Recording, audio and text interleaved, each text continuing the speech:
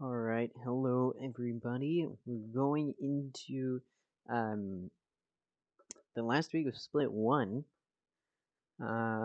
Let's go ahead and take a look at what matches we have today. It's a very exciting week, first of all, but today is going to be interesting. Now, we are looking at Group B games today, so only Group B. The interesting thing about Group B is this is the standings, or like these four people are qualifying for midseason. These two are not. This is not going to change after this week. So everybody who's here is here. I think obviously today some exciting games. We're going to see TSM versus Disguised. Honestly, my prediction for that is a 2-0 or a 2-1 win from TSM. I don't think Disguised is going to be able to beat them. As much as I hate to say it, because I do love Disguised, I like the concept of a content creator owned team. I just don't think they're good enough to beat a team like TSM. And then we have M80 versus the Guard. The Guard, who was supposed to be the number one team, or even in that top two, which they are. But it was supposed to be a lot closer of a matchup with M80, but they've already taken a loss to TSM, and so I'm expecting a loss here for the Guard. M80 could beat them 2-1, or even possibly 2-0. So today's going to be very interesting, like I already said. Another thing to point out is Disguise dropped Exalt. Exalt is no longer with Disguised. From what I can gather, it was a mutual understanding that that's what needed to happen. But it is what happened. So we do have a new sub for Disguised, and we'll see if that sub is going to enhance the performance of Disguised, or if it's only going to stand to decrease, the overall performance. And Disguised needs Exalt. Exalt was a pretty good player overall. Like he wasn't like bottom fragging every game. But I think after that nearly 13-0 loss to M80, Disguised wanted to make some changes.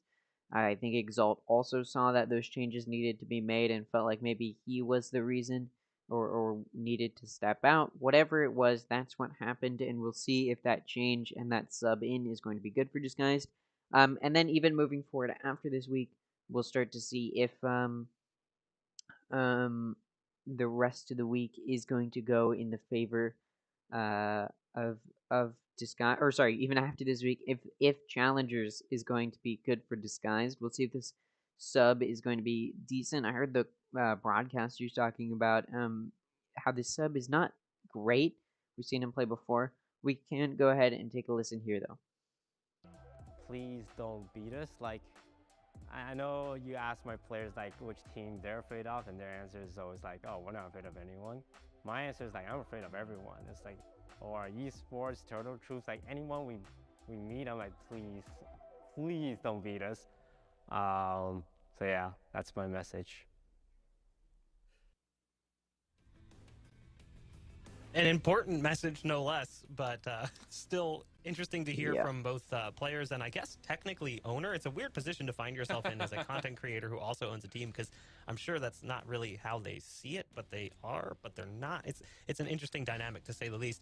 But as we get ready to look at our map picks and bans, one of the things we've been asking ourselves all split long is who are the teams that are going to expand their map pool into the further reaches of Valorant space? Because we've now got this improved or expanded map pool, improved depending on who you ask, Shift, and we've now included maps like Lotus and the new, technically new split, but still feels very much like the old split.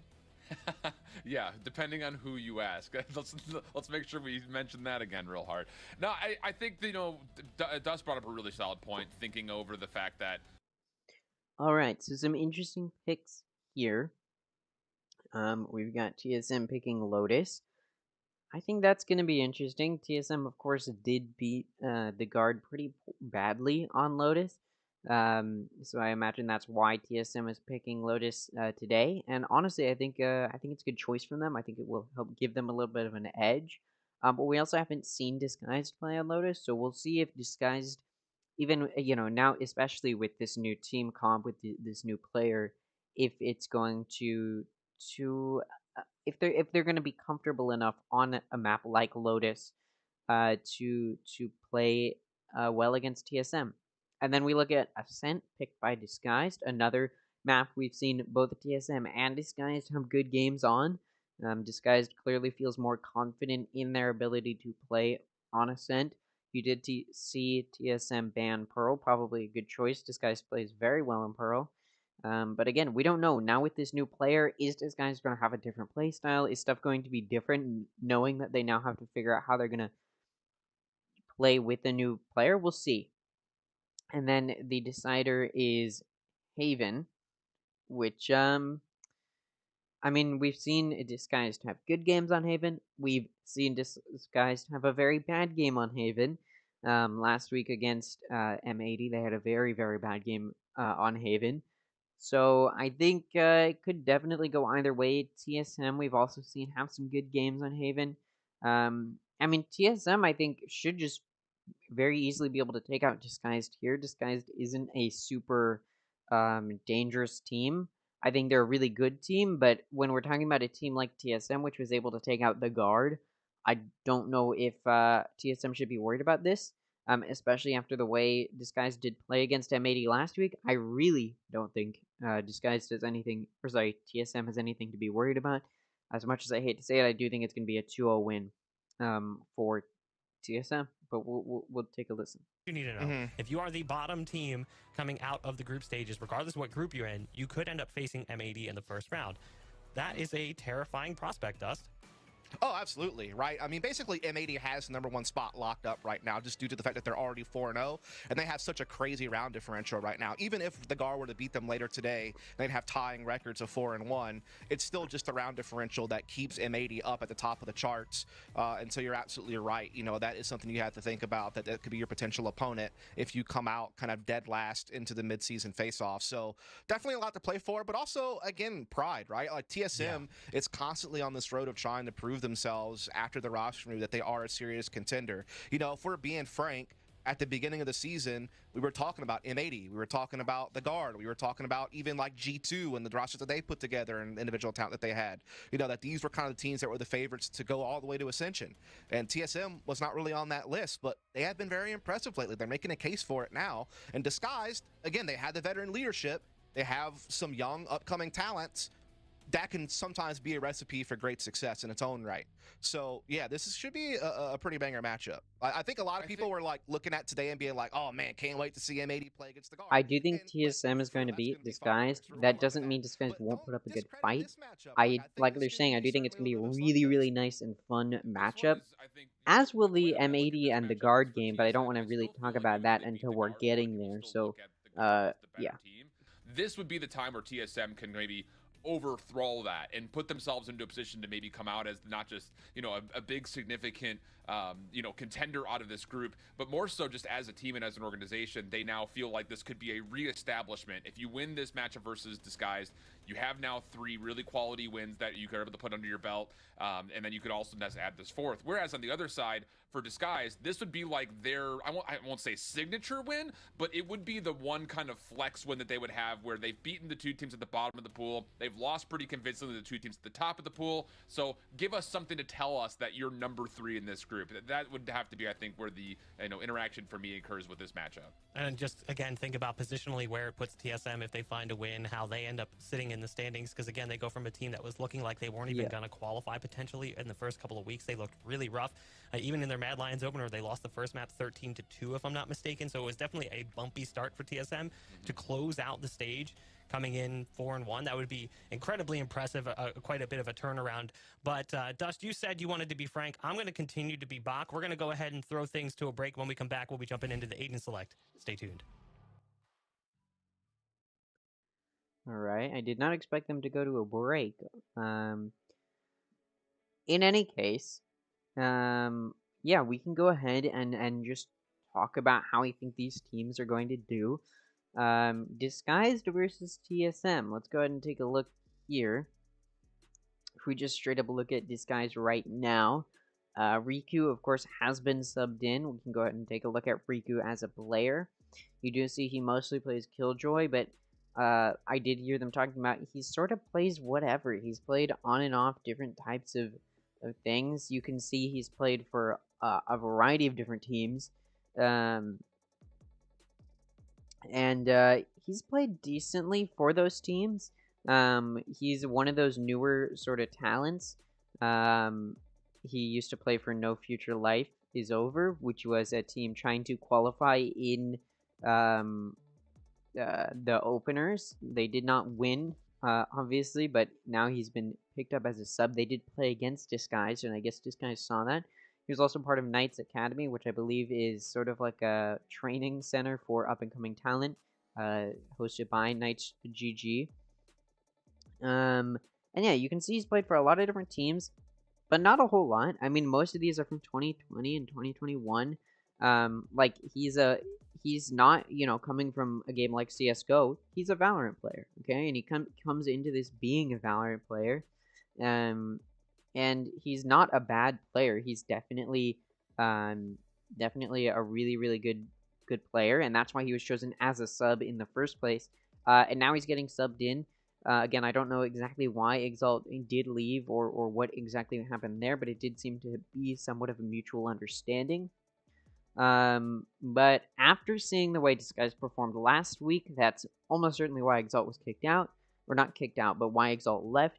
And we'll see if this sort of sub in, whatever they did in this past week, is going to be what Disguise needs to start playing better and maybe take some wins here.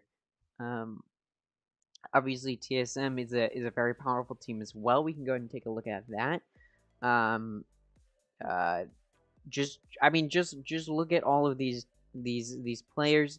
They're very cracked out. We've seen them, like they said, those first few weeks were not great for TSM, but now we've seen them really start to take up this mantle. I mean, we saw them 2-0 the Guard. Or Esports is an easy 2-0, so we're not going to give them that. They did lose around 2 Mad Lions. They weren't able to get a single map up on M80. M80, though, very powerful team, so that doesn't say a whole lot. Overall, doing pretty decently, except for, obviously this game against Mad Lions didn't do great. They didn't do very well against M80. But since then, they've started to pick up, after that 2-week break, they took that time well and used it well and have been able to turn it into some really, really good performance. And we've seen them perform very, very well so far. Since that 2-week break, we saw them perform well last week, and we saw them perform well in week 3 against the Guard. So honestly, I think TSM here is a better team. Not to say that Disguise doesn't have a chance, but I do think TSM is going to take this. I've made a lot of really bad predictions in Challengers so far, and this could most certainly be one of those bad predictions. And I think Disguised is a very powerful team, and if there's a team that can prove my prediction wrong, it is Disguised. Is that what's going to happen? I don't think so. Of course, if I did think that's what was going to happen, I would be choosing Disguised. Would I like them to? Yeah, I mean, I like Disguised Toast. I think it's cool that he owns a team, and that this team is playing in challengers. But I just don't think this goes to Disguised. I really don't. Again, I'm happy to be proven wrong in this case. I do want Disguised to do well, but obviously, no matter what the outcome of this game is, both teams qualify for mid-season. So this isn't like a, oh man, Disguised needs to win this, or oh man, TSM needs to win this. Whoever wins this, all it matters is like where they're gonna place, and how many points they're gonna get going into the midseason. But it's really gonna show like which team of these two is better. But honestly, I really don't think this goes to Disguise. I really don't. I don't think there's gonna be an upset. I think it's very cut and dry. TSM takes this win. They're gonna be 4-1, moving into this, and that's really great for them. Honestly, if they win this and the Guard loses their match against M80, which I do think is what's going to happen, TSM is going to be placed above the Guard, which is pretty impressive for a team like TSM, again, who did not come into Challengers Split 1 doing that well. And now they're proving themselves to be a very powerful team. I'm a little curious as to why the game's not starting yet. It's a little bit annoying. But yeah, and I guess while we're waiting, let's just go ahead and move right into this M80 versus the Guard matchup, which we can talk about right now. I mean, just take a look at M80 here. Look at how impressive their performance has been. They haven't taken a single loss. Their worst performance was against OR, But that was the first week, okay? And since then, they've 2-0'd TSM, they 2-0'd Mad Lions, they 2-0'd Disguised. Very, very well played against Disguised. They're really on a rampage right now, and honestly, I don't know if a single team in Challengers is going to be able to shut them down. And I don't think today's going to be any different. I think the Guard takes this win. All of these players are very, very good players. None of them are players that we see perform poorly. Like Koala Noob said last week after having an amazing game, he said, even if I'm not the top frag popping off, it'll be one of our other players because every single one of their players is cracked down and a goated team or and a goated player. And I seriously believe that to be true. I think M80 is a very, very powerful team. They're very, very dangerous, and I don't know if any of these teams is going to be able to stop them. That being said, if there's a team that's going to do it, it is the Guard. I think the Guard has that potential, but we did not see them perform well against DSM, which is a little bit disappointing because, again, they were supposed to be, neck and neck with M80, and they're not, which tells me that there's a good chance here that the Guard does not win against M80, and that's why I think M80 wins this, because this is how the Guard was performing after the 2-week break. Most teams started performing better after the 2-week break. The Guard was one of those exceptions where they actually started to perform worse. Now, again, there's stuff going on behind the scenes that is likely the reasoning for that poor performance. But at the end of the day, they are still they're still in this, and it doesn't really matter that the stuff happened behind the scenes. All that matters is that they started to perform poorly against TSM. TSM not being a team who was performing super well in those first 2 weeks, just bounced back, took out the Guard, trying to cement themselves here, and I think I honestly think the Guard loses this. It could even be a 2-0 loss. Could definitely be a 2-1 loss, but it's going to be a loss for the Guard almost certainly, and I'm not expecting anything different. The TSM Disguise, obviously I expect TSM to win, but I do think there's a good chance Disguise could win. M80 versus the Guard, honestly, the Guard might have a chance, but I don't think they do at all. I think it's going to be a pretty easy victory here for M80. I'm running out of things to talk about. I guess Don't worry. can take a listen here to see what they're talking about. Disguise, of course, is So, Disguise Toast is of course the owner of Disguise, who's about to play. We'll go ahead and take a listen.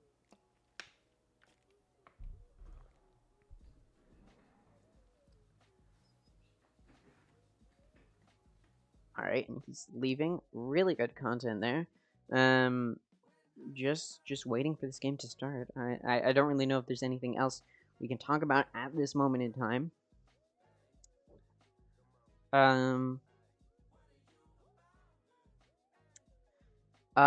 mean, obviously, I mean, I've already talked about those. What we can talk about, and start to talk about is these Group A matches.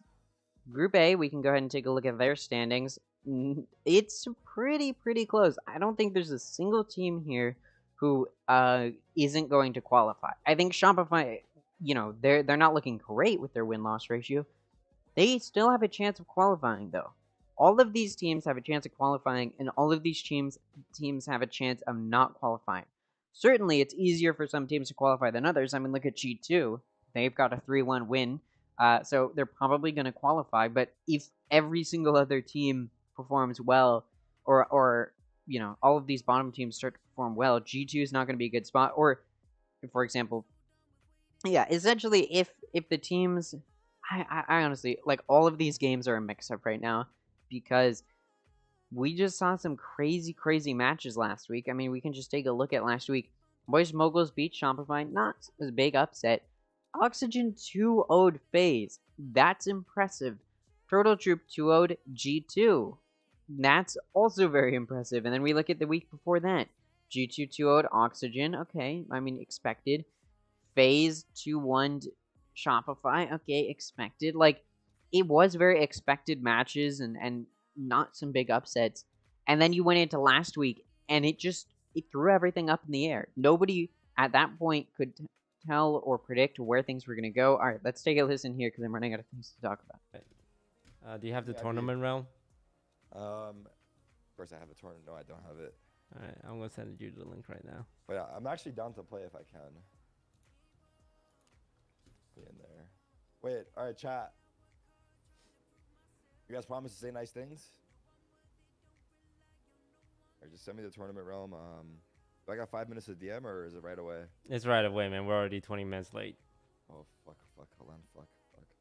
I mean, is it okay? Are you gonna be mad if we lose? Yes, I will be mad. Well, maybe for the sake of our friendship, it's better they 4v5.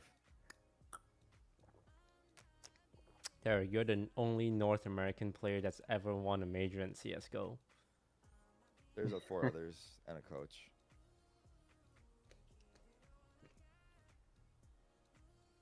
But what about our friendship? Like, will this hinder?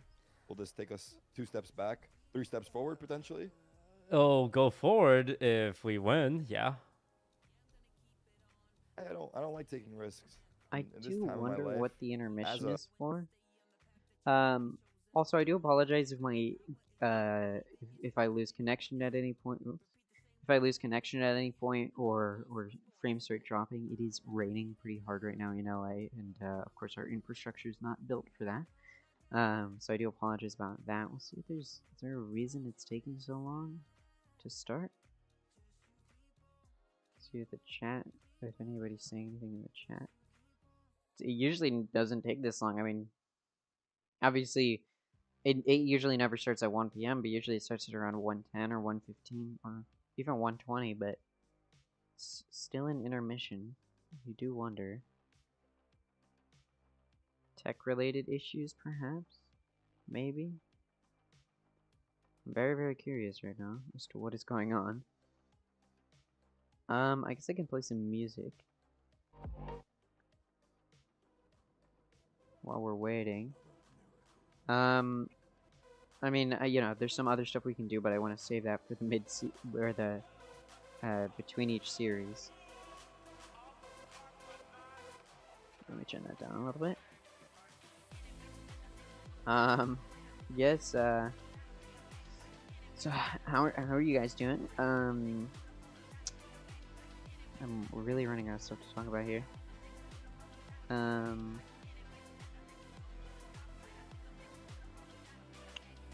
So,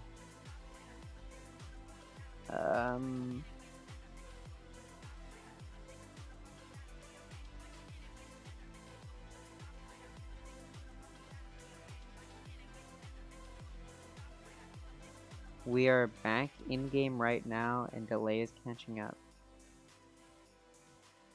Oh, so there's just obviously there's delay.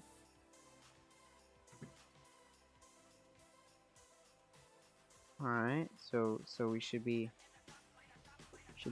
going live then, right? Right.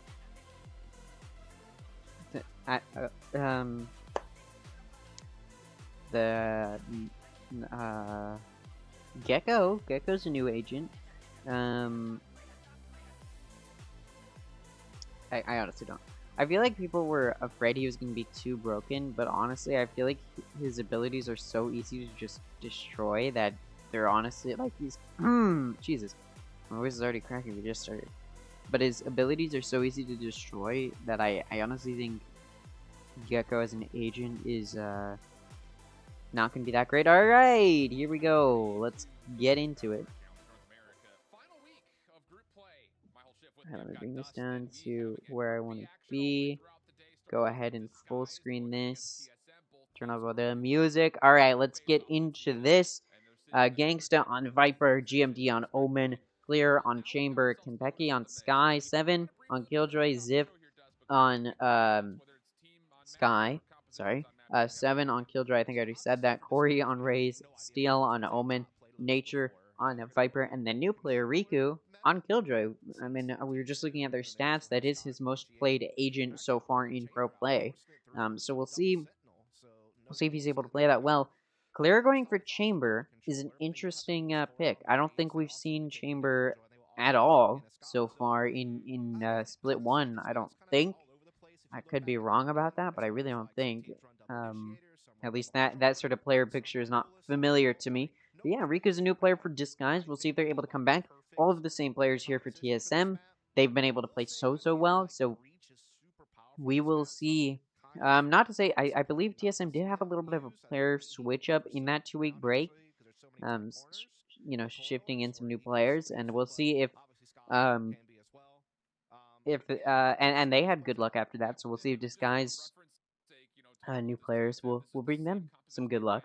You can see we've got Clear with a Headhunter and buying quite a few rounds of that, so we'll see if he's able to connect on all of them.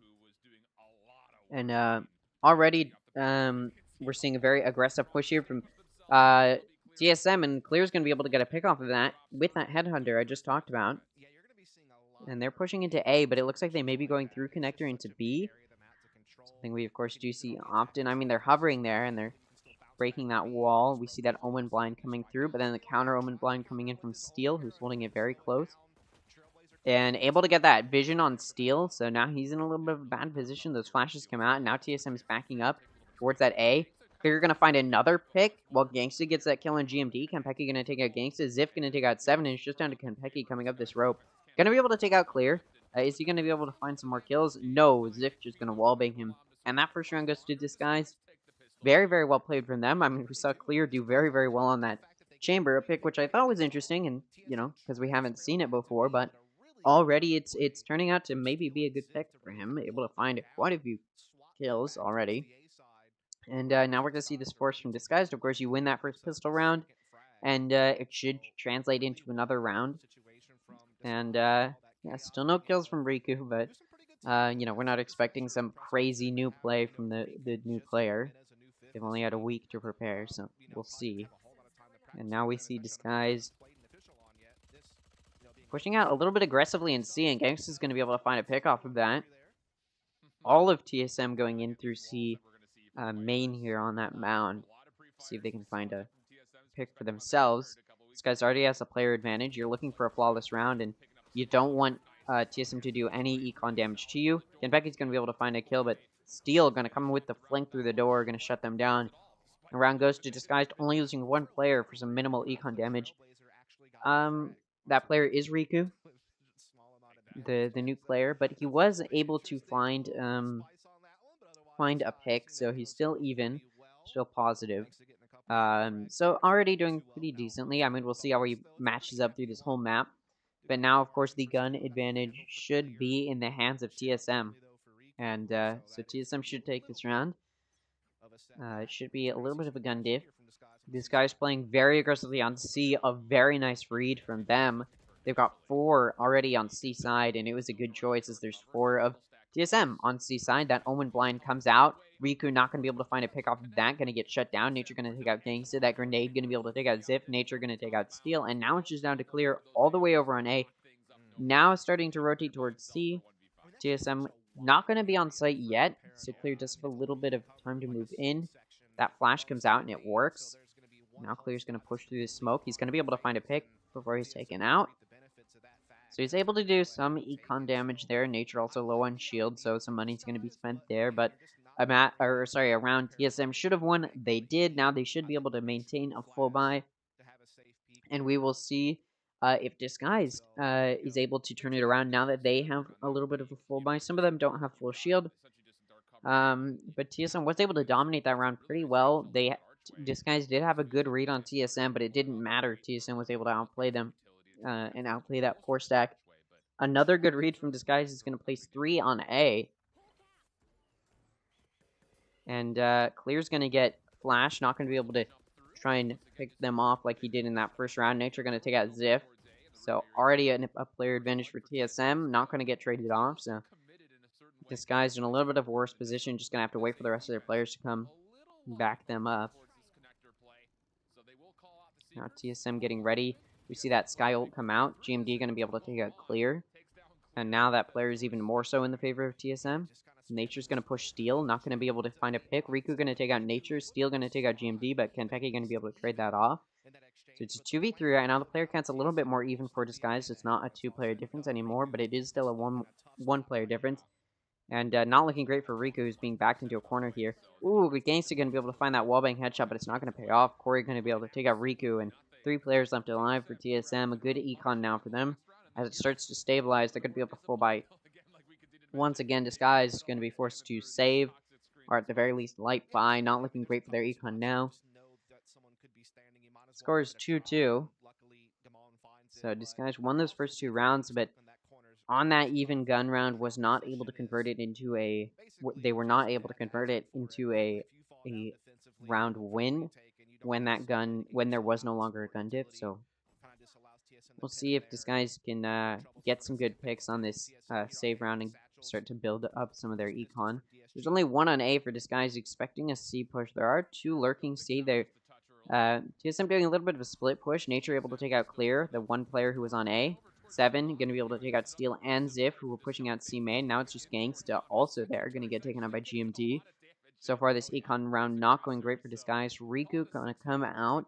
If they push out any further, they're going to get spotted by that alarm bot. Able to find a pick on Kenpeki. They know that alarm bot is there. TSM does, and they're just waiting for some good vision. That Ultra Orb is trying to be grabbed by Riku, but not going to be able to pick it up. 7 going to come out and take them out. Able to get 1 kill. Riku doing pretty decently already. So not proving himself to be a bad player. This guy's now going to be on a full buy round. You see that operator come out from Steel. We'll see if he's able to connect it. Steel had a good pistol round, but hasn't really been able to connect some more good kills since then. The guns are even, as well as the shield once again, excluding Clear, who has that light shield with the operator. And so we'll see if, now that the guns are even, we can see a round 1 from Disguise, or if TSM is just going to be able to dominate this round as well. No more hard reads from Disguise, except that they're expecting a hard A push, which TSM isn't going to be able to do, or which TSM isn't doing. TSM focusing more on C, and we see that lockdown come out to try and take C. And Disguise is going to have to play back here. Sort of just allow TSM to get on the site. That Killjoy util's being used. And now that lockdown is finished, that Viper ult comes out. They want to win this round, knowing this guy's is going to buy. Here's Steel with the flank, able to take out GMD, who is watching it. So a player advantage for Disguised, but they're going to have to try and push this Viper ult. 2 ults from TSM used already. Disguised may. Corey going to take out Steel, but Riku going to take out 7 at the same time. Kenpeki going to take out Gangsta. It's a 3v3 right now. Corey going to be able to take out Riku. I already said that. Ziff going to take out Corey. It's a 2v2. Nature going to take out Clear. Now it's a 1v2. Kenpeki very low in health, though. And Ziff not going to be able to connect that shot. Not going to be great for him. He may just want to save here. Ooh, able to shoot Kenpeki through the smoke, but that spike's getting closer to initiation. Nature trying to deny that save. It's not going to pay off. He's going to be able to take him out. 3k for Ziff. But it's not going to be a round win for Disguise as that spike blows up. Going to give TSM another round and quite a bit of econ damage done for Disguised, especially since Clear did buy that operator and wasn't able to find a kill with it. These guys, however, does have 4 ults right now, and so this econ is going to be a little bit saved here. We're going to see that operator, I'm sure, come out from chamber. And we'll see if that's going to be converted into kills as well. It may not come out. We don't know. Gangsta is going to ult B main, it looks like, which is a good choice, as that is where TSM is going. A little bit of lag there. And that ult comes out from Corey to try and deny it, and it works. Going to be able to take out Gangsta, and now TSM should just be able to get on site. 7 and Steel going to meet each other, but Steel's going to find that pick. At the same time, Riku's taking out Corey, who was pushing up pretty aggressively through B. Now Riku's getting chased down, but going to be able to find GMD. Is TSM going to back up off of this? I mean, they probably should. Clear using that chamber ultimate, which we just talked about, going to be able to take out Nature before Kenpeki trays it off, and it's a 3v1. Trying to use their numbers. Disguised able to do it. Going to take this round. A round where they did decide to force, and it did pay off. Now their econ going to be in a pretty decent place. Riku able to already starting to cement himself on this team, able to find some good picks. Those picks, of course, were very instrumental as he was being chased down and he was able to sort of deny that greed from TSM. Now the score is 3-4. Disguised their first win since this sort of econ has been even. It's going to be good for them. Now their econ in an even better place. We see that operator come out once again on clear. We'll see if he's able to convert it into a kill. Now this is a very attack-sided map, so Disguised already having a pretty decent performance. They're not expecting to have the advantage. Some really good kills there from Nature. Corey and GMD are going to immediately give Disguised a really big player deficit. Their econ not great. Disguised may just want to save here, but it looks like they're going to be pushing it. GMD holding drop. It's going to be able to find Riku's head, take him out. Now it's just down to Gangsta, who should save here, which is what they should have been doing the whole time, but didn't. And that Viper Molly comes out, gonna push him off of where he was hiding. Really good Molly there from TSM. This guy's econ not gonna be great right now. Touch started. That run win was big for their econ, but not good enough. And Clear keeps buying that operator, and it hasn't converted into kills. He did use his ultimate, and he got a kill with it, so it's not that he can't op, it's just that when he does buy that op, it doesn't pay off, and TSM's able to outplay them. Gangster gonna be able to save his gun here, but TSM gonna take that round win overall. I believe only losing one of their players. This guy's taking this time out, a good choice. Like I said, it is an attack-sided map, so the performance this guy has already had is decent. Obviously, it doesn't really matter if it's attack-sided or defense-sided. You still want to be performing better than your opponent, and just blaming it on it being attack or defense-sided is sort of a cop-out, in my opinion. I think you should just be trying to play very, very well. That being said, though, Disguise not doing horrible right now. 3 to 5 isn't awful. Again, on an attack-sided map, so we'll see. If it converts into more round wins, this is the first timeout. Already taking a look at Riku here, though, tied for top frag right now. Now, that being said, a Sentinel with 6 deaths, not great. You want to be staying alive to hold down those sites, excluding Clear, of course, who is playing a little bit of a more offense-sided Sentinel. But, you know, this guy's not performing horribly. Riku not performing horribly. Does still have that lockdown, so as long as Riku can stay alive, they can play some good retake with that. Steel ult as well could help get some good vision. Could make it an easy read for Disguise. And now we see Disguise, again, 3-stacking A. They like to put 3 on one site, and here it doesn't pay off, as TSM did sort of peek out A, but now they're headed towards C. Only 1 on C for Disguised. Gangsta gonna have to hold it down by himself. See if he's able to connect some kills here. Viper Molly does come out to lock down. It is going to prevent TSM from getting on site, but that util is just going to get spammed on Gangsta. He's going to back up into the Molly from Nature, going to get killed there. That does give Disguise time to rotate onto site. Some of that util is being used, and now we see that door open towards B. And you see Disguise starting to rotate towards that a little bit, but TSM isn't pushing B. They're still holding C. You just see a Steel lurking over on A. And now we see TSM pushing onto site. Ziv may meet them. She does. He knows where they are now. That dog, very useful. Nobody's going to be able to do any damage to Ziv. Ziv going to be able to get off. And now we see that lockdown come out, like I was talking about. And that plant is going to be aborted as well. Nature is over near B, so TSM may just want to rotate towards B, but it looks like they're pushing C again. Nature going to be able to find Clear, who is rotating towards C. Not enough time to plant.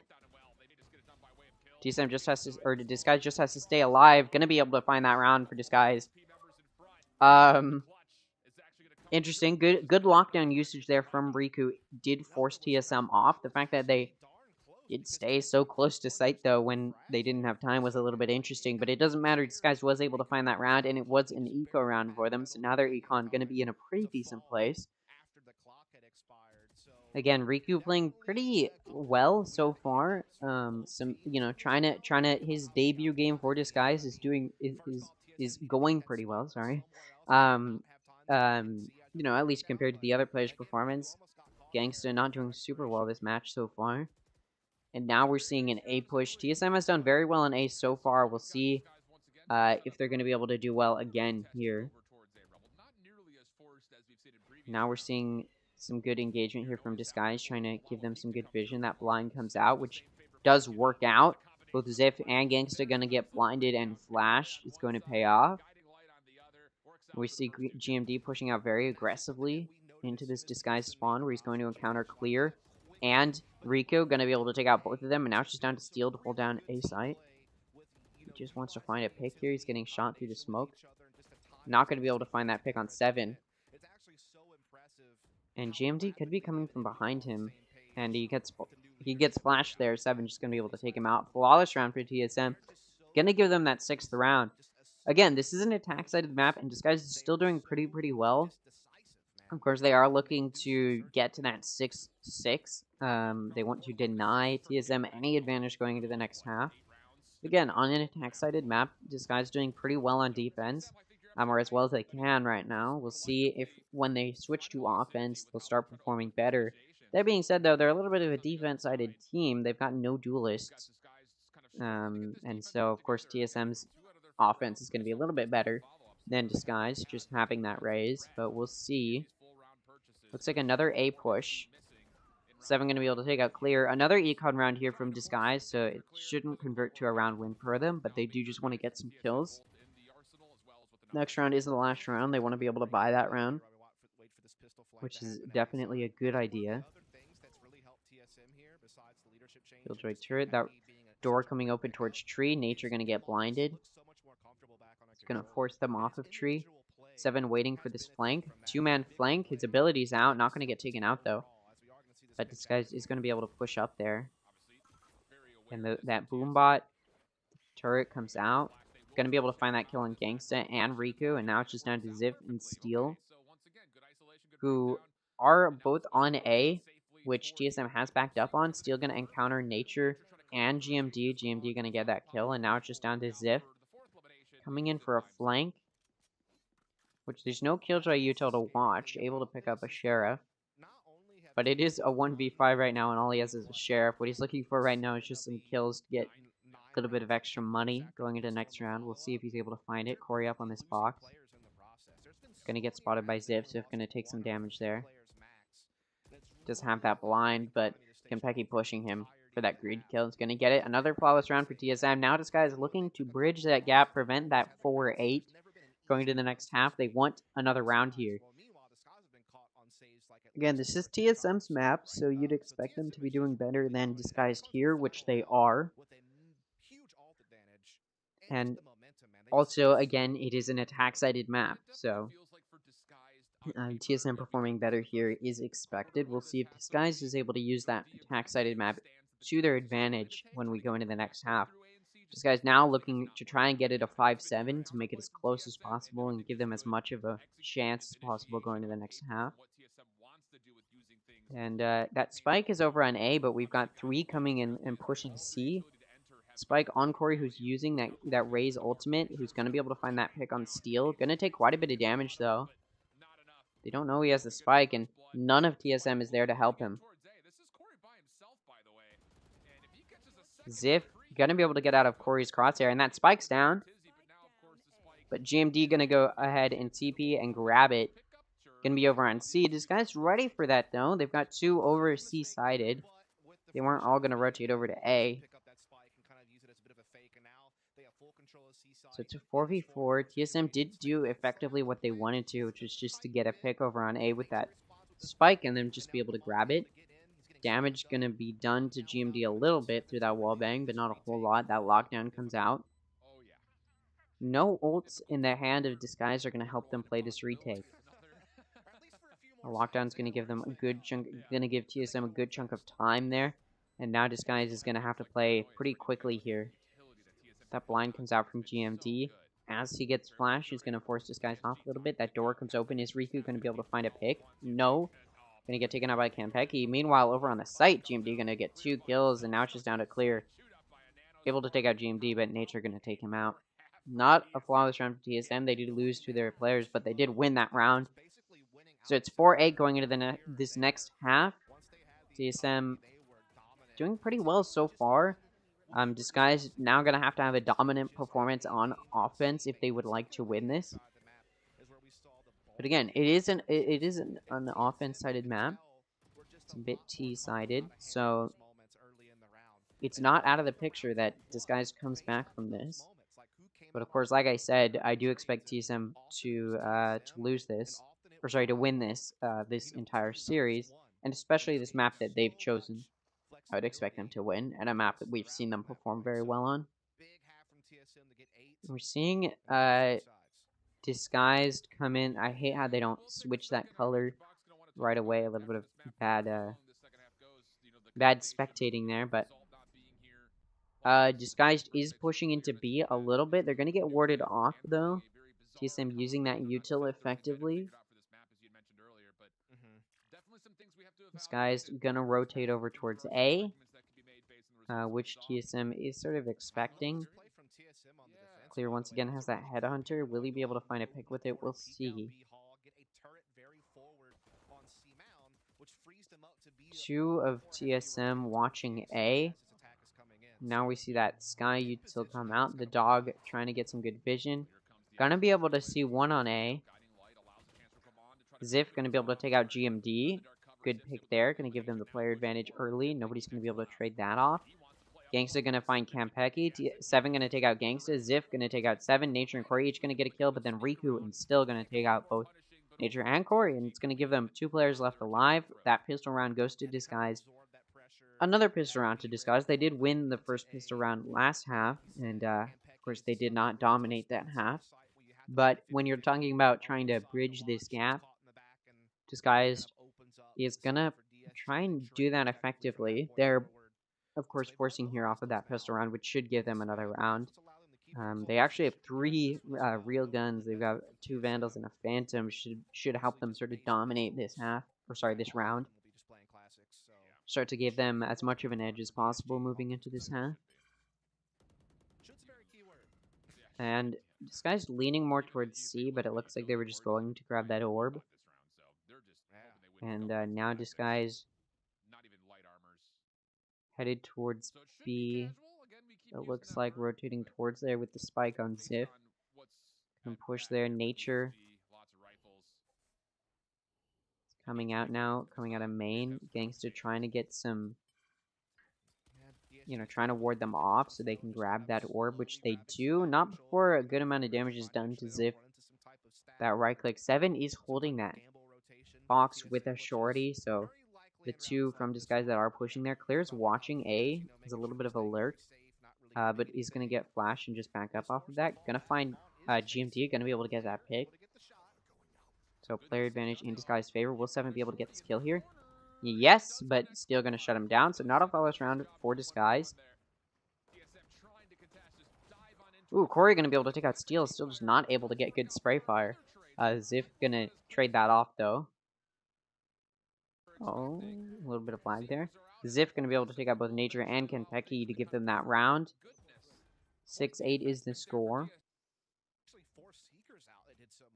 And, yeah, so those first 2 rounds go to Disguise. Of course, they won the pistol round. They're expected to win another round off of that. Not to say, though, TSM did do some good econ damage to Disguise that round. You do see Riku now forced to play a Ghost. But most of Disguise has real guns here, and so it's going to be a little bit of an even round now. And of course, it is, like I always say, it's an attack-sided map. It's offense-sided, so Disguise just have the ball in their court. Corey going to take out Clear, though. An early pick there for TSM is really, really good for them. And Disguise who's going to walk into this Killjoy util. And then that Skydog going to catch 7. They know where he is. Gangsta lurking over on B. Not going to be able to find a pick. That Viper Wall goes up. Now that plant's going off, Gangsta trying to look for a pick over on A or over on B lurking, but nobody's there anymore. They're all going for that CT. Steel through the smoke gonna be able to take out Nature. GMD coming up, trying to find a good pick. 7, Konpeki, and 7 again are going to find kills before Gangsta shuts down 7. So now it's just down to Gangsta to play this post plant in 1v3. And he tries to get that Viper Molly off to deny the defuse. But it's not going to be enough. They're going to be able to get a half. Corey is going to die there. The spike ticking down, but it is half, so. Round goes to DSM. Again, they did have better guns and shield there, so what this guy was looking for was a round win, but also just to do damage to TSM. It's Econ who did, full buy there, which they were able to do, so it was a little bit of an expensive round for TSM, not going to be able to full buy here.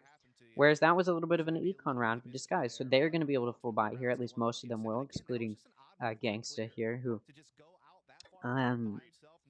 did not save last round and was forcing. So again, not so now both teams are at a little bit of a gun disadvantage. Both teams don't have real guns and full shield. Disguise has better shield here, but again, that sheriff on Gangsta may not connect the way they want it to. Very aggressive play from TSM, pushing up aggressively down a main. Will Disguise be able to find the pick? We'll see. There's a one-way here from GMT. Will he be able to find a pick with it? See, he's trying to blind Disguise. They're pushing out, but GMD is blinded, and Disguise knows where he is. And Steel's going to be able to take him out. Steel going for that tree room. Going for that door sort of side.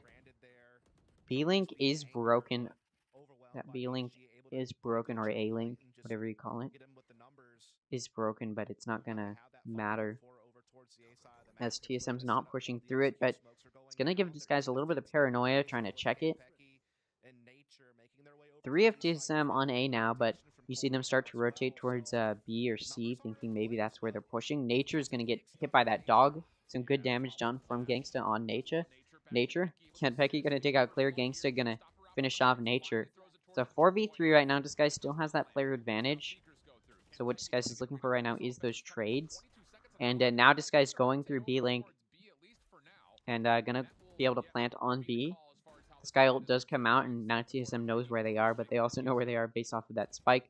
Gangsta still lurking in B-Link, trying to find that pick. Not able to get it. Does a little bit of damage, but it's not going to work out. Riku watching that CT position from B tunnel. Isn't going to be able to get a pick, but does ward them off. The Gangsta still in this duel with Konpeki. Steel going to be able to take out 7, so it's a 4v2 now. Konpeki through B-Link going to be able to take out Gangsta finally. Riku going to shut down Konpeki as he tries to come through, and now it's just Corey who's going to get shot in the back by Steel. The back shots are hard to combat against.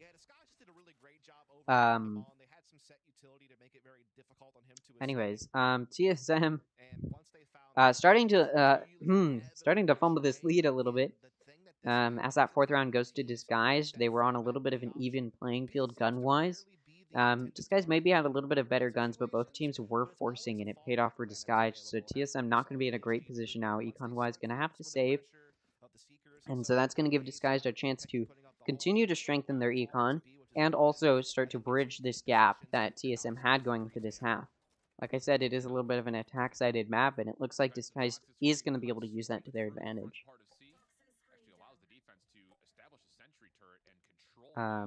My most recent 9-3 was on this map. I was on defense, only won 3 rounds, and then switched up and came back to win it. So that's one of the reasons I think it's attack-sided, but it also just has 3 sites, which typically is more attack-sided. Riku going to take out 7, Steel going to take out GMD. So 2 picks early for Disguise. Again, what TSM is looking for is Econ damage, and if Gangsta pushes B, Corey may be able to find that. Although Disguise Econ not in a bad place, so they can afford to lose a few people and still be able to buy next round. So now what TSM is looking for mostly is getting kills so that way they can strengthen their own Econ. Gangsta going to be able to find this pick. These walls are coming down, able to take out both Nature and Corey. A little bit of damage done with that shorty, but it was a little bit too far away. And now she's down to Konpeki, who was over on A, which means Disguised gonna have pretty much a clear passage onto C.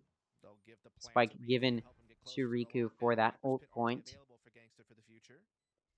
Gangsta does have that Viper's Pit, but gonna hold it until TSM can buy. This is a save round for TSM. Which, of course, Disguise does know. Ooh, right as Konpeki looks away, Riku's gonna peek out. Flawless round for Disguise, and that's what you're looking for. When TSM is on a save round, they have much worse guns than you, or when your enemy's on a save round and they have much worse guns than you should get a flawless round and deny any econ bonus for them with kills and any econ damage they're trying to do to you, which Disguise was able to do. Which means Disguise, their econ's looking pretty great now. I mean, they're going to have, next round, they'll have solid econ even if they lose this one, and then probably the round after that, which means TSM has a little bit of work to do some econ damage. That being said, TSM needs to win this if they want to start to strengthen their econ. This is a full buy from them. Playing a little bit aggressively A main isn't going to pay off. Clear going to be able to pick off Corey, and now it's a 5v4. If TSM loses this round, they may want to take a timeout. At that point, their econ's not going to be in a great place, and they're going to need to figure out what they're going to do to outplay this. Again, it is hard on defense on Lotus, and Disguise won a good amount of rounds in that first half, which gave them an advantage going into this half. Ziv going to be able to take out GMD, and now we're going to see that ult come out from Gangsta. Knowing that TSM is on a buy round, you want to use those ults that help you take sight. Clear going to be able to take out Nature, who's holding that B link. Now it's a 5v. Now it was a 5v2, but Riku gonna make it a 5v1. Konpeki is alone and gonna find that pick from Clear. I was about to say we might be looking at a flawless from Disguise, but Konpeki looking to deny that. Still very low on health though. Definitely just wanting to save this gun. Again, they did buy this round and don't have the econ to lose players. They've already lost enough and are gonna have a hard round next round. So Konpeki saving his gun does quite a bit for them. Now he's holding B link. That Spike's a little bit too close to initiation to defuse, so he's just looking for a good lurk pick, which he may find, but still gonna deny that lurk kill. And pretty dominant performance there from Disguise on a round TSM needed to win where they full bot. So, like I said, I think TSM's gonna call timeout here, and if they aren't, they should. Like I said, calling timeout here is good. Disguise has closed that gap. Riku, I've said it time and time again, but he's having a very good debut match here against TSM, a team which Disguise wanted to play well against and sort of cement themselves as still a good team despite their poor performance against M80 last week, and they're sort of doing it so far in this first map. It is TSM's chosen map, so you'd expect them to do better than Disguise, or at least show themselves to feel more comfortable than Disguise, but so far not able to. TSM so far has not been able to connect, and prove their comfortability. Again, it is an attack-sided map, but Disguise still did pretty well when they were on defense. Better than TSM has been doing so far on their defense, which has given Disguise the rounds they need to sort of tie this up. TSM only able to win one round, and it was that third round that they needed to win, but Disguise was able to do really good econ damage to TSM that round, which gave TSM a really poor econ moving forward. TSM, it looks like, gonna get that Marshall on Konpeki, but it is going to be a save or light buy round for TSM here. Just looking for a few picks to strengthen their econ. Still gonna fire through smoke, trying to get anybody who's pushing that mound, but nobody does. TSM playing safe. They have been playing a little bit aggressively, and it wasn't paying off for them, so now they're gonna play a little bit more defensively, passively, waiting for Disguise to push them. Disguise has been very good at waiting for TSM to push them, and it's paid off, but now TSM going to play a little bit less aggressively. Back on site, no information gained from that dog from Ziff. Other than that, their entrance is going to be clear.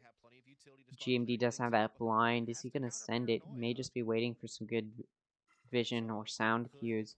That lockdown comes out. GMD may want to blind off of that. Looks like he may not, though. And that door comes open. GMD not going to use that blind. Now he is. It's going to connect on Riku, and he's going to be able to get a pick off of that. GMD also going to be able to take out Gangsta, but he's trapped in that lockdown. Not only is he trapped in that lockdown, but so is Seven, who's going to get taken out. You do wonder why they were just sitting there for so long. Is Ziff going to be able to find one of these picks? We'll see. Less guns, or worse guns, for TSM. Pick going to be found on Kentucky, but Ziff runs out of ammo, and Nature's going to be able to trade that off. So it's a 2v2 right now. Good econ round for TSM so far. But again, the guns are better in the hands of Disguised here. Corey was able to pick up a Phantom off of Ziff, I believe.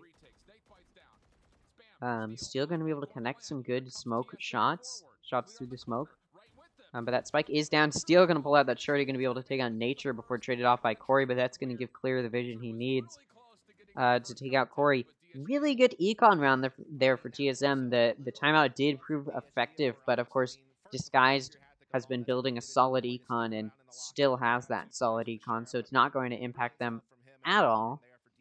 And TSM, what it is going to do for TSM though is getting those kills is good for your econ, and it's going to help them strengthen their econ. Now they're going to be on a full buy, and they do have a little bit of a backboard to go off of that will help them get an early econ strength if they do win this round. Disguise mostly pushing into B. They saw how TSM performed last round and saw how they played it, so maybe Disguise will be able to figure out how they want to counterplay this. See, Clear just holding that B with that chamber off. TSM knows that chamber operator is there though, and is definitely just trying to play back in a way that they're not going to be able to find any picks. That shot comes off, but nobody's there, so Clear's not going to be able to find that pick.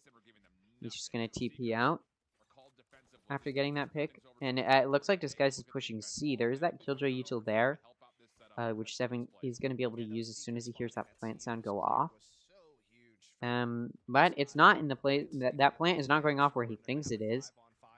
And, or rather, where his grenade is, so it's not going to do anything. Where that nanoswarm is.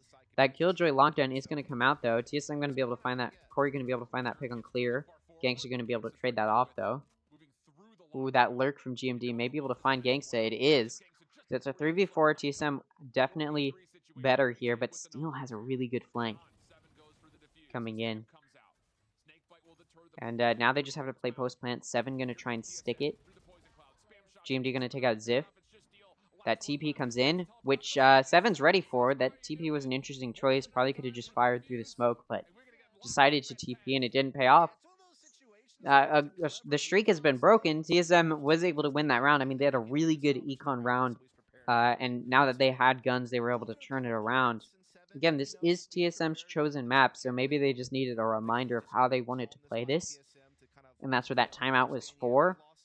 Whatever that timeout was used for, though, it seems to be working, as those kills were able to convert to a win for TSM. So, but Disguise has had a very stable econ, like I've said time and time again. So, not a big impact there from losing that round, but they do want to win this round to start to secure some more round wins. Corey gonna lurk here. He's gonna be able to find a pick with it. He's just gonna get shot through the box, but that blind comes out. Really well played there.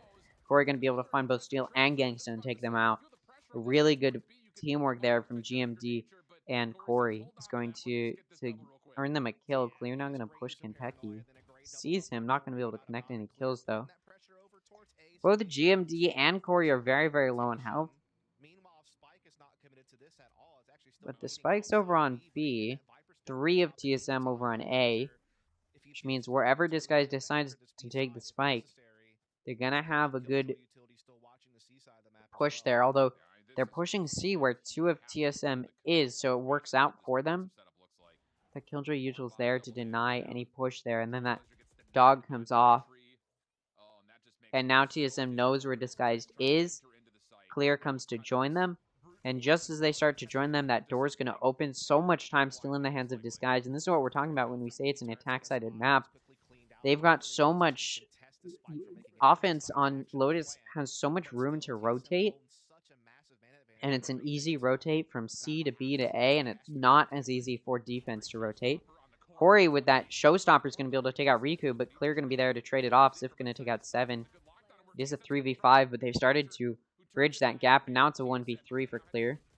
Ooh, Nature's going to push Clear right as he's trying to get that pick. And that round's going to go to TSM. A good round for TSM to win. Not good for Disguise to lose. You definitely want to win while you're ahead. Or sorry, you want to, what am I saying? Disguise wanted to win that round because their econ, although still in a decent place, or was that round even after a loss, their econ's starting to weaken, and now they do need to win this round, or else they won't be able to full buy next round. So they're looking for this round win. They've got 2 ults to utilize. So does TSM though. Nature may just decide to ult a site and keep them off. I think we're going to see that ult come out B main. Yes, that is what we see. So Sky's going to decide not to push B, but they weren't going to push B. And that Viper's pick is going to come down pretty quickly here. Steel. You do wonder what he's going to use that Omen ult for. Smoke comes out. Is he going to try and ult into that smoke? No, he's ulting back of B. Trying to get a pick. Not going to find anybody, though. Really weirdly played from TSM on A. Clear's going to take out Kentucky, traded off by Corey, but Gangsta going to be there to trade that off. Spike is over on A, but TSM's expecting a C push. Nobody watching A. Disguise could have pushed A there and had a free site, but they don't. GMD going to be able to take out Steel. Steel, who was trying to get a little bit of an Omen lurk, isn't able to find it. Nature's still holding that. Oh, Riku's gun peeking through the smoke. Nature's just going to be able to find it. What is Disguise doing? I did say Riku was having a good debut match, but that sort of game sense is not what we call a good debut match. And that Spike's over on C, though. 3 of TSM over on B, expecting that push onto B after finding that pick, but it's not there. There is Killjoy util to deny plants on C, which comes off now as TSM starts pushing towards A, but that Spike's getting planted. Time slowing down. TSM expecting them to maybe be on A, but they weren't. This guy's going to play together. Very smart, but it looks like TSM also playing together as they come through Waterfall. That dog comes out to get some vision. Gangsta pushing out now. Going to be able to find that pick on 7, but that orb does come out from TSM to deny any vision.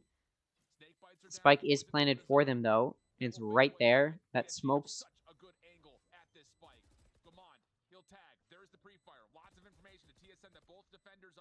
Gangsta's sort of revealing his position. Ooh, Ziv not going to be able to find that pick on Nature. Whose Nature is going to be able to take out Ziv for a trade there. The time was ticking, but TSM going to find it. TSM now 1 round away from this win. They were able to secure that 12th round, which means Disguise has an uphill battle. An offensive-sided map hasn't been able to pay off really for either team. I mean, saying that because Disguised was able to win a good amount of rounds in that first half, and then Disguised, despite the fact that they're on defense, but now TSM has been able to find a good amount of rounds this half, despite the fact that they're on defense. And actually, the same amount of rounds so far has been won by TSM as on defense as Disguised won on defense in the last half. The only difference now, Disguised does not have great econ. Taking their final timeout here, a smart move. And I do expect if Disguised wins this round, that TSM will take their final timeout because you do get an extra timeout when it goes to overtime. But besides that point, Disguised, their econ not great now. Like I said, whoever won that, or sorry, Disguised needed to win that round in order to gain back their stable econ, but now their econ's not going to be great. Still some good full buys, but you do see Ziv not going to be able to full buy. So not going to be great, and of course Disguised is forced to force. When the enemy team has 12 rounds, you gotta just force every single round. There's no more saving. These guys maybe should have taken an econ round there just in case, but they wanted to prevent that 12th round from being won. But it was won, so now they're not in a great place. Killjoy util once again trying to defend C main. This guy's going to be pushing that. They have that Viper's Pit, so all they need to do is keep Gangsta alive as they try and get that spike down. Site's cleared. They know where Nature is. Gangsta going to push that Viper's Molly. Are we going to see that ult come out? Seven trying to get that pick on Steel. It's not going to pay off, and now we see that Viper's pick come out. Ziv going to be able to take out Nature. GMD going to take out Steel, though. Clear, not going to be able to find that pick on Kempeki. Should have been easy for him, and he whiffed his shots. Now it's a 3v3. Kempeki very low on health, but they do need to push this Viper's pit, so TSM not looking great this round. Corey's going to try and fire through the smoke. Gangsta going to be ready for it. When you're firing with a Vandal, the bullets are so easily traceable. GMD gonna get hit by that Killjoy Molly. Not gonna be great. Kempeki gonna be able to find Ziff, so it's a 2v2. They're pushing that Viper's pit. They have no health. That pit comes down to expose them. Gex is gonna be able to take out Kempeki. GMD is gonna take out Riku. GMD back up to the good amount of health, and that spike's coming down. Gangsta gonna be able to take out GMD. GMD who was going for that save and was not able to find it. All of the disguised players dead though, and again they did have to force that round, and they did, which means their econ's still not great. But then you look over at TSM, their econ not great. I mean, they hadn't really started to stabilize their econ very much. And so now both teams in this final round of this half not looking great econ-wise, which means it's going to be whoever can play better with the econ that they have. You do have to wonder, though, if this guy's only won that round because they had the Viper's Pit. So now that they don't have that, how are they going to be able to play this plant? And it looks like they're going to be pushing C again, which they may be able to do. It would have maybe been a safer bet to go A, but obviously they don't know where the enemy team is playing. Sky ult comes out to try and gain some vision. And it does gain a little bit of vision. They know two are on C. Steel going to push up very aggressively. It's going to pay off. Going to be able to find a pick on both Steel and Nature. Or sorry, not Steel and Nature. Seven and Nature. Not before Nature gets a pick on Gangsta, though. Which means not a two-player advantage there. Steel going to push that smoke. Going to be able to take out Corey. It's a 3K for him. A 4K. He's going to be able to find that ace. No, GMD is going to deny it. But now it's a 3v1 for Disguise, who's only been able to find 2 picks so far. How is GMD going to play this? It's the last round. There's no point in saving. He's worried about maybe people pushing through B. Going to push 3 players who are watching the same angle. Not going to be able to find a single pick as Disguise shuts him down. Going to overtime now. First map, this is TSM's chosen map, and it's definitely a lot closer than TSM would like. But again, it is an attack-sided map, so now that it's no longer going to be who can play the best on defense. I mean, I think it is still going to be that. Who can play better on defense, because both teams had a very poor defense. Both teams won 8 rounds on offense, and both teams won 4 rounds on defense. So it's been pretty even. So it's really going to be up to who can win defense more here going into overtime as we switch sides. So now TSM's on offense. They should win this round. They had a really good offense in that first half. So they should just be able to take this round. But then, of course, it's going to switch over to the other. Then we're going to switch sides again. And now Disguise, who had a good offense, is going to be there. Steel is pushed up very aggressively in trio and watching door. Is Corey going to open it? He's trying to wallbang. Able to get a good amount of damage done to Corey. That Odin was a good purchase for him. Able to find some good damage. GMD, they're going to take out Clear. And Corey's going to get healed by Kempeki, but no more shield. And right as I say that, Corey's going to take another bout of damage from that Omen. Deciding that, maybe they won't wallbang again, but they do. I didn't even know that door was wallbangable. And, of course, if there's a team that's going to find it, it's Disguised. Just trying to play like rats, it seems. Able to do good damage to Nature, though, through that wall. And, of course, Corey no longer has health. And a lot of that heal from Kempeki has been used. It looks like TSM's going to be pushing this link. It's going to be broken. Riku going to be able to find GMD. Knows Nature is there as well. That dog's coming through. Seven going to be able to take out Riku, as they know where he is. Gangsta not going to be able to hold down B. And now it's a 2v4 for Ziff and Steel. Like I said, both teams should win their offense. So it's just going to be whoever can play a better defense. And this guy's trying to win this defense. Hasn't been able to find it. Steel checking that smoke with the shorty. Not going to find anybody because nobody's there. He's going to have to figure out how he wants to push this. Ziff going to be able to take out Nature. Seven going to take out Ziff for a trade, but at the same time, Steel's going to take out Corey. There is still that Nanoswarm there, which is going off. That postman's going to be played very well from TSM now. As long as Seven stays alive. And Kenpeki's going to take out Steel, so that round's going to go to TSM. Again, whichever team does better on defense is going to be the one that comes on top in this overtime because both teams played very well offensively. And so it's really just going to be who can play a better defense. This guy's not going to take that defense round, which means it's up to TSM now to try and play better defense to take this half. This guy's just not looking. I mean, this guy's towards the end of the previous half was not doing great. So I'm hoping, or at least they should be hoping now that they can start to continue to play a good offense. They did have a good offense, but then TSM took a timeout and was able to win a few rounds in a row. This guys, of course, did win 2 rounds in a row there towards the end, though, to get to that 8 rounds won in the second half while they were on offense. So let's see how Disguise decides to play this. Once again, pushing C. Not going to be red from TSM. But that door is going to be open. Going to give some paranoia there to TSM, thinking maybe it's an A push. I think Disguise probably should have stuck it and gone C, but they decided to go A, and not going to be a great choice. TSM has 3 on A. That door opened, and they started rotating over there. Kenpecky's going to hold tree, looking for a pick as they try and come through door, but not going to find it. Kenpecky very low on health, though, so this guy's going to have a little bit of an advantage here. That dog comes through. They know one is rope. Going to be able to clear tree as well. They know Kenpecky's there. It doesn't matter that they know they're there. Kenpecky's going to be able to take out Steel.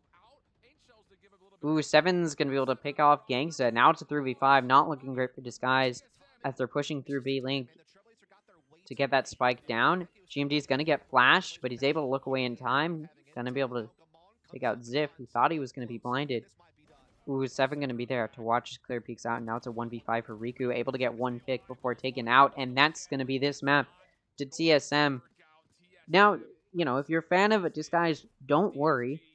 Because Disguise did very, very well on this map. And it wasn't the map that they chose. This was the map TSM chose. And Disguise was still able to keep it close. Proving Disguise is still very comfortable playing against even as strong of a team as TSM. That being said, though, Disguise definitely wanted to win that map, so they're not going to be able to 2-0, and TSM now in a position to 2-0 if they can play well on Ascent. Ascent is a map Disguise doesn't play great on. I mean, it's not their best map. Their best map is probably Pearl, but TSM did ban that map. Although Disguise does like playing on Ascent, we've seen them pick it a few times, so in theory, Disguise should still play very well on Ascent. They should be very comfortable with it. I should also say, this debut match for Riku is going pretty well. He's been able to play very, very well. You know, trying to pick up a player like Exalt's mantle, Exalt, who's a very powerful player. You know, it was definitely going to be difficult to try and, you know, perform as well as Exalt was, but he's been able to do it. Obviously, he's not playing Initiator like Exalt was, but he's still able to do pretty well on Killjoy. So, honestly, I'm pretty impressed so far with Riku's performance, and I don't think Disguise has anything to worry about as far as if, yeah, I don't think Disguise has anything to worry about as far as if Riku is going to be there to be that sort of faulty. We'll go ahead and take a look at what Disguise Toast has to say about this loss, though. That has to do with the moving parts on Disguise coming into this week with the new fifth, and also just that's their. I mean, you can practice the map all day long, but it's a bit different when you're playing an official match and just not having that same amount of reps, I guess you could say, on Lotus available to them. A close one, though, and that could lead to some really interesting conversation points about not only what happened, but more so what's still to come. Map 2's Ascent, now, right? Though, No. TSM find themselves up on Disguise in a matchup that largely is just for points. For Again, whichever team loses this, they're not going to be at risk. I mean, just look at these points. Mad Lions and OR are so far down. I don't think, unless, I mean, I think there's a chance if Disguise gets 2-0 that Mad Lion could win. That Mad Lions could win. But I mean, this match really is mostly just like not for fun, but it's to prove who is better between TSM and Disguised, and both TSM and Disguised should be pretty safe here going and qualifying for semi-finals. Actually, no, I don't think there's a way that they, or not semifinals, for a mid-season invitational. But I think just because of how badly Mad Lions has been losing, I don't even think there's a chance Disguised disqualifies for midseason. So it really is just to prove who can be better between these two teams. I mean, they are the two middle teams, um, so it's going to be a fun match no matter what. But Disguised is definitely looking for a better record than 2-3, because when you lose that many rounds, that's not great, especially when you're moving um, forward with challengers. You want to be doing as well as possible to give you as much of a chance as possible of getting um, to that playoffs at the end of Split 2. Obviously, that's a big ways down the line, but you still do want to cement yourselves as a good team. And TSM's a very powerful team. They beat the Guard week 3, so they're not a team to be scoffed at. And I think Disguised is gonna try and like prove themselves, especially now that Riku's here. Riku wants to play well, and he has been playing well. Riku played very, very well that match. I'm honestly very, very impressed with the way Riku played. We're gonna go ahead and take a look at their Twitter, see if there are any good clips from this match. To be understandable that they'd struggle a little bit here. Hello? Ooh. Okay, nice little transfer from Gangsta as he had to react very quickly to the toxic screen falling off. Him. All right, just a nice double kill there from Fire. Gangsta. Lots of information to TSM that both defenders of this spike are through the dark cover, so they push through. First blood is there. How about Nature? And then a 3K from Nature. Not largely Very well disturbed by the played steal there. action. Just dives right into sight this time. He's able to collect. That was a good play from Steel. And that was a really good decision. When he TP'd in there, I was actually a little bit concerned it wasn't going to pay off for him, but it did. Making I'm up for the impressed with previous that. teleport play from a couple of rounds ago. The 2 kills are in, and now Disguise can plant. Man, that might be one of the best shrouded stats we've seen. Still able And to he take will out Corey. This was a continue really to nice wreak havoc. 4K. He's even maybe looking for the ACC. Yeah, very, very well played there from Disguised. I am honestly very impressed with Disguised's performance. Like I said, going into this matchup, going into this series, I did think it was going to be a 2-0 victory for TSM, or, possibly a 2-1, but overall I do think, and I still think TSM is going to win overall, just because I do think they're maybe just a little bit of a better team, as much as I hate to say it. I do love Disguise, and I do want them to perform well, but I do think TSM is going to take this. But Disguise performing so well in that matchup, on Lotus, which again was the map TSM chose, shows just how comfortable Disguised is playing against TSM on a map that TSM feels very comfortable with. And so honestly, I do think that bodes well for Disguised playing on Ascent. Um, Obviously, even if Disguised wins this, it's going to Haven for that third map, a map which Disguised did not do very well against M80 on. But of course, that's all hypothetical. We may not go there. TSM may just beat Disguised on Ascent here, but we'll see. We'll see how it goes. I think it definitely could still go either way, though. I was expecting a much more dominant performance from TSM, considering again how well they did against the Guard on Lotus, and they just did not perform as well as I think they should have. So yeah, I mean, I'm definitely ready and um willing to see a good performance from this guy's or M80. I'm gonna get the robot cam set up, and I'll probably turn it off once the match starts, but just so that way, in between these matchups, there's something to look at.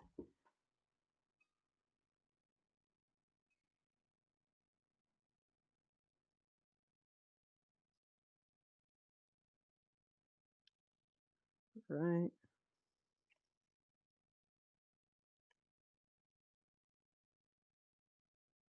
Right. See if that's good. There he is. Emo, come off your charger. Emo, come off your charger.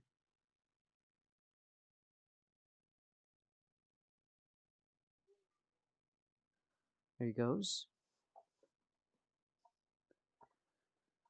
Nice. Just some mid maps intermission content. Anyways, um, Yeah, very, very well played there from Disguise. I do want to hear what Disguise is talking about. Disguise Toast is talking about before we move into this next Be map. more exciting for playoffs.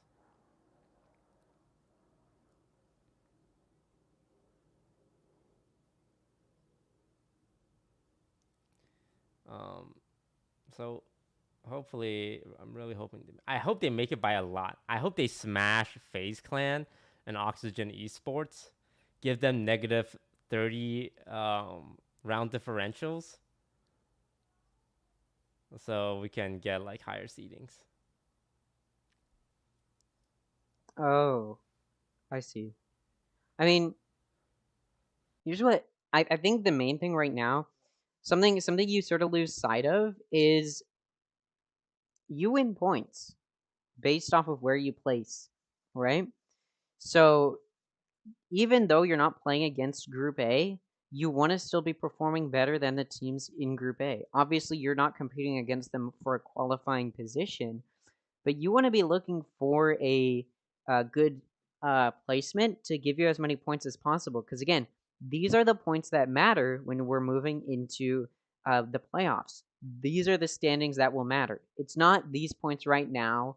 These points don't matter. It's these points only matter for determining who qualifies and who doesn't, and also placing each team where they're going to place first, second, third, fourth, and so on up until 12th. And so what Disguised and what both TSM are hoping is first of all that they perform decently here, but then that these teams that are doing well, like these teams that have 6 points here, they're hoping that they start to perform poorly um next or sorry in these next few days in this last week, so that way Disguise has as much of a chance as possible to place highly in this top 5 or top 6. um so yeah, we'll see. Let's go ahead and take a listen to what the broadcasters have to say as we move into this next map on Ascent. Interesting start here, Dust, as TSM picks Lotus to kick things off. They look way better in the first half, but then it ends up going into overtime, and it did feel maybe a little bit sloppy. Yeah, I think like once you got in to the nitty gritty of like the midpoint of the second half, it started getting a little like off the tracks as far as TSM's concerned. I think some of that though was just due to DSG like being able to start finding some weaknesses in TSM's defense. Like for example, the one round that they just like splurged A and Gamelin's kind of by himself at Rubble. Yeah. They're able to kind of just overwhelm him and then eventually just take sight. You know, there are like little moments like that. I think also the economic pressure started to get felt by TSM at a certain point, kind of in the mid to late part of the second half as well. So I Yeah. think it's a combination of, you know, TSM kind of having a good game plan on the attacking side and just generally having pretty good fluency on the map. But they didn't know what they were up against, right? There's no film on DSG. You don't really know like True. what agents they're going to pick or Very what their true. tendencies are going to be unless maybe you felt something in a scrim or two, but even that can always be questionable on whether that translates to match time or not. So you know, I think both teams played pretty well considering the circumstances, but you know, TSM looked like they were able to clean it up pretty easily in the overtime. I think Yeah. the interesting thing, and maybe the way that we could maybe put a synopsis on this map, was that both teams had some issues on the defensive side for different reasons. For Disguise, they kept trying to play that forward aggression over towards the A side of the map, and it really wasn't working out all that well off of their triple stack, largely relying on Clear to kind of use elevation to get an opening first blood pick over the top of a toxic screen, for instance. So TSM, I think, was really well done when it comes to breaking that down. Where on the Yeah. opposite side, I was surprised to see TSM take so long to put together both of their kind of sentinels and controllers over towards Absolutely, C, that's what where I'm there was saying. Like, one I feel critical like point when they TSM shut 7 in those should have been overtimes. performing better They than they stacked up did, over towards especially the on C side of the Lotus, map which gives defensively. Disguise They found a lot of a little success bit of hope. I feel like we defensively can sort of start DSG to think a over on little those bit approaches through C, hopefully which were ultimately about super Disguise successful for them. performance now So going to I this think it next was kind map, of this good offensive just put simply together, because of just how simply well due to they the fact did that there was some level of against quote unquote TSM. compliance TSM, who I time thought was into just what going both to teams dominate defensively were trying to do. Disguise, Yeah, Disguise also was I think able it's a to bit take of a it to skill overtime. I differential. mean, Like that's obviously, keeping when it the as stats he close as shows you up, can get just when you look is at the going into overall content overtime. score and So KD and all I that stuff, think but also I think just generally TSM how he played the now field in on the between attacking maps side is when gonna he have to negated DSG really start to chains. think Like about that how one they want to ult he play had this back differently in C order wreaked a to lot of havoc ensure and helped them a try to good win a round. He performance. also But had we that may just see crazy defensive Disguised support take this map, as TSM may not be able to find their footing and start to figure out how to play better positionally. But again, we also may just see Disguise get rolled over by TSM like I expected them to do on Lotus. We just haven't seen Disguise play on Lotus, so we really didn't know how well Disguise was going to do. And so that's why TSM really didn't know. That could have been why TSM didn't really know how to play well against Disguise on Lotus. But now that we're moving to Ascent, a map where we've seen both TSM and Disguise play, TSM may know how to counterplay Disguise now on Ascent and how to play better than Disguise. Obviously, that's a big maybe, but I do think it's possible that TSM now is just going to perform much better than Disguise moving into Ascent. But it's also entirely possible Disguise picking Ascent does feel more comfortable on it and may just be more comfortable on it and may be a little bit of a better team. But again, we'll have to wait and see. Go ahead and take a listen to what the commentators have to kind of say. value, and there really wasn't anyone on the opposite side to put together anything quite like that. You had 4 first bloods from Steel, 4 first bloods from Clear, but it felt like most of those were coming from the defensive side, more so than the offensive side where TSM found a lot of their success. And I think that the mirror of that is the fact that you have Clear playing the chamber. That's not really an aggressive agent you're able to take space with, which I think forced Steel to be more offensive with Omen, which that character can do that, right? But you don't really have that person to grab space when you're playing, double initiator that's trying to set up other people, and then you're rocking 2 Sentinel players. Like it just seemed like something was a little bit off about how they're able to attack with that composition. Yeah, Corey and Nature 10-2 on their first blood, first deaths. By comparison, they're the top 2 basically when it comes to first bloods. For TSM from Disguise, you've got Steel and Clear. They ended up going 8-9. So you can kind of see how things were shifting there. It didn't seem like anyone could really break even on the first bloods, first deaths. We'll take a look at the map pool as well, because that was Lotus, which was TSM's pick. It's important to make that distinction.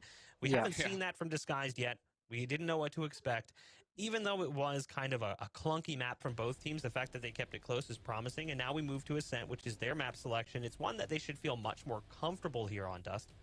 Yeah, they should. I mean, this is a map that they certainly played a heck of a lot more. The only, really map that they've played a lot besides Ascent is Haven. And yeah, they were on a 9-game winning streak until they lost to the Guard.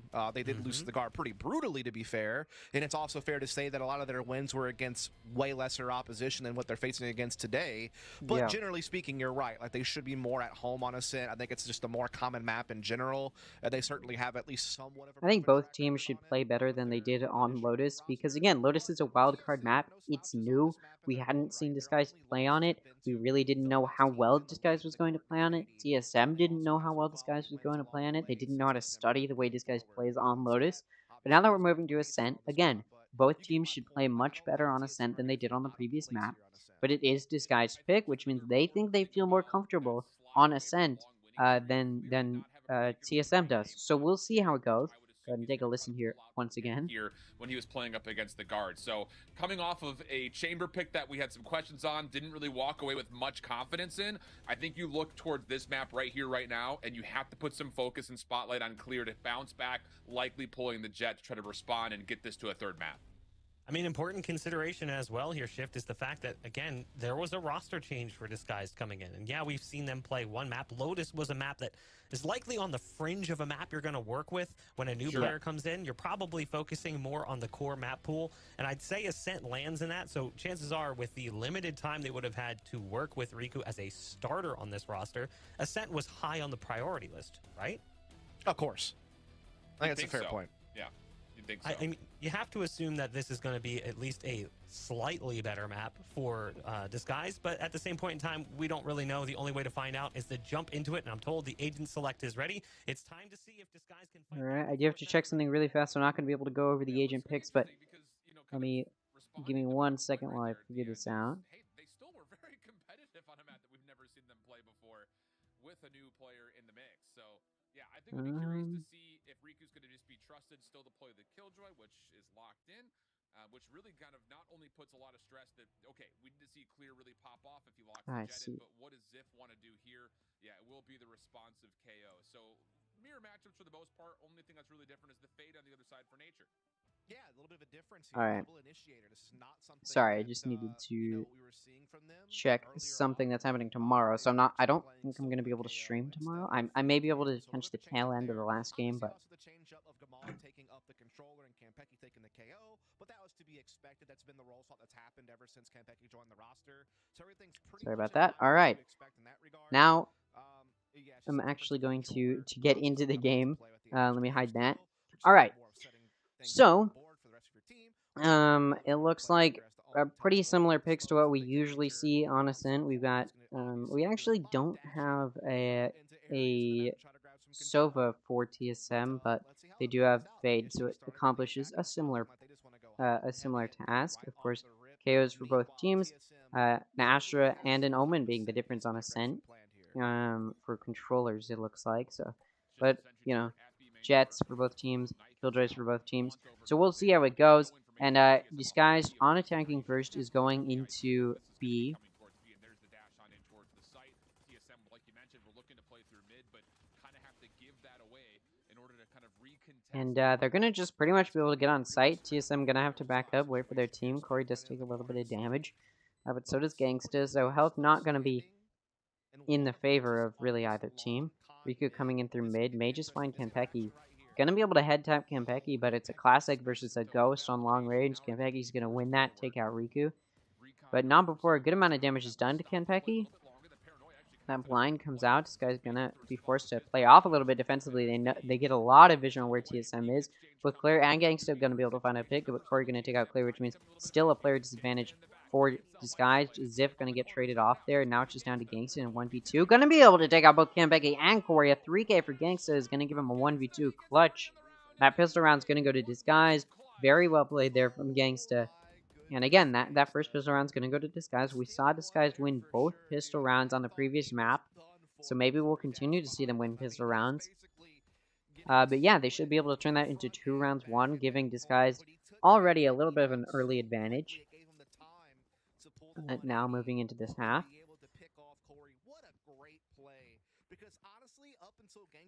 Now, Disguise is gonna be able to play a little bit.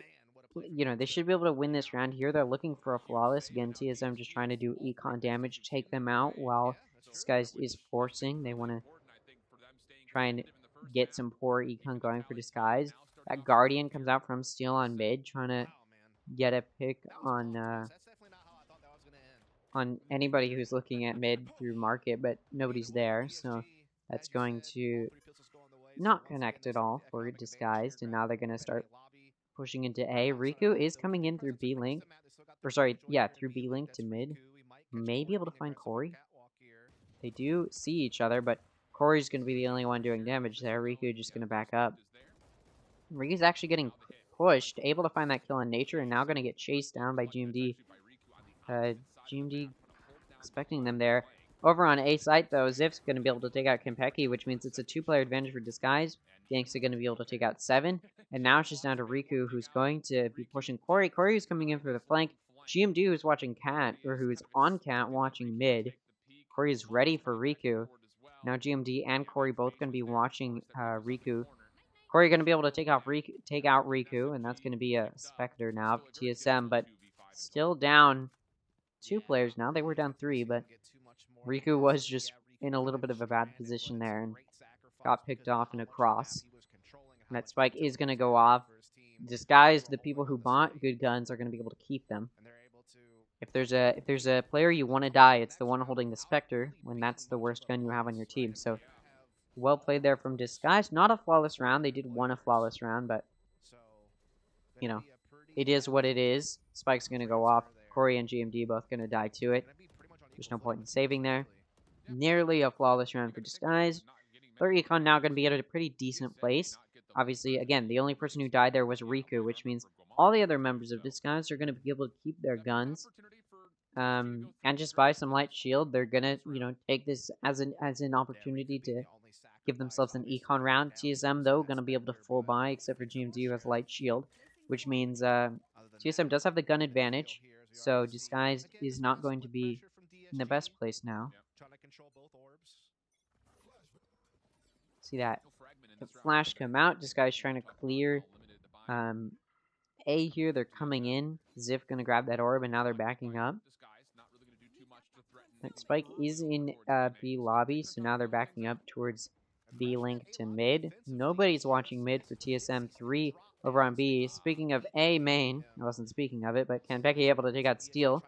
7 watching market and mid from his position here on the switch. Not going to find anybody though. Smoked off very effectively there. And this guy's going to be able to cross. Gangsta being the only one not able to cross. And now 7 knows Gangsta's mid, or at least 1 is still mid. He knows what side they're on. Meanwhile, Disguise has now got 2 pushing through market. Clear and Ziff. Ooh, Corey going to be in the right position to take out Clear. We're also going to be able to do some damage to Riku. Already looking better here for TSM than Corey. Riku, who only had a Sheriff, able to take out Corey. Nature going to be able to take out Gangster, who's trying to push through. It's a 4v2 right now. Ziff going to take out 7. Now it's a 3v2. TSM still has a 1-player advantage, though. And, of course, they have better guns. And shield, most importantly. Trying to wallbang both Ziff and Riku. Gonna be able to do quite a bit of damage. 8 health for Riku, 15 for Ziff. Not looking great for Disguised. Ziff gonna be able to fight and pick on Nature, so it's a 2v2 now. But again, health not in the favor of Disguised. And it does come out there as trades go off. Becky gonna be the last remaining. Around there for TSM. But again, they forced that round, which means even though they won, their econ not good at all. Disguised did really good econ damage on a round where they were taking sort of a bonus. All you really want to do there is do econ damage against a team that is forcing, which they were able to do. So now you're looking at TSM, you've got Judges coming out, you've got that Ares on Nature, who's probably going to try and wallbang on B, but now TSM's econ not in a great place. Again, a little bit of a bonus there for Disguise. They're going to be able to full buy, and now they have better guns than TSM. Should be able to win this round, and assuming they do, now that would put Disguise in a good position. Their econ also good enough that if they lose this, they're not going to be in a horrible position econ-wise. Obviously, they're not going to be able to full buy again, but they'll be in a little bit of an okay spot even if they lose this. So Disguise econ-wise is doing pretty decently here. Some noise made A main. TSM still going to have 2B though, and Fade is there again with that Ares to try and wallbang. We're probably going to see that util come through from Nature to try and get that wallbang. See that Sova Dart come out to try and do some damage, which is effective. It does damage to 7. Another Dart comes out. Now that that ult comes out from Ziff, almost called him Exalt. Now that Judge on 7 is going to be able to find 2 picks, and then 3 taking out Ziff's ultimate. Ziff going to be able to take out Nature before he's taking out. Clear going to take out 7. That res is going to come off, so it's still a 3v3. Riku, meanwhile, going to take out GMD. Kenpeki is going to be able to take out Ziff, so it's a 2v2. Player count still even. All Corey has is a shotgun, though. Riku going to just hold this angle in a little bit of a long position, though. That smoke's going to come out from Corey, so he could push up a little bit if he wanted to. Not going to, though. Going to play back. Gonna have to play against Riku, who has a Vandal versus a shotgun. Judge. Kill's gonna go to Riku there, and now it's a 1v2, which Kenpeki's able to take out Riku, knows where he is, and it's gonna pay off. So now it's a 1v1. Kenpeki and Clear not with the most health.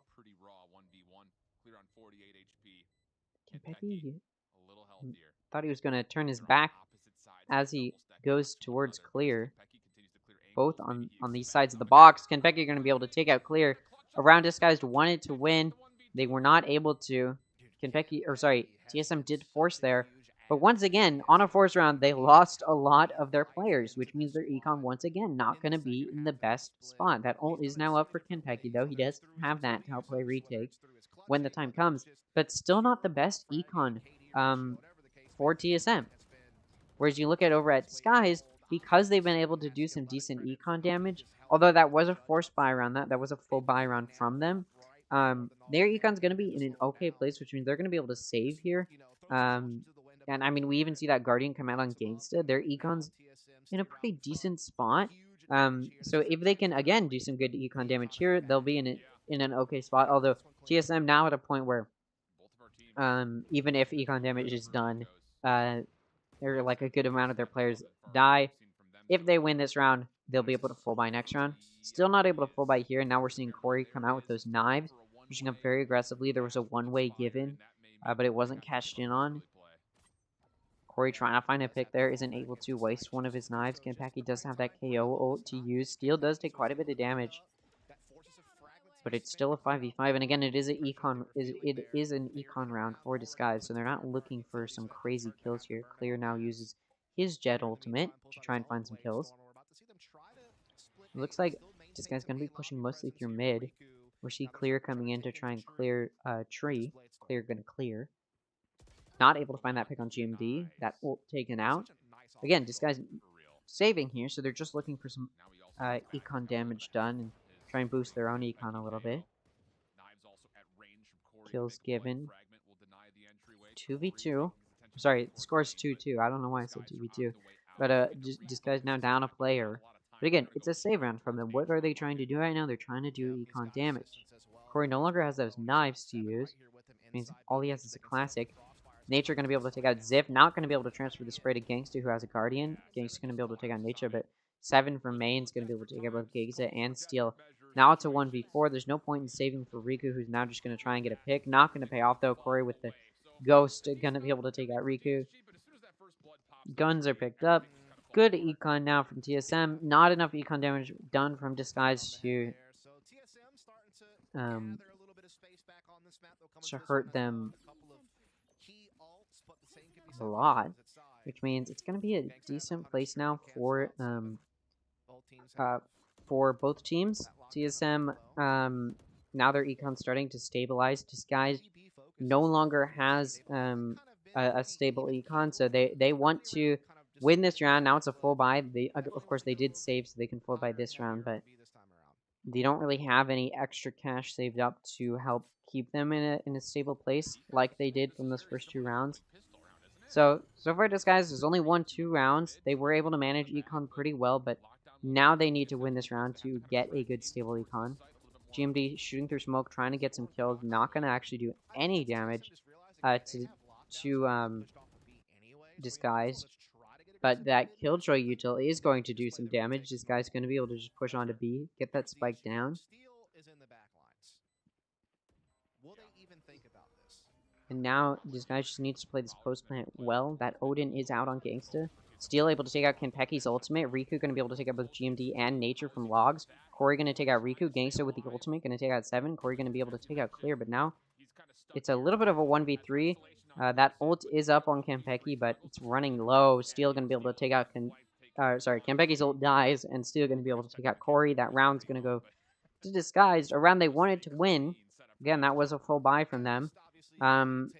They wanted to maintain as many players alive as possible, and they did lose a majority of their players, but it doesn't matter. They did have a little bit of money saved up, so now they're going to be able to full buy, but they do want to start winning rounds with most of their players alive to stabilize their econ. TSM's econ, not in a great place now.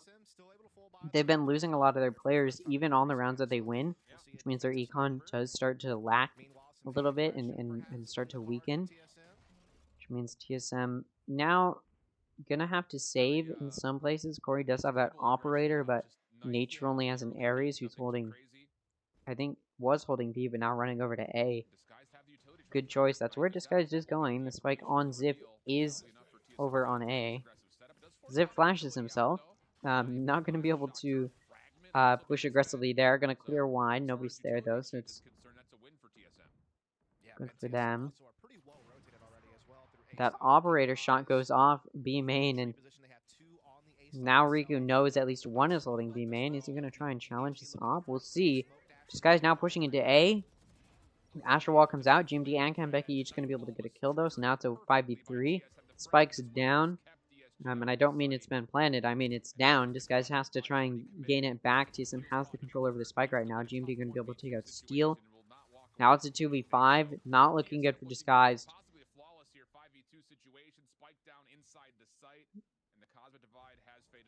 And what is Disguise going to do here? That smoke is off. They're going to have to push it. Corey with the operator. Going to be able to find that kill on Riku. And now it's just down to Gangsta, who's taken out with the Ares on Nature. A flawless round there from TSM. Like I said, their econ was not in a great spot this round. That flawless round is going to help give them a very, very stable econ. And now now Disguise not in a great place. They were able to full buy that round off of a round win. And so we are going to see TSM take the lead here, and now DSG back into But a tough situation. Econ not great. They're gonna have to save here, or at least light buy, and you do see them going for that light buy. Gangsta not gonna be able to full buy if they lose this, but of course he's expecting you got a pick using that gun. So Disguise saving here, light buying. Corey looking for a pick here. Riku just holding this, expecting TSM to push out, which TSM might. They're doing it very slowly. Will Riku push them, or is he just going to be able to play patiently? Looks like he's going to be able to play patiently. That op comes out. Oh my god, he should have been able to just right-click in there, but he's not able to find it. And that kill does not go off. Corey down a lot of health, but Riku's going to get taken out. That should have been an easy kill for them. GMD going to be able to take out Gangstas. Clear takes out GMD. Campeki going to take out Ziv, but Clear going to take them out. So Clear able to find some good picks there. Sight control is gained from both Steel and Clear now. Which means Spike's going to go down. It's a 2v3. Guns are picked up. Or Steel already had a gun, and Clear's able to pick up a gun. Clear trying to hold main, not going to be able to ward it off, and that lockdown comes out from TSM. They would like to secure this round win. It is a save run from Disguise though, so getting that Yuta or getting that ult used is really good for them. That Op is trying to be pushed up through Heaven, not going to be able to find it. Steel's going to be able to take out Corey and 7. Down to 23 health, going to have to fight this 1v1 against Nature. Spike is being tapped. He has to check it. Nature's not there. Is there time? I don't know if there's time. A save round 1 from Disguised. Very well played from them. Now their econ is a little bit of a boost. Maybe they should have stuck it there. I mean, that's why you saw Steel peek out. Because he knew it couldn't have been a fake. Because they would have had to stick it. But it was a fake. And that lost that round. Riku, who had a pretty decent debut map, the previous map, now this match, not doing great, on a cent.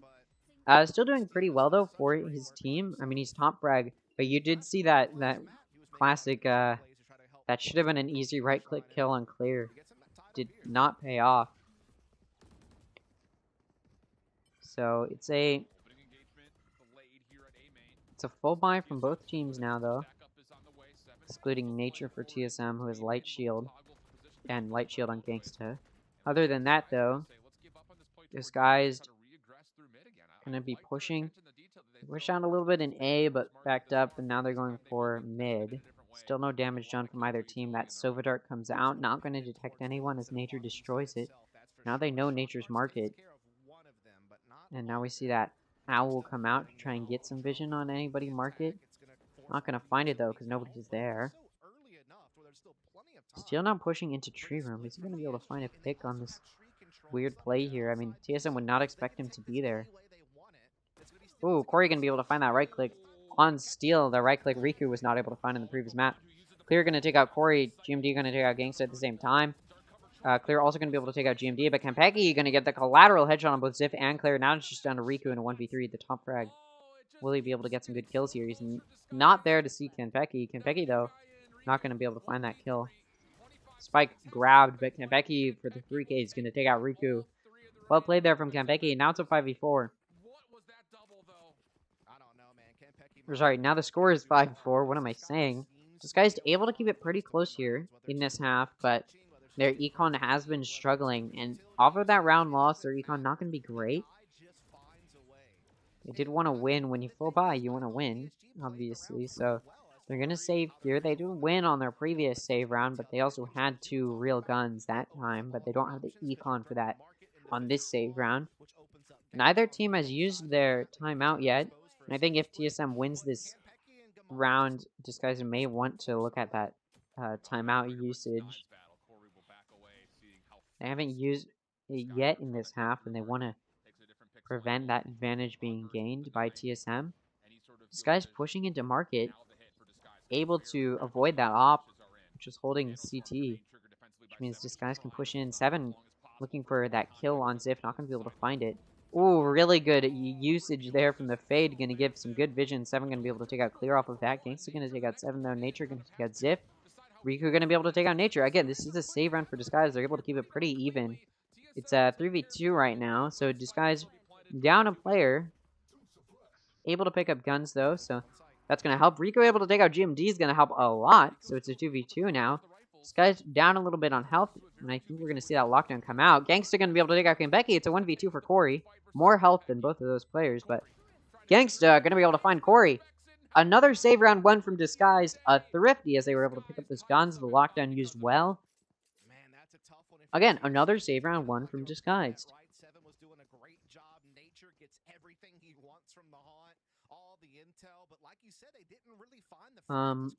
Give me 1 second.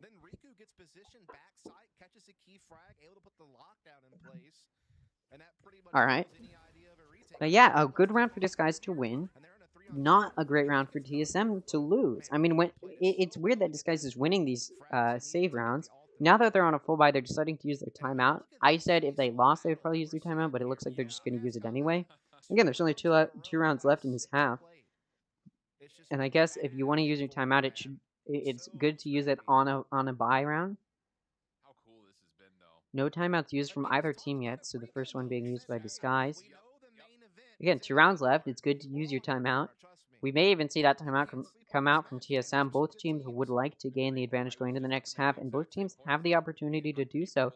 Only issue is TSM's econ not looking great. I mean, when you go back and forth, where both teams lose a lot of players on the rounds that they win, and also lose a lot of players on the rounds that they lose, both teams' econs start to suffer a little bit, but because Disguise is winning these save rounds, their econ gets to a good place. And you look at Disguise, they've got a good econ right now. I mean, both Gangsta and Riku have 4,000 credits to use, and not just use, but save for the next round. Timeout comes out. We'll see if it helps Disguised win these next 2 rounds and gain the advantage going into the next half. Very, very well played so far from Disguise. Still going to be able to take out GMD, who was peeking out Catwalk. Very good pick there early on. He's going to give TSM an early, or sorry, give Disguise an early advantage in 4v5. Again, full buy round from them. A little bit of a save and light buy from TSM. Nature going to be able to take out Ziff. Rebecca going to be able to take out Steel. Now Disguise doesn't have that player advantage anymore. Down a player. Riku going to be able to take out Nature though, so and Clear going to be able to take out 7. Now they've gained that player advantage back. Again, Kanpeki is using that KO ult, but what that does is also tell you where Kanpeki is. Kanpeki's going to get quite low on health. He's only got 44 in a 2v3. You want to have as much health as possible when you're the team that's down a player. Riku going to be able to take out Corey, and that's a 1v3. Kanpeki alone with only 44 health. He's going to be able to 1v3 this. Clear holding box. Riku holding stairs, waiting for Kanpeki to push it. Ooh, Clear gonna peek out just in time to take out Kanpeki, who wasn't looking at box. That round goes to Disguise. No more econ worries for Disguise. And last round of the half, TSM can buy. Barely though. And that light shield comes out from GMD as he needs to buy util. So TSM a little tiny bit of worse off position, but that timeout was good in securing Disguise at least 6 rounds, which means at the very least going into the next half, Disguise won't have a disadvantage, which is always good, but they're looking for that advantage in the next half. You just need one more round. TSM, who had a little bit of a dominant performance, maintaining a little bit of a lead after those first 2 rounds. Disguise wasn't able to win very many after, but then we saw a little bit of a back and forth, and now Disguise has taken the lead. We'll see if they're able to convert it into the advantage going into the next half, or if TSM is going to be able to keep it close. It's a little bit of an even matchup, both on offense and defense, compared to the last map, which was very attack-sided. Ooh, both GMD and Kanpeki in a good place to find a pick. They're going to push Gangsta, who was using that Sova ult, and they're going to be able to get that pick, so now 2 picks gained. Ooh, Clear not going to be able to find that pick on Nature. Ziff going to take out GMD, but Kanpeki's going to take out Ziff. At the same time, Corey's going to take out Riku. TSM able to tie it up going into the next half. All right. Well, now it's even, kept very very close, and now disguised on defense. It's gonna be interesting to see how both teams play now. Again, this map is way closer than the previous one, but Lotus is a very attack-sided map, which is why both teams did much better on attacking than on defense. But here on a map that's decently balanced, maybe a little bit more defense-sided. TSM are like both teams are able to keep it very close. Honestly, I wouldn't say either side has an advantage on Ascent. I think it's a very evenly matched map, and both teams have had very good games on it. Both teams are very good at playing Ascent, and we're seeing both teams play well here. Kentucky taking out Ziff. Disguise has won the past 3 pistol rounds. Will they win another? Gangsta able to take out Corey, so now it's a 4v4. 7 very low in health. Gangsta going to be able to take out Nature. Clear going to take out Kentucky. 7 able to take out Clear and Gangsta, though, so it's a 2v2. TSM lower on health than Disguised. GMD coming in for that plant. Steel going to be able to take out 7. So now it's a 1v2. The spike is down. Spike is planted. So Disguise is the one who has to play retake here. Color switch still hasn't happened. That's why I was getting a little bit confused. It's okay though. Now both players pushing in through alley. Ooh, that pick should have been easy for GMD, but he just misses. Able to kill Steel in the smoke, but Riku gonna come around, knowing where GMD is, gonna take him out. The 4th pistol round goes to Disguised. I don't know what it is, but when the pistols are in the hands of Disguised, they're just good at using them. We saw them win a lot of econ rounds as well last half when they had mostly pistols. So it seems when Disguise gets their hands on some pistols, they just start doing well. And especially in a pistol round. They've won all 4 pistol rounds so far, which is always good. I mean, you want as much of an advantage as possible at any given time. And winning the first pistol round gives you that advantage. Plus, then you win the next round, most likely, which gives you that advantage. Disguise has been able to win both first 2 rounds in both games. Despite, it doesn't matter which half they're on or which side they're on, they've been able to win the first 2 rounds of each half. And seems the scent is no different. This guy's Ziv pushing up very aggressively, going to be able to take out 7, looking for another pick, going to be able to find it on Corey. Coming out with that classic, trying to look for another pick. He's just going to get shot down by Nature, though. Okay, Riku picking out to try and get another kill, isn't going to be able to find it. Now we've got some guns in the hands of TSM. And it's a 3v3, a little bit of better guns here for Disguise. Gangsta with the Ares, going to try and push through door here. Taking it down. Guardian in the hands of Steel could do some real damage. Clear with the Marshall trying to get some good kills. Clear going to take out Nature, so it's a 2v3 right now. TSM down a player. And Clear knows where GMD is, knows GMD's pushing him, able to find that kill. Gangsta and Steel pushing out together, going to be able to take out Kentucky. And this second round goes to Disguise. Definitely closer than Disguise would have liked. Again, on that second round, when the enemy team has already won the pistol round, you force there, which means the enemy team's job is to do as much econ damage as possible. And TSM was able to do a little bit of good econ damage, better econ damage than they usually do on that second round, which means Disguise now going to be down to 2 sort of light buys. But again, you just save here on this third round. You win those first 2 rounds, you save to take a little bit of bonus. So regardless of if Disguise wins this next round, their econ's going to be good enough to full buy next round. So now TSM going to try and kill them. Disguise probably not going to win this round. Always, as always, when you're down guns, you're just trying to do econ damage. So as long as Disguise can get a few good picks here, they should be able to give themselves as much of an advantage going in the next half. Clear going to get taken out by Corey, not able to find a good pick there on Market. Steel going to be able to connect on Nature, knows another one's there, going to be able to find that pick on 7. Corey going to be able to take out Gangsta, so it's a 3v3. No player advantage for Disguised anymore. But that spike still isn't down. TSM may be able to get on site. Nobody's on site, so they can take it. This guy's definitely looking to deny the site take, but it's already there. So it's a 3v3. TSM a little bit lower on health. Still going for those wall bangs. Not going to find anybody because nobody's there. Corey very low on health, though. The knives come out, which means damage, or sorry, util is going to be denied. Kenpeki able to take out steal there in that engagement over on Ali. Ooh, Kenpeki going to be able to find Ziff while Corey takes out Riku, which means that round goes to TSM. A round they should have won, they did, but once again, what was this guy's looking to do there? Some good econ damage. And did they do it? They did decent econ damage. It's not going to prevent 7 from buying, but it will prevent Nature from buying. And now Disguise is going to be able to full buy, so the gun advantage will be... Or sorry, the Nature's just going to be bought. He's still going to be on Light Shield, though. Which means actually the advantage is in the hands of TSM, although Clear does have that Operator and full shield, and then Gangsta has the Odin in full shield, looking to get a pick. B main, making his presence known, not gonna find it though. Clear looking for a pick mid with that op. Is he gonna be able to find it? No, he's gonna get taken out by Corey.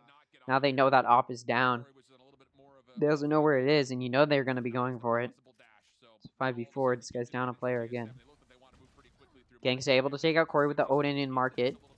Ooh, Riku gonna be able to take out Nature before 7 trades him off, so it's still a 3v3, except 7's pretty down on health. Gangsta gonna be able to hold and defend B site very, very well. 2 coming in through market, 1's coming in through main, and may see them alley. Gangsta's not gonna get blinded there. Gonna be able to find the wallbang on Kenpeki. He's gonna get pushed here. Is he gonna be able to find a pick before he does? No. GMD's gonna be able to take out Gangsta, so it's a 2v2. Again, 7's still down on health. Still making his presence known, trying to get a wallbang pick. No util for steal. He does get detected by the knife. Spike is not down. The spike is in the hands of Disguised right now. DSM needs to find it and plant. But it's being watched right now. The smoke comes out to try and deny it though. GMD trying to protect the plant. Isn't going to be able to take out Steel. Steel then just going to transfer it over to 7 to win that round. A round they wanted to win when you do full buy there. Unfortunately for Disguise, they did lose a good amount of their players, though. Which means their econ's not going to be great, and not all of them are going to be able to full buy this round. And unfortunately, also for TSM, they wanted to win that round to start to stabilize their econ, but they did lose, which means not all of them can full buy. TSM decided to take a timeout. Probably a good decision. Disguise is taking the 2-round lead already, which you don't want to see. I mean, it's a little bit interesting when you look at it because I think does Disguise have less kills? It looks like they do. Disguise has less kills than TSM, and yet they're winning, which is a little bit interesting. So TSM should, you'd expect them to have decent econ after this point, but they don't really. Disguise has already won the majority of rounds so far. TSM won that 3rd round of this half, which, you want to win. Rozak, I don't know who that is. Let me see. Is it for,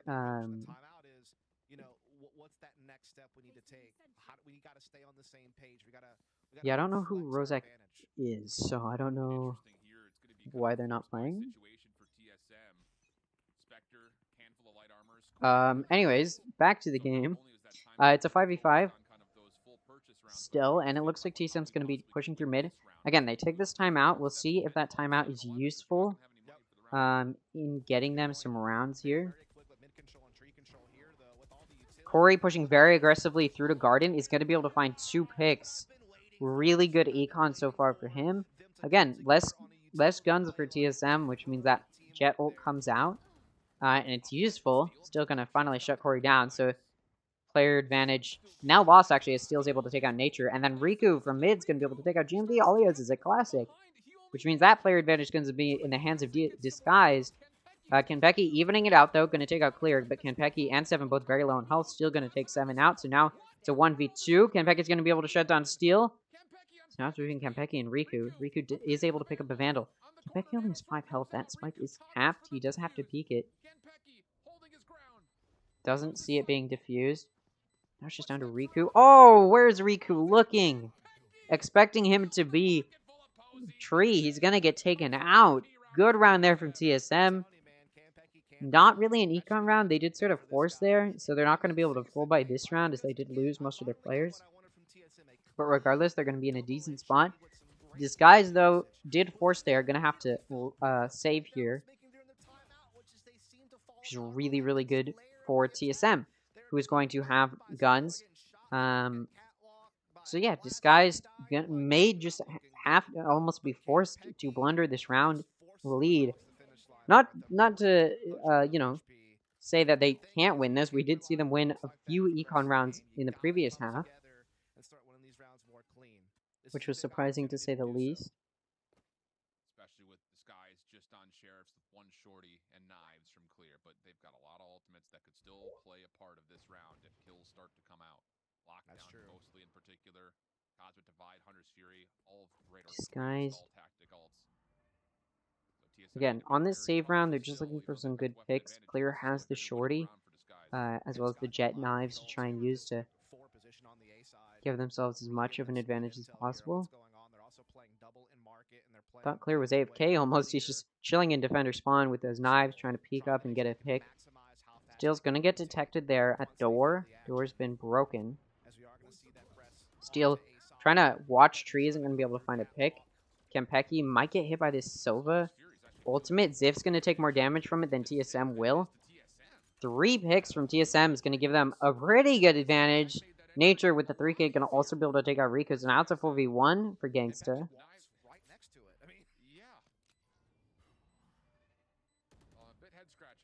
Gangsta gonna be able to pick up a gun. He may just want to save it, honestly. But it is a save round for them, so they don't need to save it. And that cover drop's able to find a pick. But Kenpeki gonna be the one to take Gangsta down. So econ round, not one for Disguise, but it is an econ round. They were able to get a few kills, so now they should be able to buy this round, which is good for them, of course. Really well played so far from Disguised and TSM, but this is Disguised map, so you want, for them, they want to be winning this map. But TSM has been able to keep it close. Not to say the previous map wasn't kept close. It was by Disguise, kept very, very close. Went to overtime. That's how close it was. So we may see another very close match here. That may also go to overtime.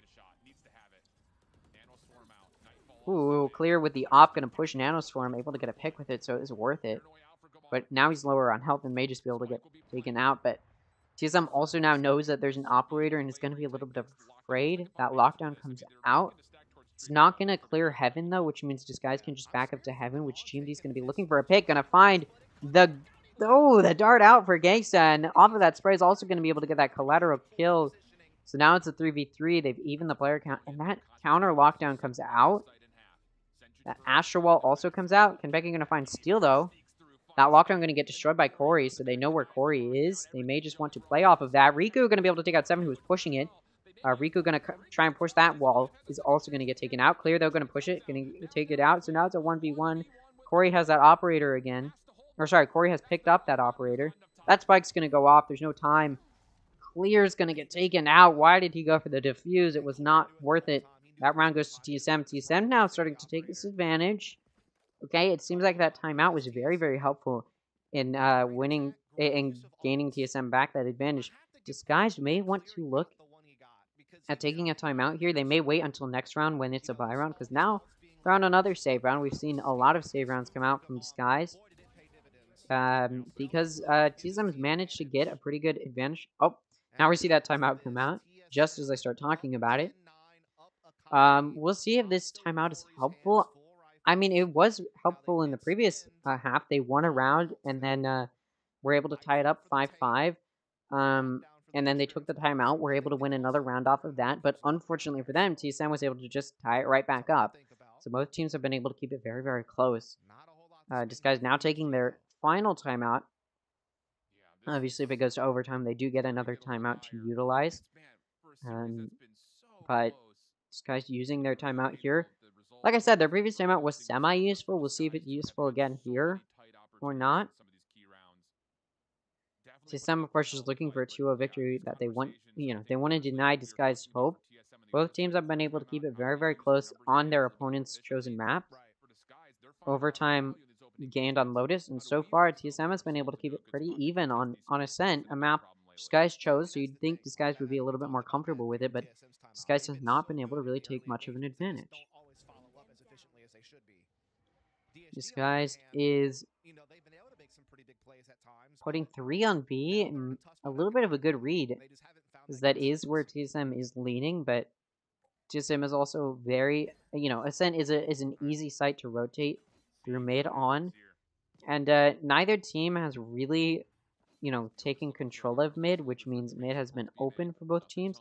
That's something we see a lot in pro play, though, where mid isn't really watched, because at the end of the day, like, they're gonna push sites through mid, which means you just watch those mid entrances and you should be fine. That being said, though, Zip is looking at mid from that CT side. He's not gonna find it though. Riku's gonna get pushed here. TSM coming out. They know that Riku's there. That Prowler alerts them. And still 5v5, no picks given, no damage done. Which means advantage still in the hands of TSM, who has better guns right now. It's the econ round for Disguise. They're just trying to get some kills here and strengthen their econ a little bit. This save round. Now that Yuto comes out from nature, trying to suck them in and get a nice kill with it, but it doesn't grab anybody. That spike's down, so Disguise does need to start moving. Kenpeki trying to hold them off from Garden. GMD ready for them to push tree in the case that they do, and that smoke's going to come out to try and deny it. This guy's coming through heaven. 7 going to take out clear while Kenpeki takes out... Sorry, 7 going to take out steel while Kenpeki takes out clear. Disguise actually able to get quite a few kills, and now it's a 1v1, which Ziff wins with the Sheriff. Another save round 1 from Disguised. Like I said, Disguised and their save rounds have been pretty useful. I honestly don't know if that timeout helped Disguised there. In that case, I think it was just Ziff being a better player. I don't know if positionally Disguised played better there than they usually do, but Ziff was able to pop off, take out Nature Hell, and then take out GMD, and that just gave him that round. Very well played there from Ziff. Is going to tie it back up. TSM almost gained the advantage there, and they did for a second. Disguise has tied it back up, though, and now Disguise is going to be on a buy round. That was a save round for them, which they won, so their econ going to be decent now. But, of course, not going to be able to full buy shield for everyone, but that's okay, because neither is TSM, and TSM isn't even going to be able to full buy guns for everyone. And it looks like it's going to be an A-leaned push. We've got 3 coming in through mid.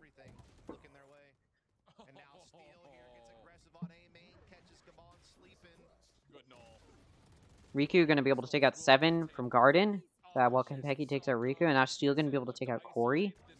That Operator's going to get pushed, but the kill is denied. Clear going to be able to take out Nature and Kenpeki, and that round goes to Disguise. Good round for them to win, not only because they full bought that round, and you want to win a round where you full buy, but also because TSM forced that round and was looking for a win, which means now their econ's really not looking great. Now we're going to see them go Stingers. They're going to try and force a win here, and the reason is because they want to deny that 12th round to Disguise, because if Disguise gets that 12th round, then TSM has to fight through an overtime. TSM would like to just win 3 rounds in a row. I'm surprised they didn't take a timeout there. They may just save it in case Disguise gets to that 12th round, which is definitely the safe move. Disguise has better guns here, so they should win this round. We haven't seen TSM win any of their save rounds in this series, whereas Disguise has been very good about winning some of their save rounds, which boosts their econ quite a bit. We saw it be very helpful in the previous map, and it's helping a lot out here as well in this half. The Fade Util, though, is going to be very good at keeping Disguise out of heaven. That Omen TP goes off. Riku going to be able to get a 3K. Kenpeki going to trade that off finally. Meanwhile, Gangsta and Ziff each able to get a kill, so now that's it. That round goes to Disguise, and that's the 12th round to Disguise. They're 1 round away from securing that Decider map. Disguise has been playing very well. That's all I have to say. I mean, very impressive from Disguise so far.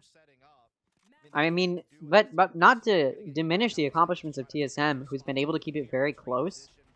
Both teams have been able to keep it close on their enemy's map, but now Disguise just 1 round away from securing this win. I would expect TSM to take a timeout here, but they haven't yet. A little bit of an interesting choice. when you do get another timeout when you're in overtime, there's no point in not using timeout right now. I'm surprised TSM isn't. They must think that their raw ability is enough. We'll see though. They're having to force here. Most of them can full buy it, excluding Nature though. He does have worse guns, which means Disguise now has Econ pretty much for the rest of the game here, or the rest of this half at least, if it does go to overtime. Disguise in a very good spot right now. They have so much room to breathe. They can relax a little bit and just start thinking more. They're not worried about TSM potentially getting to that 13th round. They've got room to breathe, and they should use it. They should start thinking and playing maybe a little bit slower. That being said, though, we see that push coming in through A into Garden. Denied, though. Clear able to get a nice kill on Kempeki. GMD's on site, and Gangster's not going to be able to keep him off. Steel going to take out 7. Nature going to res Kempeki, but taken out by Riku. Clear also able to take out GMD. Nature able to get a kill. It's crazy right now. Disguised is up a player, though. 1v2. Disguised should just be able to win this round. Can Corey clutch it up for his team? No, he misses that shot on Ziff, and Ziff's able to find out where he is. Take him out. Round 13 goes to Disguised. A lot less close than Disguised was able to keep it on Lotus, which means Disguised was played very, very well. And as I would like to point out, Riku's debut match for Disguised has done... He's been doing very, very well. Could he be the reason that Disguise takes this match against TSM? Let's go ahead and take a look at what Disguise has to say about this win. What did I just do? I clicked the clip button. My bad. Here we go. Like, I've been competing in CS for a long time. I never seen half of the shit they've done in like a matter of 1 year. Well, even in CS, like in esports, You can tell he's still does nervous. anyone else do round to round? Here's the thing. Very impressive from both teams, of course. But especially impressive from Disguised, a team who hasn't really been doing so well. Since that 2-week break, they sort of just started to fumble a little bit. I mean, they're in a difficult group, and they honestly weren't even doing very well in those first 2 weeks. And TSM has been doing very well. I mean, they beat the Guard 2-0, so they definitely seemed like the team to be scared of. Disguise has been able to beat them, though. Or not beat them, but they've been able to keep it pretty close. And now we're going to this decider. It should be said, I believe this decider is Haven. It should be said, Disguise plays it very, very, very well on Haven. Did they perform very poorly against M80 on Haven last week? Absolutely. But that shouldn't be, that accomplishment, or sorry, it shouldn't be said that, oh, well, that means Disguise is a bad player. That's not what it means. Disguised is still a very, very good player. As very much so evident good player. What am I saying? Disguised is a very, very good team, as evident, especially on Haven, as evident by their performance on Haven overall in Challengers, both in the open qualifiers and coming in here. I think the only map they do better on is Pearl, which was abandoned by TSM. A good choice for them. So this decider is going to Haven. Disguise plays well on Haven usually, excluding last week. Not to say TSM doesn't, they just don't perform as well as Disguise usually does. Plus, on the map where Disguised won, so think about it this way, alright? TSM won the map that they chose, right? But it went to overtime. Disguised won the map that they chose, and it didn't go to overtime, which means when TSM lost, it wasn't nearly as close as it was when Disguised lost. Which, to me, means Disguised is playing a little bit better than TSM, at least so far within these first 2 maps. Of course, we're going to Haven. It's a decider. It could really go either way. But Disguised plays very, very well. I'm excited to see where this goes. I really, truly am. While we're just waiting for this next match to start, I can go ahead and bring up the robot cam again. And let's just sort of talk about how that game went. Disguise, I mean, the fact that it went tied 6-6 going into the second half, which meant that when TSM was on defense, they just weren't playing. I mean, when TSM was on defense, they were basically playing about as well as Disguised was playing on offense, which to me, going into the second half, I sort of thought, okay, it's probably going to go to an overtime. but Disguise was able to play very, very well defensively compared to TSM's defense, which is what gave them that win.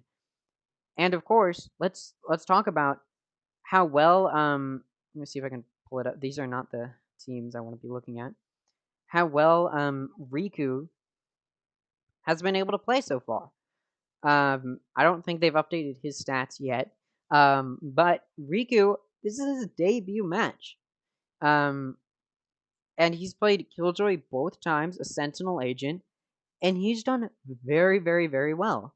It's been very, very well played from Riku, both of these matches. Let me see if I can. They haven't updated it yet, but you can see in this first map, Riku was middle frag. I mean, again, this is his debut match. He didn't go positive, but he was definitely integral in keeping the match close. He did better than Clear, who's sort of a veteran, especially. I mean, he's one of the first players that was picked for Disguised. So, the fact that he's performing worse than the new player Riku, that says something. Also, Riku's the only American, United States of American player on Disguised. And then I'm not entirely sure how it went this match. They haven't updated it yet. How exactly his stats were this match, but I believe he was pretty far up there. I think he may have been top frag or around there. So Riku doing very, very well for his first match. Or for his first series with Disguised. So I think it was a good sub in so far. Not that Exalt wasn't a good player. He definitely was. But it seems that Riku's been able to help keep the team solid and playing well together. So yeah, let's go ahead and take a look at the clips that we have from this half. Yeah, let's go ahead. All right, here we go. Pop flash, and as the hit is on the way, even exchange comes through. 2v3 situation, number still with TSM, time becoming a little bit of an issue. Gangsta in the back, by himself, isolated. Ziff on the corner, traded out, just down to Gangsta for the 1v2, gets the first. Yeah, I mean, Disguised, first of all, Disguised won every single pistol round. That's impressive. They've won every single pistol round so far in this series. I don't know what it is. Like I said, whenever they get a pistol in their hands, they just start doing better. I don't know what, like something enters their bodies when they get those pistols in their hands. And we just start to see them play very well. Let's move on to the next clip. Dark cover trying to give him a little bit of separation. A double kill from Kentucky was very nice. Completely random headshots. Oh, to get on towards sight. And this is what I'm saying. Like TSM played very well as well. They just didn't play nearly as well as I think they should have. It's clear. 7 Kentucky. First 2 shots connect. But how about Gangsta and Ziff responding in kind? Giving this an opportunity. Riku also in the play. Now down to Ziff. Needs one more shot.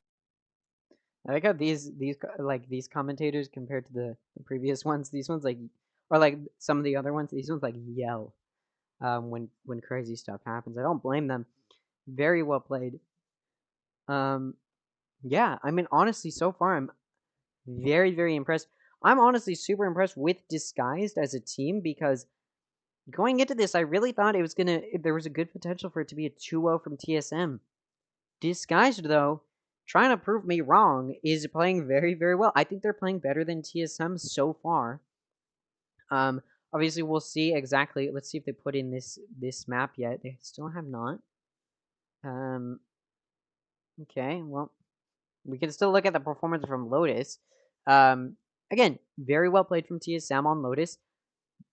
However, Disguise was able to keep it much closer going to overtime on TSM's map, whereas on Disguise map, TSM wasn't able to keep it that close. They were able to keep it close in the first half, but once Disguise got their hands on defense, that was it. And they won 13 to what? Like 13 to 10, 13 to 9. So well played from Disguised. I don't know why I'm acting like they would have put it. They take so long to put it in on the official website. But yeah, I mean, Disguised.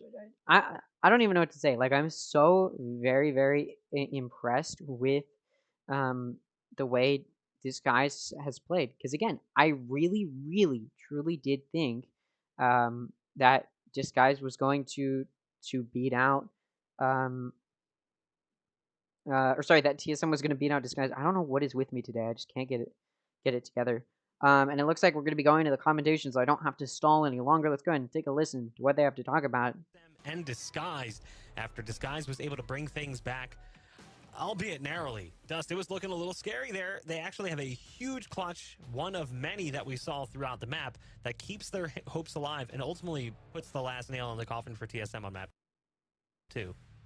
Yeah, I mean, it's one of those things where I kind of talked about throughout the game with Shift is that it just seems the beginnings of a good round every round. You know, on the attacking side in particular, I felt like they were pretty solid at grabbing that initial real estate, you know, getting that initial pick, you know, doing the things you need to do to put a round together. But somewhere along the line, they would just kind of start to crumble in those chaotic mid to late round moments, particularly in the post plant. Meanwhile, it seemed like DSG was never short of someone.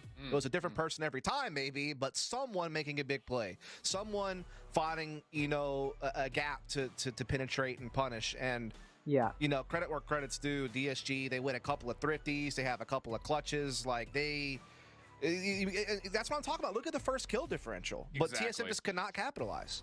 Yeah, I That's was what I'm about to saying. go to the Like exact TSM, same thing. I The amount of it was advantage weird that because TSM even when had over Disguise did have Riku's a few rounds of an advantage, it was like nine the thing that we kind of nine to pointed out seven, I think. when we were initially TSM talking had about more this map kills. across It recording, just like they could not was these are cash in all on it. It feels great like individual TSM players that is can make playing a very, big very well, but difference they're if just they give not it a playing chance. like. If there's a mistake that's Here's what made, I'm thinking. I think it's TSM gonna get like punished or it has they're to get able to repaired. aim They can better. do That's that. what I'm saying. Like they're That's winning their exactly what duels. happened. Not only was that But a great play, positionally, but Disguise is just also you thought there was going to when lead to TSM TSM. isn't, They were especially on also very Ascent. unsuccessful in holding post plants. So, they were getting the spike down. They had numbers and they were still losing rounds. So it's a lot of credit to DSG individually and being able to, I think, maybe even more so in odd number situations, 2v3s, 3v5, stuff like that, of keeping these rounds really tight and even walking away with a handful of them. Yeah, I mean the post plant number is what's killer. You know, your opponent's getting Yeah. 6 out of 8 post plants. You're only taking 4 out of 9, and you have such a massive first kill advantage. Like that just is a stat that kind of supports the whole theory of TSM being able to find themselves in good positions, but not able to make the most of them. As we take a look here overall, I mean, hats off to Riku, the new Yeah. guy coming in, the For new real. fifth. You know, Yes. playing the Killjoy See, both that's what I'm maps. talking This about. Like map, he winds up having a maybe hell of maybe a that was time, a hitting a really couple of good clutches decision. for I'm us. not Just saying again, played Exalt is overall a very solid player, intelligently. but it And seems that maybe really, Riku again, everyone is seemed to just have a able to moment at play some in point a way for that DSG. Steel supports had his team multiple. more Steel so had a than crazy maybe Exalt like was. 1v. He was quiet all game long, then had this Yep. crazy like Sheriff 3-kill clutch. Cleared it a little bit better this time despite a slow start. Yeah, man, it's just DSG. They grinded it out. They found a way to win. The interesting thing too is usually when you see a Killjoy do really well, I mean, Ascent has always been a map that definitely plays to a strong defensive Killjoy. You assume defense is where the numbers are going to be made up. The attacking side's going to suffer. Actually, it was pretty even, 11 and 10, both sides. Yeah. Strong performance from Riku, who topped the charts both on the attacking side and on the defensive side. Did Steel share a little of that one with Steel, who was 11 and 6 on Yeah. the defensive side. But overall, that's a really impressive performance from someone coming in pretty much like recently. It was within the last week they had time to adjust, and we talked about it Shift coming into this one. This is a map that a new player is going to feel more comfortable on because it's a standard map. It's been in the pool for a while. Everyone knows how to play it. It's easier to plug into. Yeah. I think the other thing that's really impressive about what we've seen from Riku is not even just on this map, but even if you harken back to what we had in map number 1 on Lotus, there's a lot of trust that this team has that Riku's going to handle business. I mean, even a number of setups here for Riku were kind of by themselves. Sure, Yeah, a I little don't bit know of what mixing here and Riku there, did to Steel and impress Zip getting a Disguised, couple rounds even just consistently to get winning it, him but as their Riku is, fill or as their largely sixth, playing a but defensive then island and to is doing very give well. them so On much the other side of confidence things, in when you have Riku, the ability to but they would trust a like leave player him like alone Riku on to kind of sites hold their own, sometimes, you and have it the was ability worth to it. use your gem in Riku more was flexible areas. really, And really he played players well who on didn't have Lotus, the and greatest he's of played performances on very, the very well opening defensively. chambers I in mean, map he's number on a one, Sentinel rule. You definitely want came into your play and did a Sentinel to be lot of clutch playing well operator on shots here defense. on Jet in map Riku number two. was And that's doing one of the that. difference makers where I Positive. think individually He helping went TSM positive kind of find 22, those advantages and those bounce backs, which have been kind of 22 great. to 20. I think we Get did ready to see. jump into our I mean, third we and saw way final more match kills in from the series of Kenpeki. I almost feel round bad for 3 Kenpeki, Haven. We can take a look at Kenpeki, the who was advantages doing of very well starting for from the his strat, how they team ended up at Haven. because It's he not just surprising wasn't seeing able one to against one carry Riku. They had his team DSG well before they enough, had and Icebox. Kind of curious it to see didn't what they're always going to pay do on off that for if they him, ever have to and play. it didn't pay off for We him in can get this a little case. taste of So their Lotus. you'd expect, I also feel bad for Wasn't too bad TSM, or either. sorry It for was just Kenpeki, first because though, his so team of playing like TSM just Riku. wasn't As we playing get to the well enough tail to end, we end support up him. on Whereas Haven, which you look at means that it Ascent, should or sorry, you feel look at comfortable for Disguised, both teams. And across the board, they're staying very consistent with their kills. And then you look over at TSM, and it's like you've got a few that are outperforming the rest of the teams, the rest of the players, and you've got a few of their players that are underperforming the rest of the players on their team. We'll go ahead and take another listen. Even if Guard beats M80, 4-1 tie, TSM has the tiebreaker. That's actually massive for TSM compared to where this group stage started for them. Yeah. I think at the same rate, though, kind of starting where we are at the beginning of this broadcast, we're talking about this Disguise team not being able to hold a candle to the top 2 teams. TSM have been able to do that. What happens to our power rankings as we get ready for face-off if Disguise can beat this TSM squad and maybe kind of crack the code of being a major contender for not just the group that we see at the end of this week 5, but also potentially not, a pretty lengthy playoff run if they were to find themselves a favorable seed, kind of leapfrogging potentially this TSM team. I don't know. I'm excited about this squad. Yeah, there's so many question marks, and they're all going to be answered in just a minute as our third and final map in this series is ready. It's going to be Haven. It's DSG. And all right, here we go. I'm so very excited for this Haven matchup. I'm excited for every game, but this one even more so. Even though the points don't matter very much, whichever team loses isn't going to be disqualified, but it's still fun to watch a good matchup, especially against the 2 middle teams in Group B. Let's see how they match up. Riku going for that Killjoy once again. GMD going to go for Omen. 7 going for Killjoy again. GMD, of course, on Omen again. Ziff on Breach now. Gangsta on Sova. Corey on Jet again. Clear on Jet. Genpeki on Breach. Steel on Astra. And Nature on Sova. So some very similar picks, sorry. And I think the only difference was the Astra and the Omen. Yeah, both teams going double initiator with the Breach, and yeah, so exactly the same team comp, the same team roles, the only difference being the Omen and the Astra. We'll see if Riku can once again carry, or not carry, but play very well for Disguised on Killjoy, and we'll also see if Disguised can win another pistol round. If they win this one, it'll be the 5th pistol round they've won in the series, continuing to dominate pistol rounds. We'll see. Maybe the pressure will get to them. 4 stack on A for TSM is not going to pay off. They're going to probably have to transfer that into some flanks because Disguise is pushing B. TSM has nobody on B. They've got the Killjoy util over near B, but I don't think 7 is currently in range to activate it. Could be wrong about that. It might be about to go off. It is. So it does. That alarm bot does go off. But again, TSM was expecting an A push. Nobody's there, so they're going for the 3-man flank. That spike's going to go down. They are Riku is the first to encounter that 3-man flank. Now this guy's going to figure out how they want to play this. Clear pushing out, not going to get killed. GMD going to be able to connect a shot. It's going to do quite a bit of damage. Ooh, Steel going to walk right into the 2-man in CT. Genpeki going to be able to take out Steel. 7 going to take out Gangsta. Clear going to be able to take out both 7 and Genpeki. And Ziff. And, sorry, and Nature and Corey. And now it's a 1v1 between GMD and Clear. Clear still has 74 health. Still has more health than GMD. That spike is down. It's actually in the favor of GMD. Especially with the smoke usage. He doesn't stick it, though. Clear going to announce himself. It doesn't matter. He's going to be able to take out GMD for the ace. Very well played there. Another pistol round goes to Disguise. That's the 5th pistol round. TSM just, again, once Disguise gets those pistols in their hands, that's all they need. Very well played there from Clear to get that ace. I mean, yeah, wow, just impressive performance there from Disguise. And that's going to give them another pistol round. An ace is going to give Clear enough to buy some of his abilities and also a Vandal in full shield. So these guys has a very nice advantage going into this round. A martial shot is connected on Gangsta, but it's not going to kill him. He does have light shield. Or it might have been full shield. And now they're going to back up off of C. They don't want to challenge that martial. And we've got Riku pushing up B. Being the only one, he's going to be able to take out GMD. Which means B is clear if this guy wants to rotate over towards B. Although Corey now with the martial challenging B.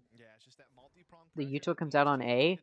Now TSM is expecting an A push. They've got 3 on there, but this guy's off of that pick on B is now rotating over towards B. Like I said, might have been a smart move, and it seems like it will be as they're going to be able to plant. 7 going to get challenged in Garage. Going to get taken out.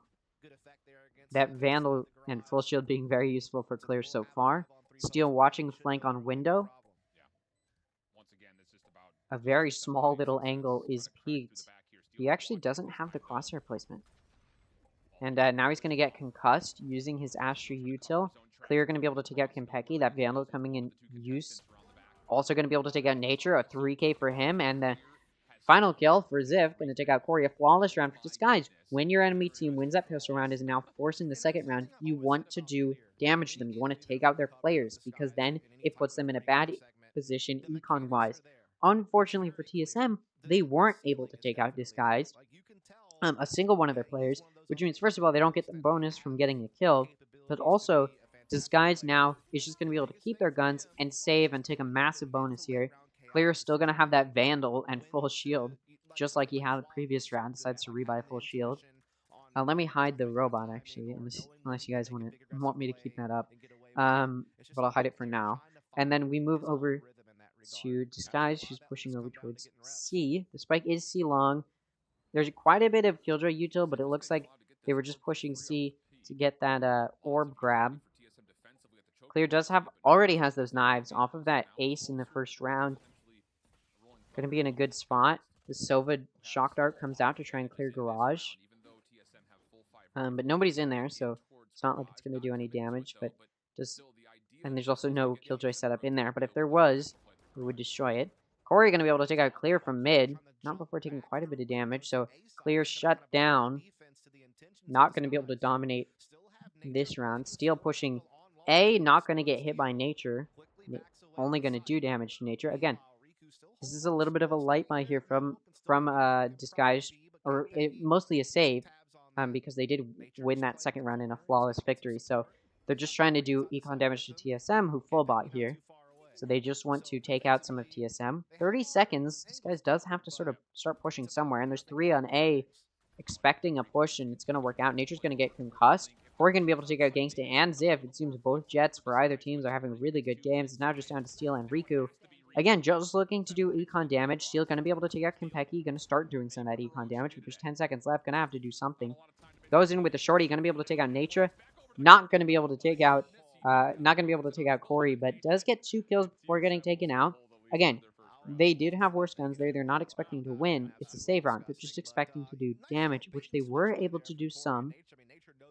And now Nature not going to be able to full buy. Kimpeki also not going to be able to full buy. So the econ damage was utilized there, although Corey going to give the gun to Nature and then just use their knives. So TSM not in a horrible position. But Disguised, off of that save, going to have some pretty decent econ, going to be able to full buy. And has a little bit of a backboard and a little bit of a safety net to lose this round and still have an okay econ. So they do have a little bit of momentum to utilize. But we do see Disguise win those pistol rounds and then not do so well in the rounds after. So we'll see if that proves true here. They're just going to be able to walk on to C site, and that spike's going to go down, planted for long. TSM's not going to be there to deny it. There are 3 in Garage. Sorry, 2 in Garage. 1 coming in through CT. And they are looking to... and this guy's looking to challenge it, but they're going to get blinded, and that util's going to be useful. 7 going to be able to take out Riku. And now Corey coming in through Garage with those knives. GMD going to be able to take out Ziff. 5v3 now. This guy's not looking great. Ooh, a kill there from Steel is going to be useful. GMD going to be able to take out Steel, though, and then Corey going to take out Gangsta. It's now just down to Clear. Keep in mind, you did get an ace. They're going to try and stick it. It's going to work out. They're going to be able to get it halved, and then Clear's going to get that kill on Corey. And then Kimpeki's going to take out Clear. And that's going to give another round to TSM. So good econ damage done from Disguise, but the econ is there for TSM, so they're going to be able to full buy this round. Which means Disguise not in the best position right now, econ-wise, especially since they did full buy.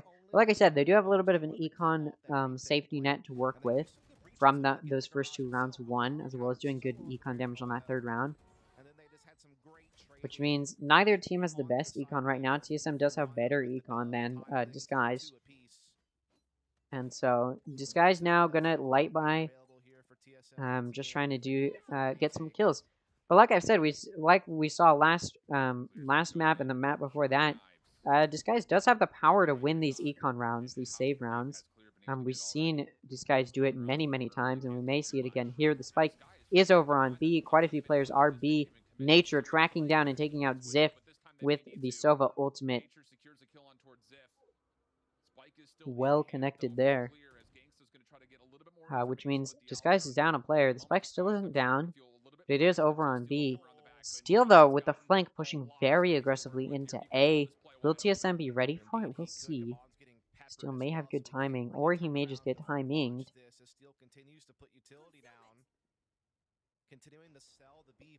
Plant starts to come down. It's being faked out. Steel is pretty aggressive in A, but TSM would be ready if Steel pushed out. They've got 3 watching that A entrance. Steel pushes out, not able to find a pick with it, though. The spike is down. 4 kills immediately for TSM. I'm going to give them a flawless round. Score now 3-2.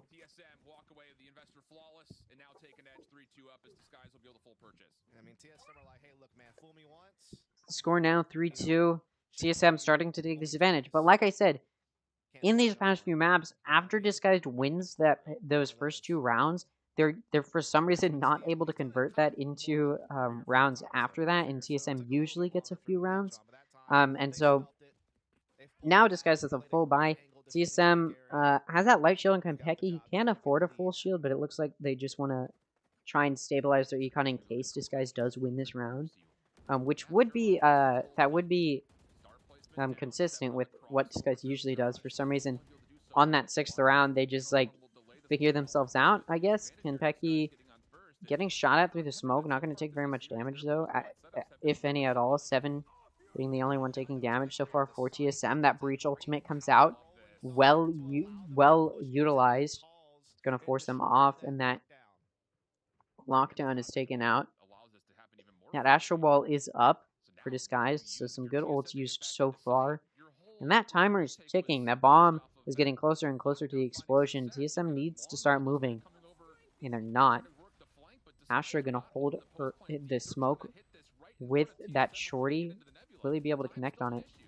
Able to shoot it, but not going to take anybody out with it. Clear and Ziff each able to get a kill. Nature and Konpeki each able to get a kill. Clear able to get another kill. It's a 1v1 right now, but that spike is going off. Like I said, TSM needed to push a little bit faster than they did, so that spike goes off. Riku's still alive, not taking any damage. Even if the time was in TSM's favor, Riku probably would have been able to win that round. But like I said, consistent with what usually happens. On that 6th round, Disguise usually somehow, for some reason, just wins a round. So far, we're pretty much following the usual pattern where Disguise wins those first 2 rounds, isn't able to convert it into any more rounds for a little while. TSM's able to get their footing in their econ, and now Disguise starting to get their econ back. So we're just seeing what is usually consistent with these rounds. And again, Disguise had a much better defense on Ascent than they did on Haven. Obviously, this is a very attack-sided map. Or not a very attack-sided map, but it is Haven, so it is a little bit more of an attack-sided map than, just because there is 3 sites. But Haven is also not a super, it's not a super one-sided map. It's just if you want to give one side an advantage, it's probably going to be the attacking. Oh, Steel looking up, expecting Corey maybe to be on top, but he's not. Corey's going to find Steel, who's not looking where he is. Now Disguise going to be able to... They're going to start rotating towards A. That pick on B isn't going to give TSM any confidence anywhere. Ooh, that's Riku is spotted in mid through Garage. Not very much damage done to Riku, but Riku is able to do quite a bit of damage to Corey, which is really, really good for Disguise. Now that Plant's going off on A, two are near A. Nobody's on A. And Riku is still mid, looking at B, hoping to maybe get a pick through B, but nobody's rotating through B.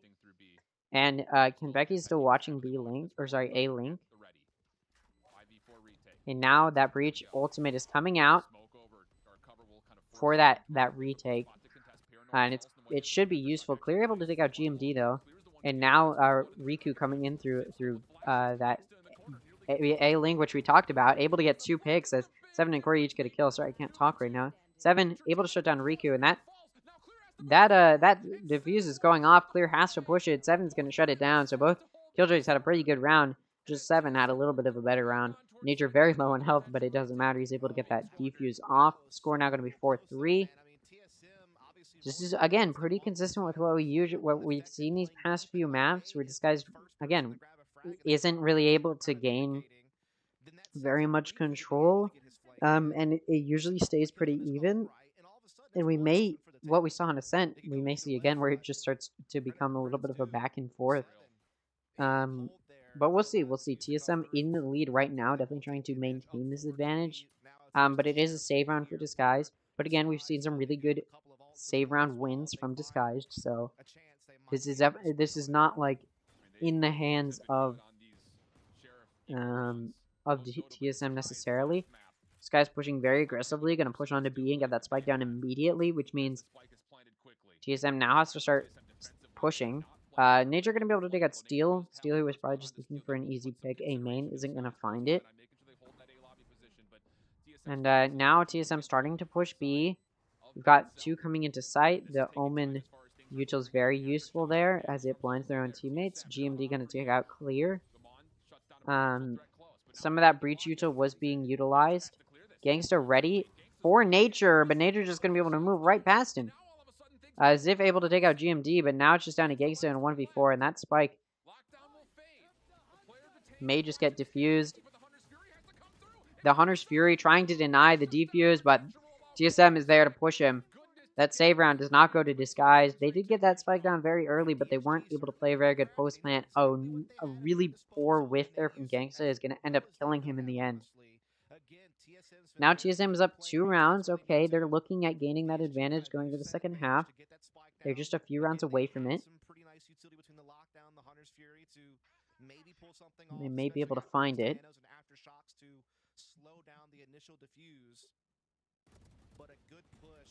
So far, very well played from both teams, but TSM has just been able to.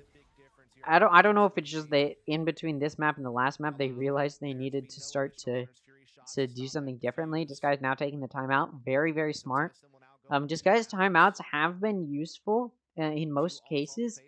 At least in gaining 1 round afterwards. In the previous map, Disguise used their timeout and then won the map. Prevented that overtime. So it definitely could be useful here as well to give Disguise. They're definitely looking at trying to get 3 rounds in a row and then maybe even 4. That's what they're looking for. And now they're on a bye round, so it's possible now that they're using this timeout that they could get a few rounds off of it. TSM usually pretty they like to conserve their timeouts. And their timeouts are usually pretty useful as well, so maybe if Disguise is able to win this round, TSM may just use theirs. We'll see though. Disguise looking at a mid push, it looks like clearing garage. There's no Killjoy util in garage other than Killjoy and the turret. So Clear pushing it may be able to get some good vision. 7 just holding it. That turret gets taken out, and now 7's pushing it. Nature is going to use that Hunter's Fury to try and get a kill. Not going to be able to. 7 going to take out Clear, though. Peeking out of garage, so now player advantage is in the hands of TSM. Not looking great for Disguise. Now Steel's already over on A. He likes to play A. And I think TSM should know that by now. You do see them sort of watching it. So Disguise is coming in.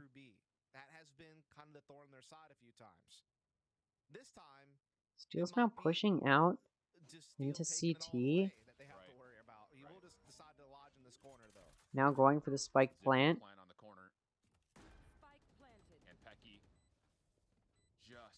Spike is down, so now TSM needs to start pushing. Nature's Heaven, but that's being watched.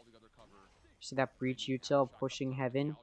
Is going to keep TSM a little bit far back. There are 3 coming in through Heaven, so it's good to utilize that util and keep them off of Heaven. Steel going to be able to take out Kentucky, who is pushing through CT.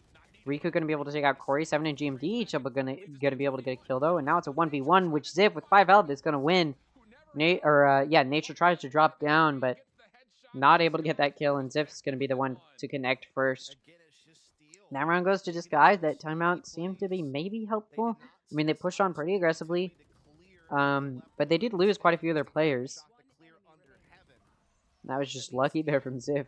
I think if Nature had just a little bit more time to get down, maybe he would have survived that, but he didn't. Econ, TSM does lose quite a few of their players, even on rounds that they win, so their Econ's not great right now.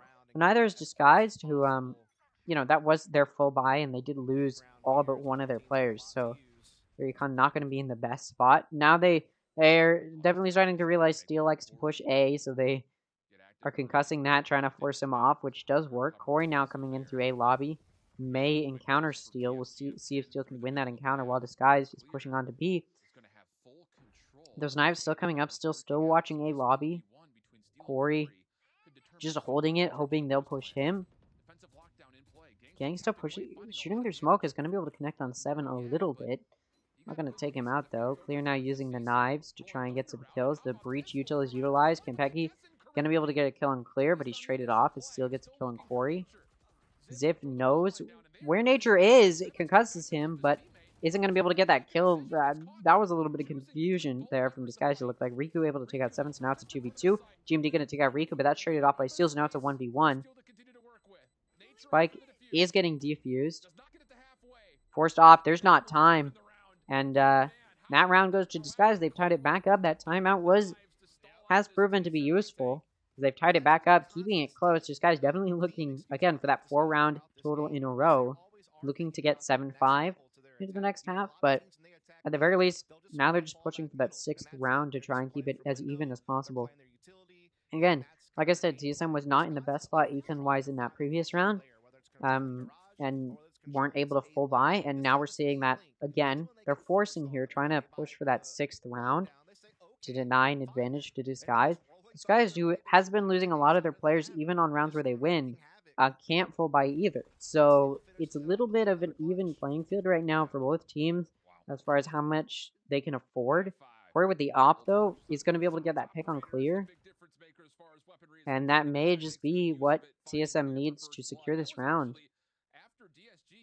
We'll see. 7 is getting pushed by Riku, though, so an early pick from Disguised over on Garage.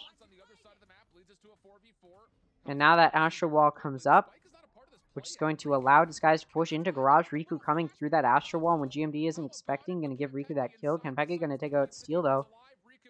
No, Riku's going to have to deal with the Operator. Gangsta going to take out Kenpeki, who was on site. Riku going to be able to take out Nature, for some reason assuming Riku wasn't there. So now it's just down to Corey at the Operator. Would like to save it. Disguise would like to deny it, but deciding to play it safe. Good call from the IGL there. Don't want to risk losing guns when you already are down on Econ. So going into this next round, which Disguise is going to take this round win, which means Disguise now pushing for that 7th round. The last round of the half, TSM's not going to be able to full buy. I mean, they're going to have the Operator on Corey, which will be useful, but no full buy, and I believe Disguise has some ults. I mean, they've got the lockdown on Riku. We'll see. I don't know exactly what other ults they have, as that Spike comes to a conclusion, ending that round in favor of Disguise. So now Disguise has secured at least half of the half, which means they're not going to have the disadvantage going into the next half. TSM would like to keep it close, but they're going to have to force here, and they don't have guns. They're not going to have that good of an econ because they forced the previous round and it didn't work out for them.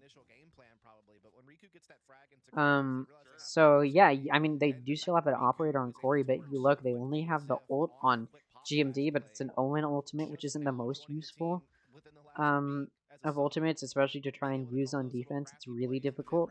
And meanwhile, Riku has the lockdown, which positioning in mid, definitely going to try and get into a position where they can use it, maybe in Garage. But it looks like Disguise is actually now going to be backing up. They grab that orb. And now they're going to back up. Still going to continue to hold C long, though. While Disguise is pushing in through mid. Maybe they're going for that Garage. But also could be going for that B. Again, they do still have that lockdown to utilize. It's just a matter of getting Riku in a place where he can use it. They're trying to challenge this Garage, but none of TSM is going to push out there. A smart move from TSM to just play back. pressuring Garage, pressuring B. They've been able to get. And now that lockdown comes out. Now that lockdown comes out from Riku. Really solidify the threat of the B hit.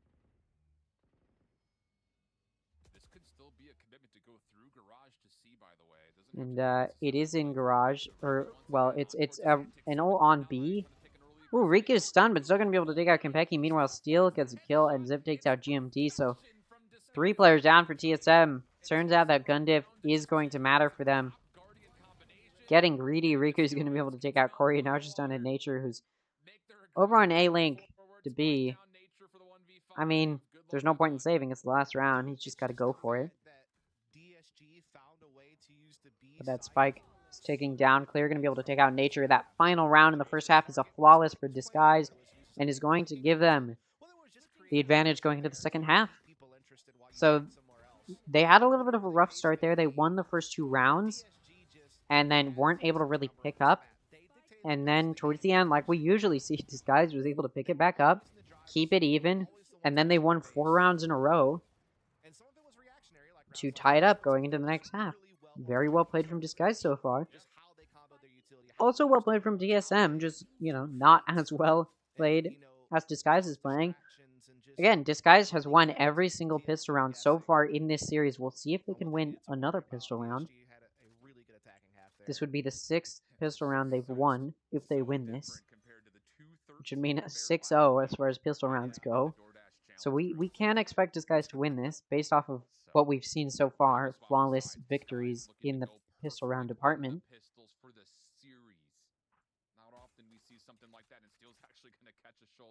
Nature does take a little bit of damage early on, but it's only 18. It's nothing big, but on a pistol round, that's a good percentage of your health. So TSM a little bit worse off here, but not horrible. Riku holding Garage, not going to be able to find a pick. Ooh, the Astra Util is going to be good at denying TSM's push into Garage. Not really much damage is going to be exchanged from either side. Clear does have vision long and sees at least 1 or 2 there.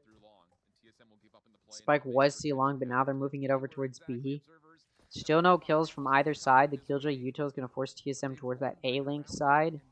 And now they're running from B towards A. Maybe, no, that Spike's going down. They're just trying to play aggressive. Clear able to get that pick. Oh, 7 going to take out Clear, though. Riku and GMD having a face-off, which Riku's going to win. So it's a 3v4, TSM down a player. Another really good pistol round so far from Disguise. Ziff going to take out Corey while Konpeki takes out Riku. Gangsta going to take out 7. Konpeki going to take out Gangsta. It's a 1v2 for Konpeki, who gets flashed.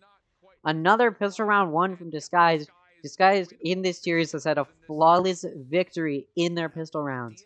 Not a single pistol round 1 from TSM in this series. A little bit of a weird record to have, but the first team to go to 3 series in Challengers and have won every pistol round so far in this series. Very, very well played from Disguised, and clearly those pistol rounds are useful for Disguised as they've won the majority of rounds, especially in this game so far. They had the 2-round advantage going into this half, and TSM needed to win that pistol round in order to close that gap, but they haven't been able to, which means Disguise is going to take even more of an advantage going into this half. Again, though, they usually win these first 2 rounds and then start to perform a little bit poorly moving after the first 2 rounds. So we'll see how it goes. Still going to be there to take out Corey. The Bulldog difference is going to be what matters. Riku going to try and connect. Not going to be able to. 7's going to be the one to take him out. While Zip gets 3 kills with the Spectre. Pulling out the Ghost. Going to take out Konpeki for a 4K for Zip. Well played. Ace stolen by Steel, unfortunately for them. But yeah, a really nice round from Disguise. Not a flawless victory, but most of their players survived. So a little bit of econ damage done by TSM, but not enough for it to really impact Disguise very much. Of course, they save here, take the bonus, while TSM is going to force and full buy. So TSM should take this round. And like I've said, after those first 2 rounds, TSM usually is able to gain some grounds. So maybe they can do that here. Usually they get on a little bit of a win streak. We'll see if Disguise can try and break that pattern this time around. Corey Looks like it's going to be a long, or sorry, an A push. 3 coming in through long. Early pick there from Nature, going to take out Ziff. Gangsta also on site, going to get taken out by Corey. The flank going to be taken out by 7. Meanwhile, Corey takes out Steel. Riku, the other one, coming on the flank, going to get taken out by GMD. A flawless round from TSM. All Disguise is trying to do when you have worse guns is just do some econ damage, and they weren't able to do it. Which means now Disguise is going to full buy here, but not going to be able to really combat the full buy from TSM.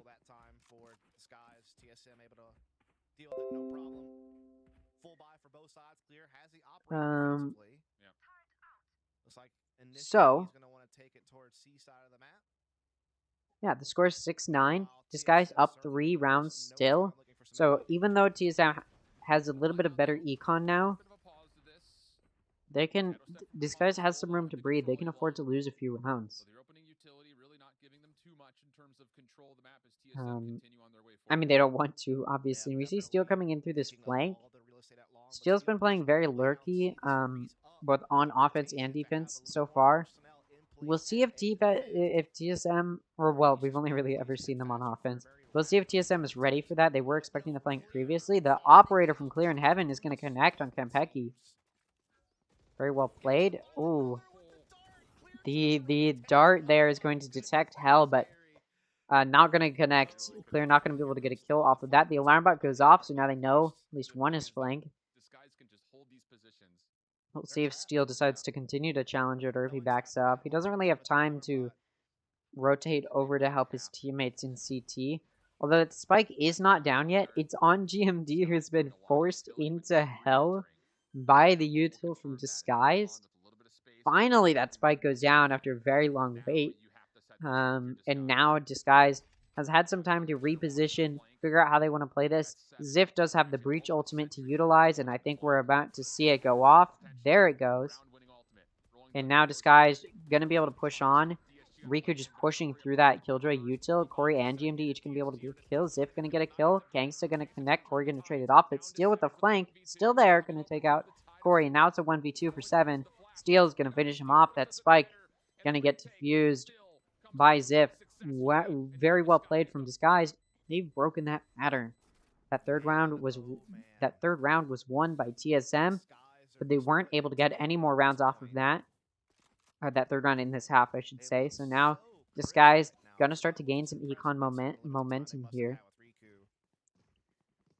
So very, very well played so far from Disguised. I'm honestly very, very impressed. Like I said, going into this series, I thought it was going to be a victory for TSM, 2-0, possibly 2-1, but it's looking like Disguise may be able to win here. Not that it's over for TSM. They do still have a chance here. It's just a very uphill battle for them now that Disguise has such a big advantage in this half. Clear with the operator, pushing very aggressively out mid, not looking at window at all. His teammates are covering that.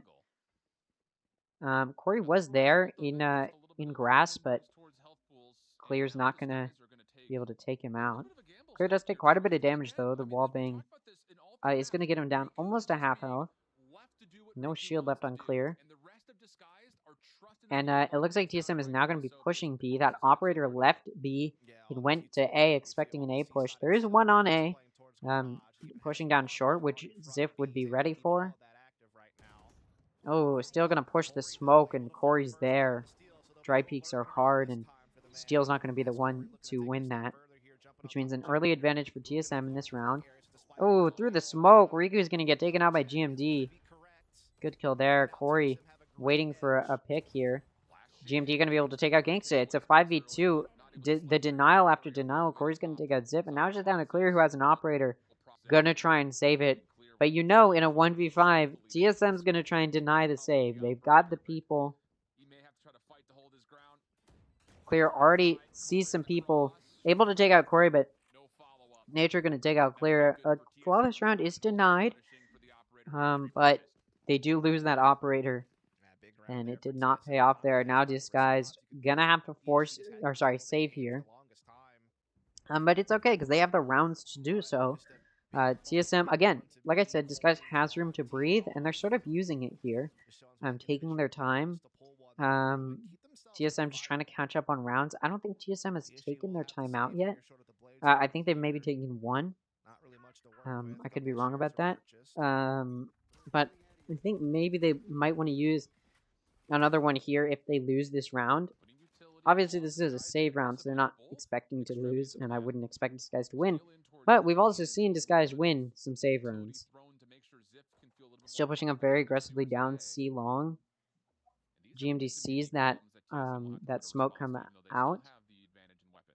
Yeah, they've certainly been denied a lot of map control early here. They haven't been able to get anything Now, towards a lobby. They haven't been TSM able to still really get pushing out out the C mid long, barrage. and Steel very much waiting for it. Oh, peeks out, gets some vision. Nobody's going to take him out, so now Disguise knows there's a few C, and TSM just wants to back up off of that contact.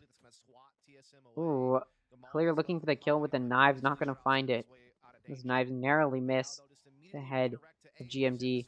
Ziv watching short, gonna do a little bit of damage to 7, but it's not gonna kill him or do anything really that meaningful. And then the concuss comes out from Ziff, but it's countered by the concuss from Konpeki, which is going to hit him. Corey able to take out Konpeki and also Gangsta as Gangsta tries to push through CT. 2 Heaven right now, 1 coming in through flank is a 3v5. Nature ready for the flank from Steel, but he's gonna miss it. And now it's just Clear coming in through Heaven. 7 gonna take him out. Not to say 7 isn't low on health, he is. He's at 50 health now. Those knives did connect, but not on his head. Narrowly missed it. Honestly looked like it was going for his head. Corey gonna take out Steel, but Riku gonna be able to get a pick on 7. A save round, a little bit of damage done. Not very much at all, though. Corey gonna finish off Riku. So 1 player down for TSM. Not a great, not great econ damage done from Disguised, but it was a save, which means they're gonna be able to buy this round. So far we've seen Disguised play pretty decently. TSM just not really able to. I mean, they're starting to come back a little bit, but we always see that where Disguise wins the first few rounds, and then TSM's able to sort of just find their footing. I do think if Disguise loses this buy round, though, they use their second timeout. So we do see Steel holding C again. Killjoy Util is going to go down. Steel going to be able to push through the smoke and take out GMD. 7 going to take out Steel. Meanwhile, Riku takes out Konpeki, and Nature trades that off, so it's a 3v3 right now. We've got TSM who pushed through Garage, now completely on site, and that lockdown comes out. Clear, going to get spotted in Garage, able to take out Corey before he's traded off, so it's a 2v2, lots of trades going off from either team. And then that tanker Killjoy is going to force Disguised off into CT. Spike planted for long. Time's running out. This guy has to push. Dart comes off. It's going to clear sight. They know they're probably long. They do have the util. They know where one of Disguised is. Spike is tapped. We're just going to hold it. 7 going to be able to take up with Zip and Gangsta, though. And now, like I said, I think Disguised is going to want to take their timeout here. Off of that loss on a full buy. Maybe time. I believe they have 1 remaining. I could be wrong about that. I'm pretty bad at keeping track of that stuff. But yeah, another save round here for Disguise. Again, Disguise wins a few of their save rounds sometimes. But so far, I don't think they've been able to win any save rounds on this. I think they won one save round.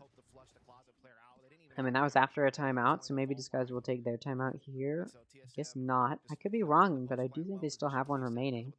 I guess maybe they'll wait until it's a full buy round.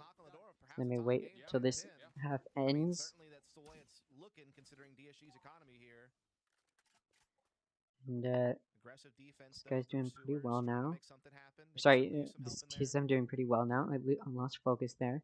3 of Disguise are positioned on A. Most of them, actually pretty much all of them, near short. Corey going to be able to take out Riku, who was short. They're not expecting another one there, but Clear is spotted, so Clear's just going to dash over. Still going to challenge short, though, with that Sheriff. Still does have a gun. They did sort of force and save here. Weirdly, GMD takes out Clear. Oh, and Steel's going to get taken out on B. So now it's a 5v2. 2 players left for Disguised. Gangs are going to be able to get that kill with the Stinger, but just going to get traded off by Nature. So it's a 4v1. Again, on a save round, you're just trying to do econ damage. Ziv was able to pick up that Phantom from Steel over on B, which means he does have a gun to use. But it is a save, so there's really no point in saving your gun here. Gonna push Kampeki, not expecting Kampeki to be up, but that's where Kampeki is. Kampeki's gonna be able to take a Ziff out. Score is now 10-10. And Disguise has lost the advantage completely, and I do expect them to take their timeout now that they're moving into a bye round. Which I believe that is what we're seeing here. Final timeout for Disguise. TSM has yet to use a timeout in this map, and we've honestly seen them be pretty like conservatory with them. For whatever reason, TSM just doesn't like using them. Maybe they just feel like if they're using it, it's a sign of weakness or something. But Disguise timeout in the previous half was useful, and it gave them a 4-round win streak. So hopefully for Disguise, they'll be able to use this timeout here. Again, I'm not really sure why TSM hasn't used their timeouts at all. I mean, they've been able to keep it even, so they haven't needed it. But you do have to wonder why they're so conservatory with it. We'll see, though. As this timeout comes to a close, Disguise gonna be on a bye round, looking for some wins here off of this timeout.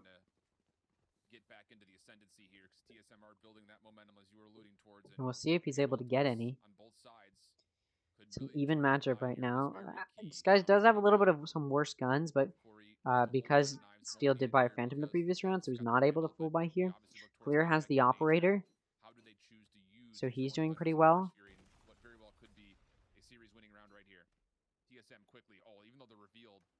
And we'll see if he's able to get a pick with it. We'll see if it was a worthwhile purchase. And then that Breach Util comes out. Clear's going to be exposed. Corey going to be able to take him out. Not well played at all from Disguise there. Off of that timeout, you do wonder why they pushed out so aggressively when they knew that Breach Util was there, or that Breach Ultimate was there, and that Ultimate was a very real threat.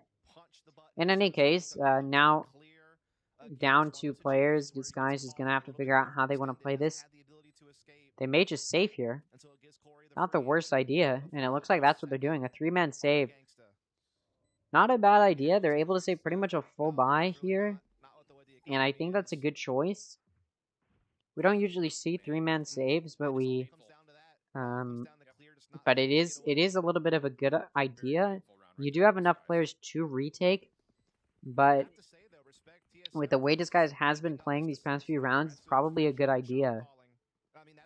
And TSM looking to deny it. Not going to be able to. It's still going to be able to take out Corey, in fact.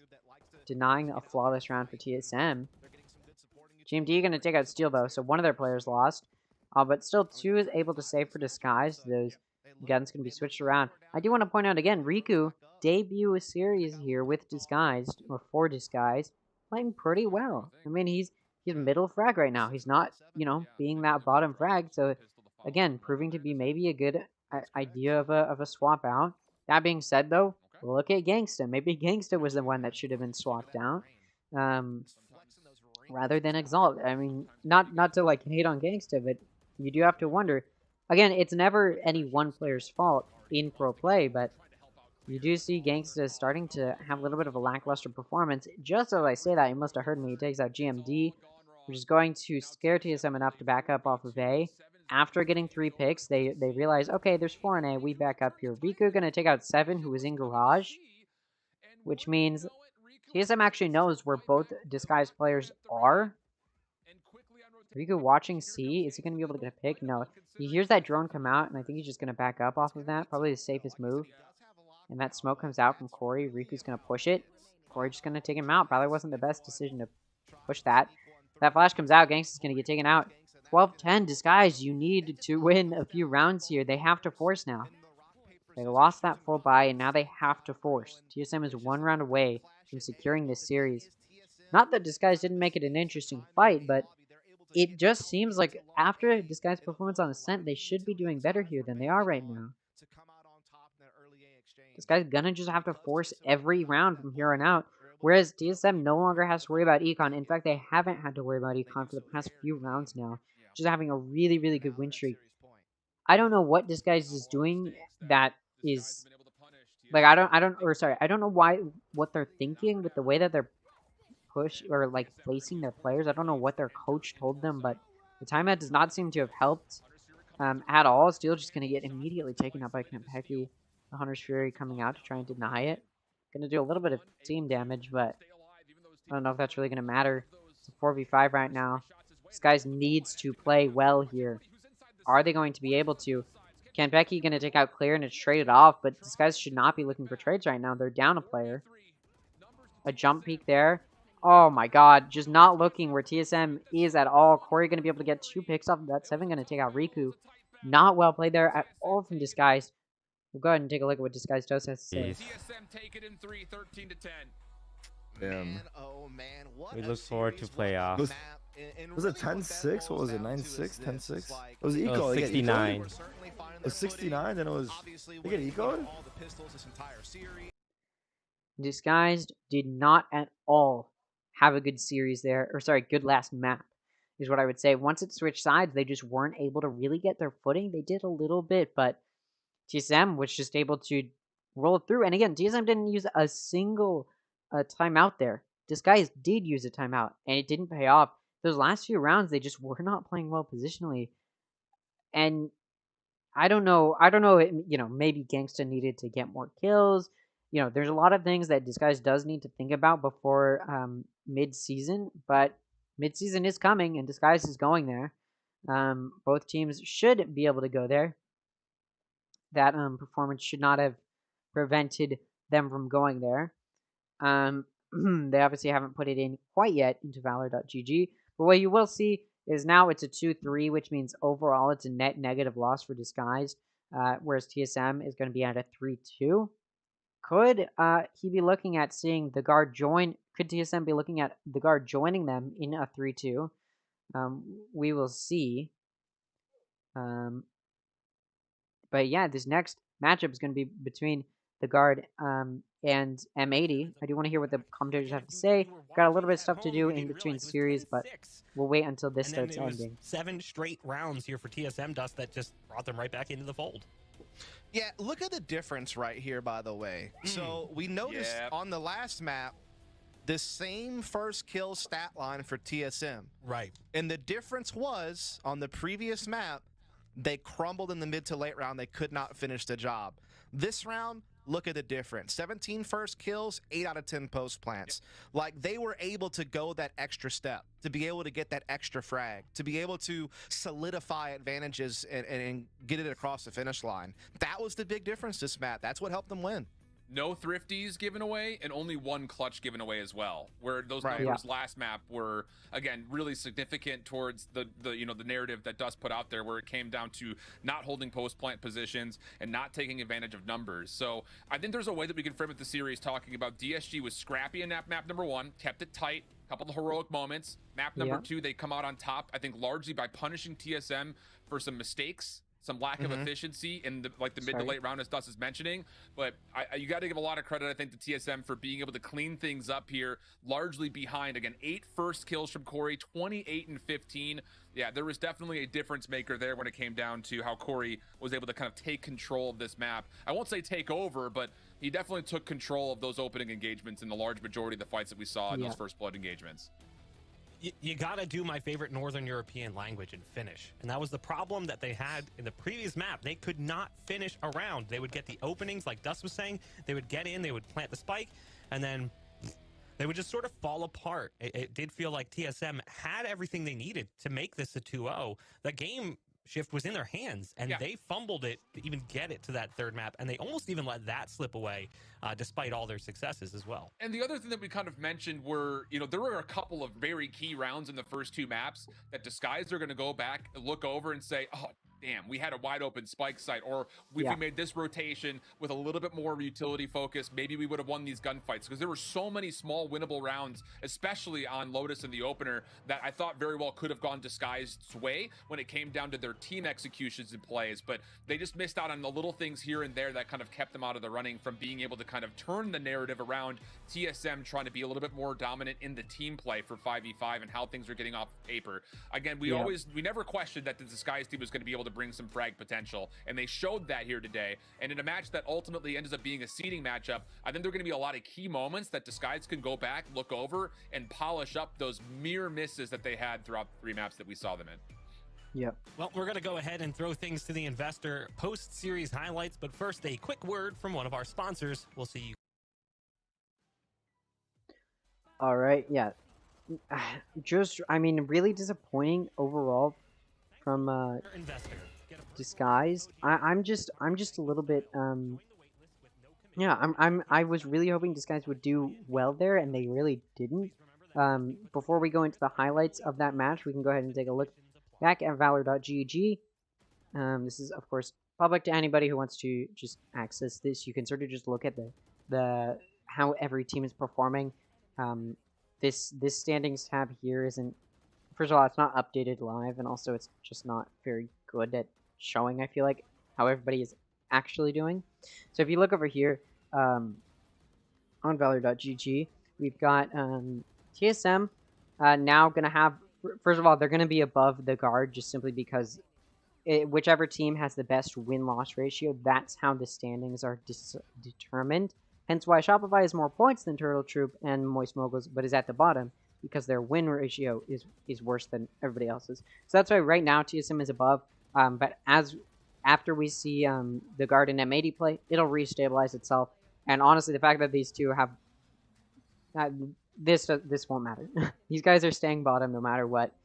Especially, I was sort of thinking, maybe there's a chance if Disguise just gets absolutely rolled over by TSM, they'll end up there. There's a chance they could maybe end up down here, but they didn't. They performed very, very well, which means even if Mad Lions performs as good as possible, 13-0s, both games against, or both maps against OR, or 2 maps in a row against OR, I should say. Even if that is what happens, Disguised still will qualify for mid-season. There's no way Mad Lions has a chance of qualifying. They're staying bottom right now. There's really no point in worrying about it going any other direction. Yeah, so a little bit disappointing from Disguise, but again, they're going to qualify for mid-season. Now they just have to figure out how they're going to play in mid-season any better than they just did against TSM. Because, again, it's going to be against more teams than just TSM now. And, yeah, I'm not impressed with Disguise, but also, if you like Disguise, you shouldn't be worried. We do have to sort of think about, and this, of course, will become more apparent after this week. But obviously, this is Split 1 is mostly for points. That's what everything is for. It's for points to determine who's going to the playoffs. And so, Disguised is not going to be above TSM now, and they could honestly earn really low amount of points depending on how well Group A performs this week. But of course, that's something we don't really have to worry about right now. We'll have to wait until tomorrow and Friday to start to see how Group A performs before Disguise just to start worrying about how many points they're going to earn. But if you're worried about mid-season qualification, Disguise is going to qualify. And now let's go ahead and talk about this next matchup: M80 versus the Guard. Or actually, no. Sorry. Let's look at the highlights first, and then we'll go to M80 versus the Guard. Go ahead, and looks like there's only one clip. Here. Oh, and then through the wall, 7 gets more, but Clear puts together the double. Now towards the site they go. Clear! Oh! Still one more to get for the ace. This will be a 1v3 as well on top of that. Come on, then a little bit of trouble. Dark cover will allow him a chance maybe to get on towards the site. The dash will expire. There's the toggle on the shoulder. Has to check for it, but time's becoming a problem, and Clear will get the... That was a very well played ace from Clear, but doesn't really matter how many aces you get if your team doesn't win, and TSM does win that matchup. Again, disappointing from Disguise, but now we'll go ahead and move forward and talk about this next matchup, which is the Guard versus M80. This is going to be one of the more interesting matchups. Let me change the title to the Guard versus M80. Again, this is going to be one of the more interesting matchups because these are two of the top competing teams right now in Challengers. I mean, just look at M80. flawless. So they're looking to flawless their entire run in Split 1. And honestly, they probably want to continue to not lose any matches in all of Challengers. Um, Obviously, it'll prove difficult. And this, if there's a match that is going to give M80, that could stop this flawless run from M80, this sweep from M80. If there's a matchup that could do it, it's the guard versus M80. Although, like I've said, I do think the win is going to go to M80 here. I think they're going to do the mid game interview. So I'll go ahead and take a listen. On a big win that put you guys at a huge record, a 4-1 record that I honestly didn't think was going to happen based on how the season started. Yeah, I mean the 4-1's huge for us, especially for MSI, right? For the seeding, especially because most teams are going to be 3-2, so this 4-1 is definitely huge for us. And obviously, I'm very happy with the results. I mean, I haven't lost yet, so. Yeah, that's true. You're technically undefeated. When you joined the roster just a few weeks ago, did you expect this? Was this your anticipation? That's a good question. I mean, I expected to win, of course, right? I'm very confident in my own capabilities, and I think when I was trying out for this team, I knew everyone on this team was like really good individually. I'm sure if we like put all the pieces together, make us all like work in cohesion, I'm not surprised that we won every game, to be honest.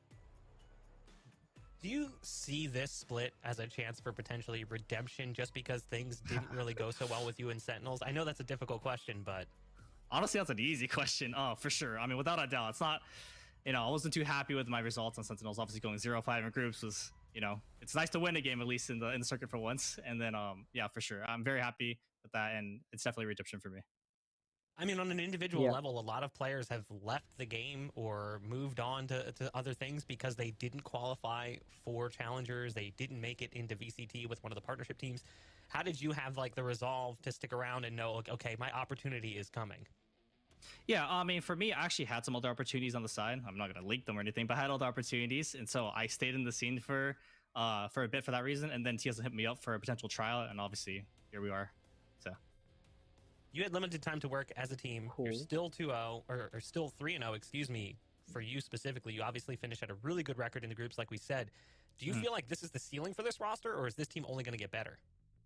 I mean, for sure we can get better. I mean, our game was kind of sloppy, to be honest, at least in my opinion.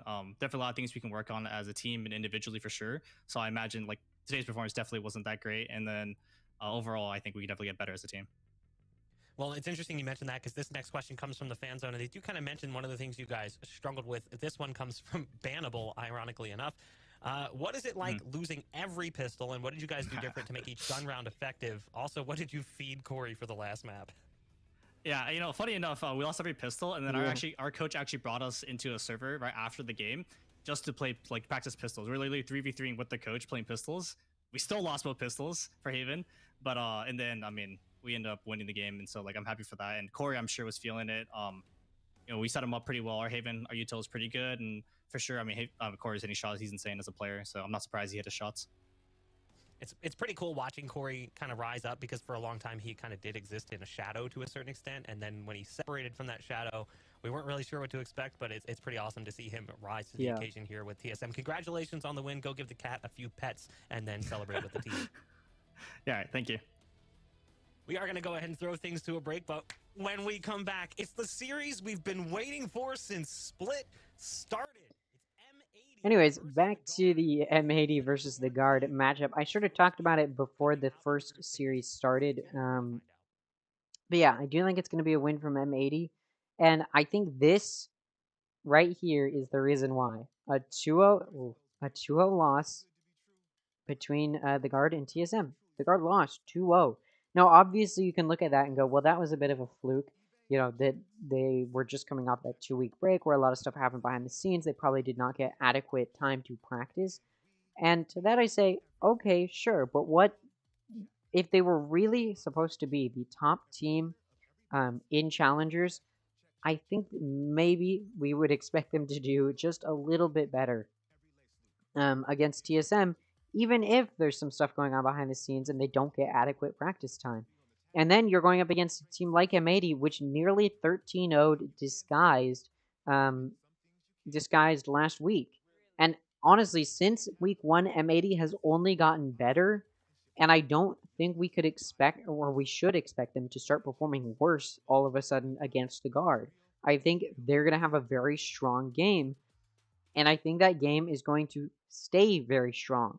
I think M80 will prove themselves to be a difficult team to beat. Period. In challengers, they've only lost a single map to OR Esports, and that was the first week. And like I said, since the first week, M80 has only gotten better. And so, as far as how I expect them to perform overall, I don't think M80 has a single chance of losing another. Honestly, I would not be surprised, and there could be some sort of upset, or um, or some big change in the expectations. But I'll full cam this while the robot goes back to its station. But yeah, I don't think there's going to be any change in between or in how M80 performs. I think they're only going to get more solid as time goes by.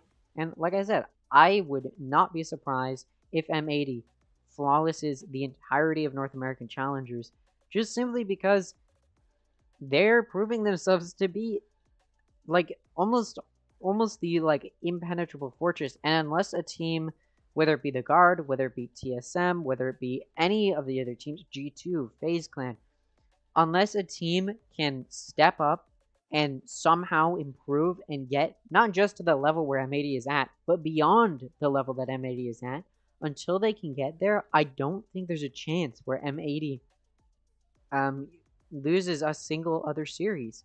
I think they will continue to dominate. And again, I don't know if anybody's going to be able to stop that.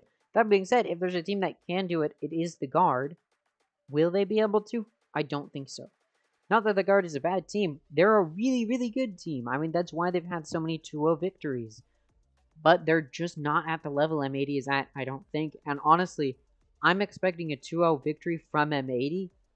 It's definitely possible the Guard gets a map up on M80, but a single map is not enough. I do think M80 is going to 2-0, and if not a 2-0, then probably a 2-1 victory over the Guard.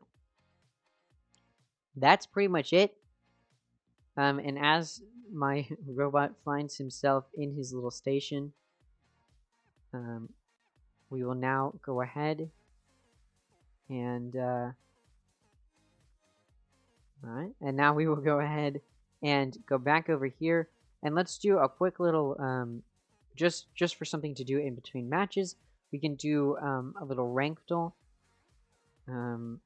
just because, I mean, what else is there to do? Come here.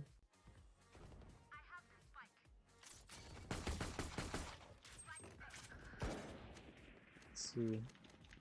Come aí, come aí, come aí, come aí.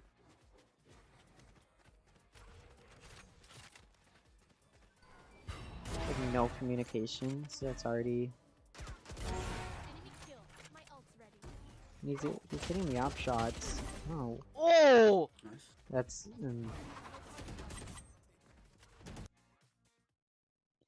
that's like silver or gold. It's either silver or gold, but I'm leaning more towards silver. That is not plat. That is not plat gameplay. There's no way. There's no way that's plat. Dude, they whiffed so hard. Whatever. Okay. You know what? Fine. Alright. Good kill.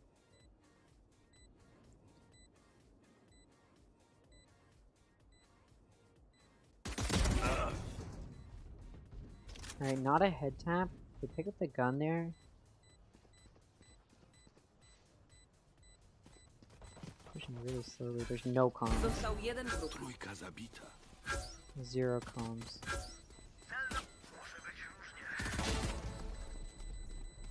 I mean, zero comms is like... Nice. Good job. It's like gold. Bronze? He hit too many headshots to be bronze. Alright, I've fallen off. I used to be so good at this. What the heck happened? Save 2 FPS.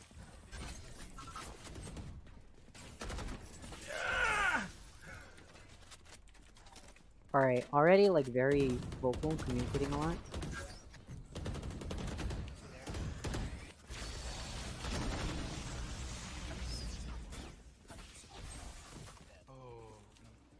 Alright, this is high rank. This is like above flat for sure.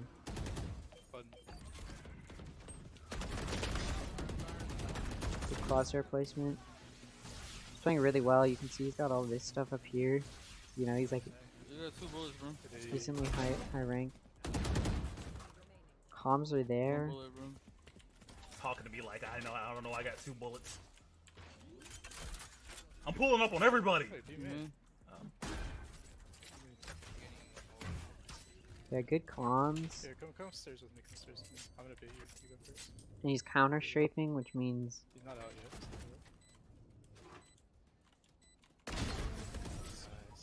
yeah, I'd say immortal. Oh, I was so close. I mean, yeah. He was whiffing maybe just a bit too much to be immortal. Well, that's that. We'll go to like a short little intermission. I need to go get some water and use the bathroom, so I will go ahead and put that up, play some music. You can look at the robot, although it looks like he's just like chilling. I will go ahead, do this, turn the music up a little bit.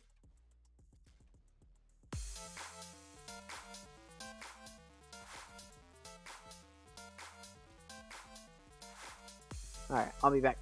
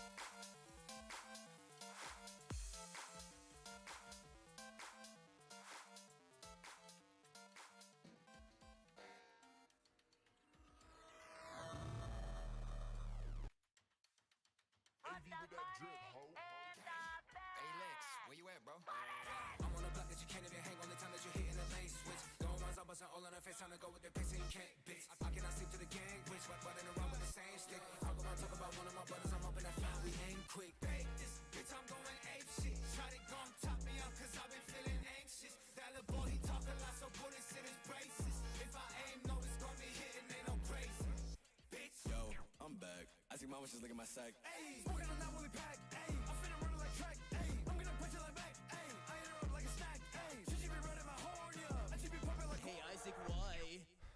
What pack god? Why the fuck were you born? I'm smoking a pack. I told her they gotta get back. I'm running them out of the trap. I'm told her they crack. Now what they heads gonna splash. Shout out to Larry, my slack. Is that it can't be doing crack? It really be whack. I'm making supper and I'm smoking like gas. Yo, my nickname say Tory, cause I'm hitting that bitch with a bat. Eating that bitch, that pasta, rolling that funny, be stealing my clothes. The cheddar bitch rolling, rolling, and looking at Cuban as well. Trying to see your motherfucking trap. Now you trap that like you in the face. I'm like, we really doing this? It's me and Larry and Willie. Why you trying to test me, boy? I know we ain't new to this. Yo, morality, cause of fatalities. I'm on a killer spree. You ain't gonna ruin it. They call me pack when I'm in the VC. Ain't nobody speaking either. I'm airing it. I got a 50 round drum and I'm sharing it. I got your red on my body, I'm wearing it. We got the game that is what we declaring it. Buy you a casket and lands preparing it. I'm in the pants, sit you as a vegetable. Fuck up my face when you dripping this red. I keep the defense on me like a sentinel. On Mars, they like they Mr. Incredible beat. I'm feeling fucking incredible beat. I'm obviously this a medical quick. They just ain't never was ready with it. Soft Willie, why you been like a dick? Soft Willie, why you been like a bitch? Soft Willie, why you been like a bitch? Hold on, send me a second. It's Barack Obama and I'm fucking snapping on the strap. So Soft Willie's father to bring that ass back. Hey, young gay. Yo, what's up? You could gargle on the sack. I'm in the fucking Oval Office and I'm smoking on that money. Like if you don't shut your stupid milkshake, stick and bake, cheesy fish stick truck.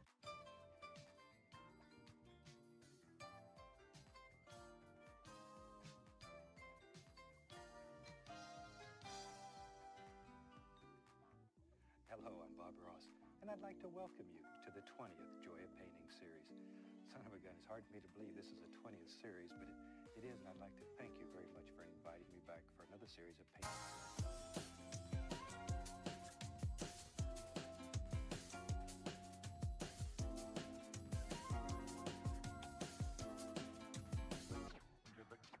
Once was a killer and I got a bunch of clips. Run up in your shit, gonna let you take a dip in my evil fantasy. Won't you run and come with me to the deep, deep part of more than you can see? I'm a ghost, I'm a demon, and I'm seeking when you're dreaming for a new cause. Hit the pause, looking for a new job. Break it with the bed while your pussy's trying to slay on the Freddy main. Fuck the game, looking for a new bang. Oh shit, what the hell you talking about, bitch? It's the new way, Freddy main, about to make a separate lane. Oh my god, you's a bitch, motherfucker.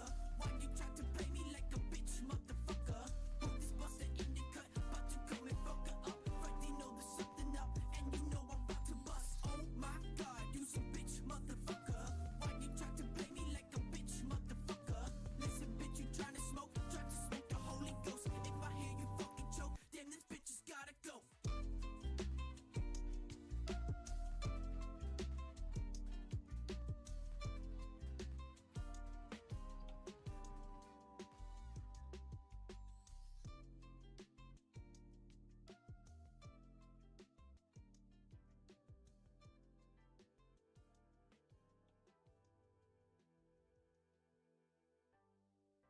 It's getting hard to remember all the ways that I failed. When it comes down to women, I never will prevail. Cause it is hard just to see them as people that I can trust. I never act like myself, I always fuck it up.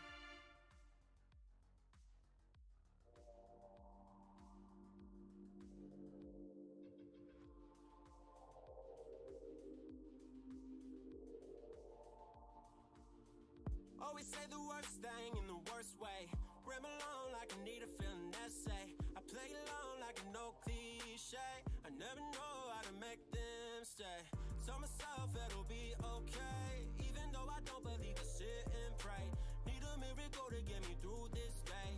Jesus, come and take me away. Ay, I fell in love with a bad bitch, maybe out of habit. So that I loved her on the second day to magic. Couldn't make out what she said back to me through laughing. Left me all alone in JC Penney's like a savage. What happened? I can never make it to a third day. Sit around and wonder how I'll ever get to home plate. Need to walk out and talk to women for my own sake. Never getting laid at this rate. Yeah, well maybe I'm too eager. Always trying way too hard to please her. Never give it.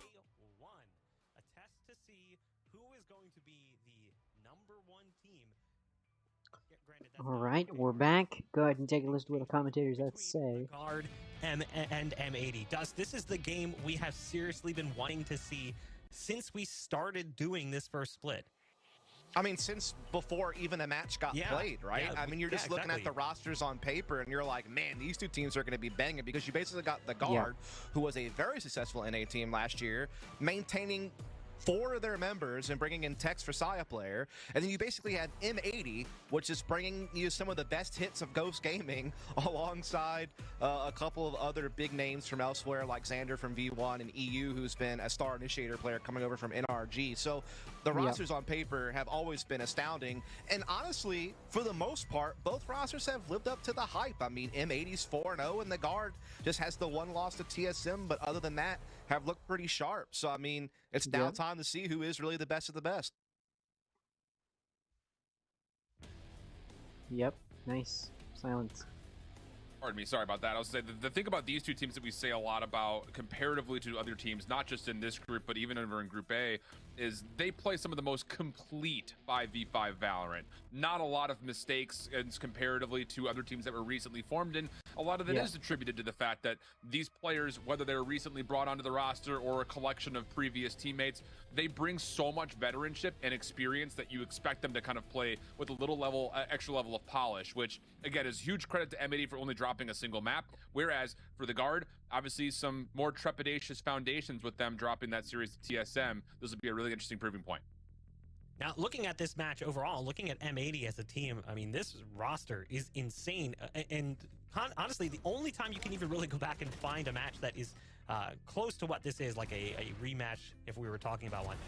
Ghost Gaming, which is most of the core for this roster, played against the Guard all the way back in May of last year during VCT Stage 2. And Ghost did find a win 2-1 over the Guard, who was experiencing a bit of a downturn coming off of their Masters appearance in Stage 1. But it was a 13-1 affair to start things off for Ghost Gaming, so you can kind of get an appreciation for how these teams match up, at least a little bit. It's obviously a big grain of salt on that one, but M80, if I'm being honest, this M80 roster dust looks better than that old Ghost Gaming roster. It is. They are a very complete team. I mean, you got Nismo continuing to play to his strengths as like a star flex player. You got EU coming in, being one of the best initiators in the league, if not in the region, and just so well-rounded. And we have a little bit of a tweet here coming at you. This is from Trick from Mad Lions, who says, has M80 ever lost a scrimmer game in their life? Every round is like getting shoved into a toilet. I imagine Trick does feel that way about really anybody, I would guess, since their team's 0-4. But I guess props to him for, shouting out M80. But he is right. M80 has never lost a game so far in this league. They're 4-0. I mean, they lost the map. But, yeah, Trick showing some love to the M80 squad, who has definitely been dominant, because it just kind of goes back to how well-rounded this team really is. We're going to show you a couple of their stars here in just a second as far as how the numbers lay down.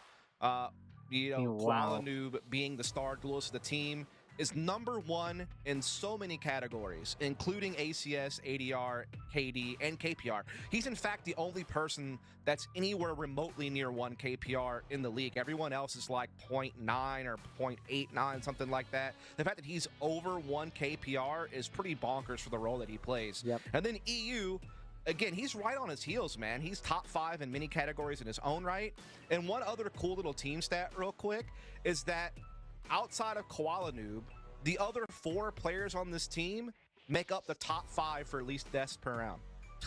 Yeah, it's kind of ridiculous. And the thing that I was going to kind of build off of that is that it's not just that Koala Noob is #1 in a lot of these categories. He's #1 by an absolute country mile. Like 283.7 ACS? That's stupid. The next closest, I think, is like 260. That's an unreal statistic. So not only does I think Trick feel the pain of the full 5-man force, find yourself in a 1v1 with Koala Noob, be lucky to come away the winner, because it doesn't happen all that often.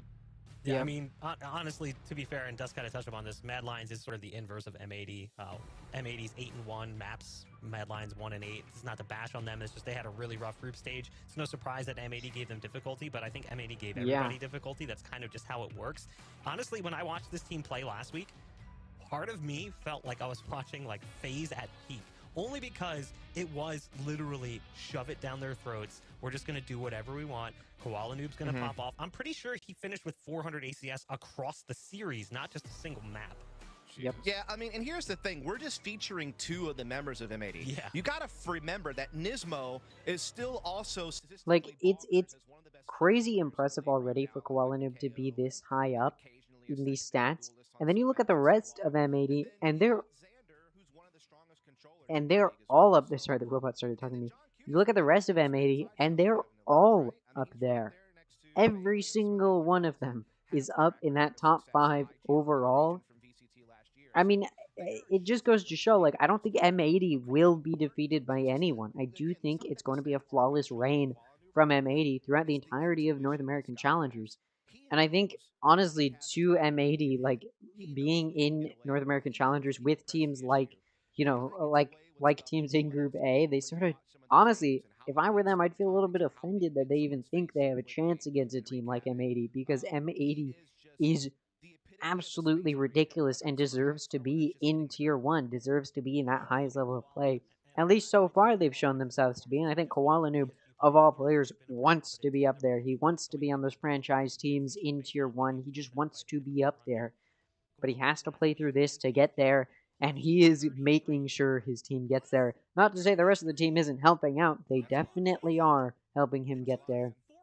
M80 is just, 413 kills it's just on such a the good team. entry I, level I leaderboard, honestly, like, guys. It was just a if there's a matter of team days that you before want to they bet clicked on, you want to bet on M80. intel It's a from top safe players bet to right make, here all at right? eye level. M80 Just is, wanted of to say course, clear the targets that team they've to got beat right dedicated now. I don't know. Again, I don't think a single other teams player in the partnership or program other team in North American Challengers will really come you can close to see beating them. what they bring to Again, the if there's a table. team that's going to The do it, it's the craziest thing to me guard. is that But I don't Nismo think they still will. I doesn't don't make think this the guard has a roster, chance. and it works out so well for them. Now, on the inverse of this conversation, we talk about this team and how statistically strong they are, how on an individual basis they can all pop off. We have one player who sits a little bit lower on the list, but it's not really important. The inverse is the guard. The guard feels like a team that works as a team. It's not a one-man show. Nobody's really carrying the torch. It's a collective group working towards one goal. Yeah. I mean, I'll say Trent does step a little bit out in front. Obviously, he's kind of the other star initiator player in the league next to EU, in my opinion. You know, certainly he was a guy who also probably could have found himself in the partnership league. I think he was definitely someone that got looked at for that. Very flexible player, very incredible player. But you're right, like the guard gets it from everywhere. Like Valen's actually probably one of the better fragging IGLs in the league. Obviously plays primarily a lot of controllers. I'd also say that Jonah P has kind of come into his own as a flex. And even Tex, you know, I was a little bit hesitant on him because when he played for NRG last year, until the chamber meta hit, he kind of struggled when he was playing Duelist. And I wondered about him coming into this league, you know, with chamber being nerfed, how would he fare? And honestly, he's starting to figure it out. Like, he's definitely been able to start filling the shoes that, say, a player left behind as we kind of take a little bit of a look at the highlight reel that is Trent. And some of those vulnerabilities, I think, were really noted on when we watched them play TSM, right? Like, there were some moments in there where, like, these little things were not quite going the way that we would have expected it. And that was, I think, you know, a combination of TSM playing some really clean Valorant and the guard getting kind of caught in, you know, the mud, so to speak, with some of the agents not quite hitting as hard as you would like to see them on different map combinations. So I think that's a really important point to kind of highlight Trent, because he would, I think, be the only one that could really maybe match up against Koala Noob in that kind of 1-for-1 battle that we're expecting. Yeah. You know, you talk about Trent's stats, though. What I was trying to point out, like you see, the rating 1.23. Jonah P is the lowest rated player on the guard at a 1.12. I think Trent is like 7th ranked. Jonah P's 15th. That kind of gives you an idea of how closely together these players are, because everyone else exists in the middle of that sandwich. It very much is similar to what M80 brings to the table, just a slightly different style of play. I don't expect the guard to run it down your throat and play this hyper-aggressive, super fast style of play, whereas I do feel like M80 can kind of flip the switch and play either style. They can play carefully, calculated. That's what we saw from them when they played as Ghost Gaming last stage. This core roster has that capability. Yep. But individually, like, they've just got so much strength that if they want to just go full Mad Dog Dust, they have the capabilities. Yeah, I would say that, like, these are probably two of the most complete teams strategically we have in the league. Like, for sure, hands down. Yeah. I think you're right. I think M80 do favor that faster pace play style more than the guard does. I think that's just more due to the nature of Koala Noob and like what he's comfortable doing and like playing to his strengths and kind of supporting around that, because you know that you have the closers in a Xander and things like that that can help mop things up later on in the round. But I Yeah. would say the guard can go that route too if they need to. Like they can have Trent go aggressive with Tex. Like they can, push the issue. I think both of these teams are very well rounded in being able to play like the slow, methodical map control style, but then hit you with a quick set piece that's really well orchestrated, that's really well drilled. Again, that's the advantage that these two teams have by having cores that go deep. Like they have that comfortability, they have that chemistry, they have already kind of plays in mind that they used to use in the past. They can kind of recycle and retool and kind of fit to where they need it to. So yeah, I think you're going to see hopefully one of the most complete games of Valorant that you could see in this league. Well, we have our own opinions, but the players have theirs as well. We had a chance to sit down with both teams and talk to them about the most anticipated match of this very first split. Let's take a look. All right. I'm interested. Piqued my interest.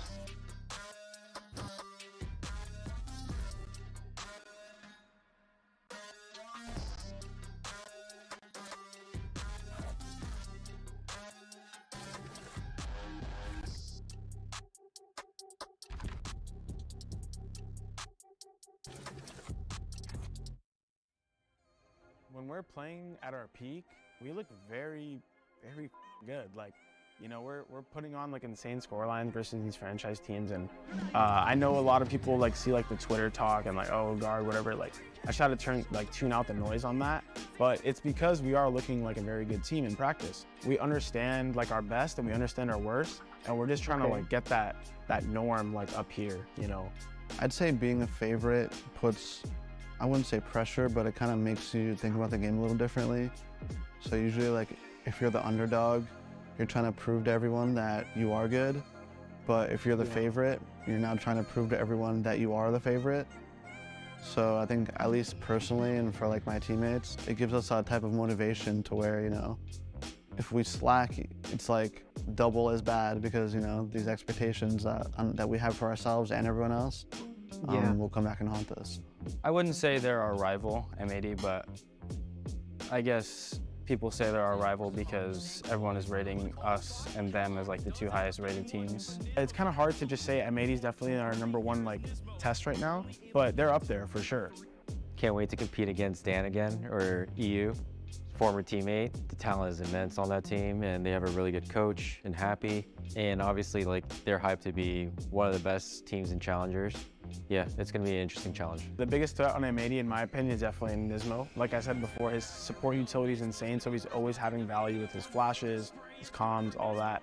I'd probably say the biggest threat would be Koala Noob, just by the way he plays. He's very risky. Make sure when you're playing that you're very diligent on the little things, or else they'll find a gap randomly and just like end the round for you. I think Koala Noob and Nismo definitely have the most potential to like solo carry a game, as long as we can shut those two down and not let the other three, take over their role, then I feel like we'll be chilling. Grudge match? Oh, I wouldn't say a grudge match this early, especially just being in like split 1. I kind of want to see like where this like rivalry takes us in a couple of months from now, especially if it's back and forth. Like, can't call it a rivalry if just one team is taking over, right? So we'll see how that goes later. Hopefully it lives up to the hype when the time comes. I'm sure everyone's going to be watching. A lot of tweets say M80 versus Guard. Everyone should just stop playing, like all that stuff. But yeah, I'm excited to play them. I think the match will show who is the best team in challengers. Do you guys think that's you? Yeah, I do think that's me. Wow. Or us. Not me. I love the confidence coming in from Trent there towards the end. Like, yeah, they think they're the better team of the two. Obviously, they had a stumble in the third week of the group stages, losing to TSM, but they've still been a really strong team. They've been a strong team since we saw them play last year. Consistency is key for the Guard. But man, I love what they're saying. This is the most anticipated series. Everyone's been telling them that. So it's not really a surprise that we're as fired up as we are. But let's go ahead and take a look at the maps, see where we're going to be heading, because that is of the utmost importance. As we kick things off, we'll be going to Ascent first. Then we'll be moving on over to Pearl, which is not entirely surprising. We've seen a lot of Pearl coming in, especially from M80. They played it as a pick and as an opponent's pick and had decent success. A little bit of misses there. They did lose that map to OR Esports earlier in the split. And then Haven is our decider. Yes.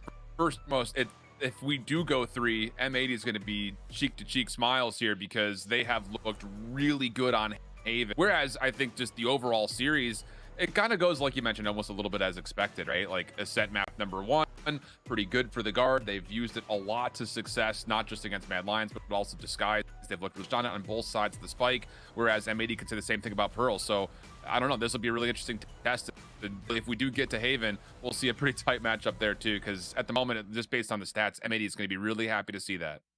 Yeah, I mean, if you look at the guard, just the core four, they haven't lost a map of Ascent since the middle of last year. Like, this team has been a consistent Ascent team for a very, very long time. And obviously, this year, they've done well on it, winning against Disguise and Mad Lions throughout the weeks. And also, they use it to great effect to help win the Ludwig Tarek Invitational by beating TSM and T1 throughout that process. So, yeah, no surprise there. Now, with M80, they're an interesting one because it's hard to read their map pool because they have such. Sorry about that. I was opening some mail. But yeah, looking just at these map picks, Ascent for the guard, very strong.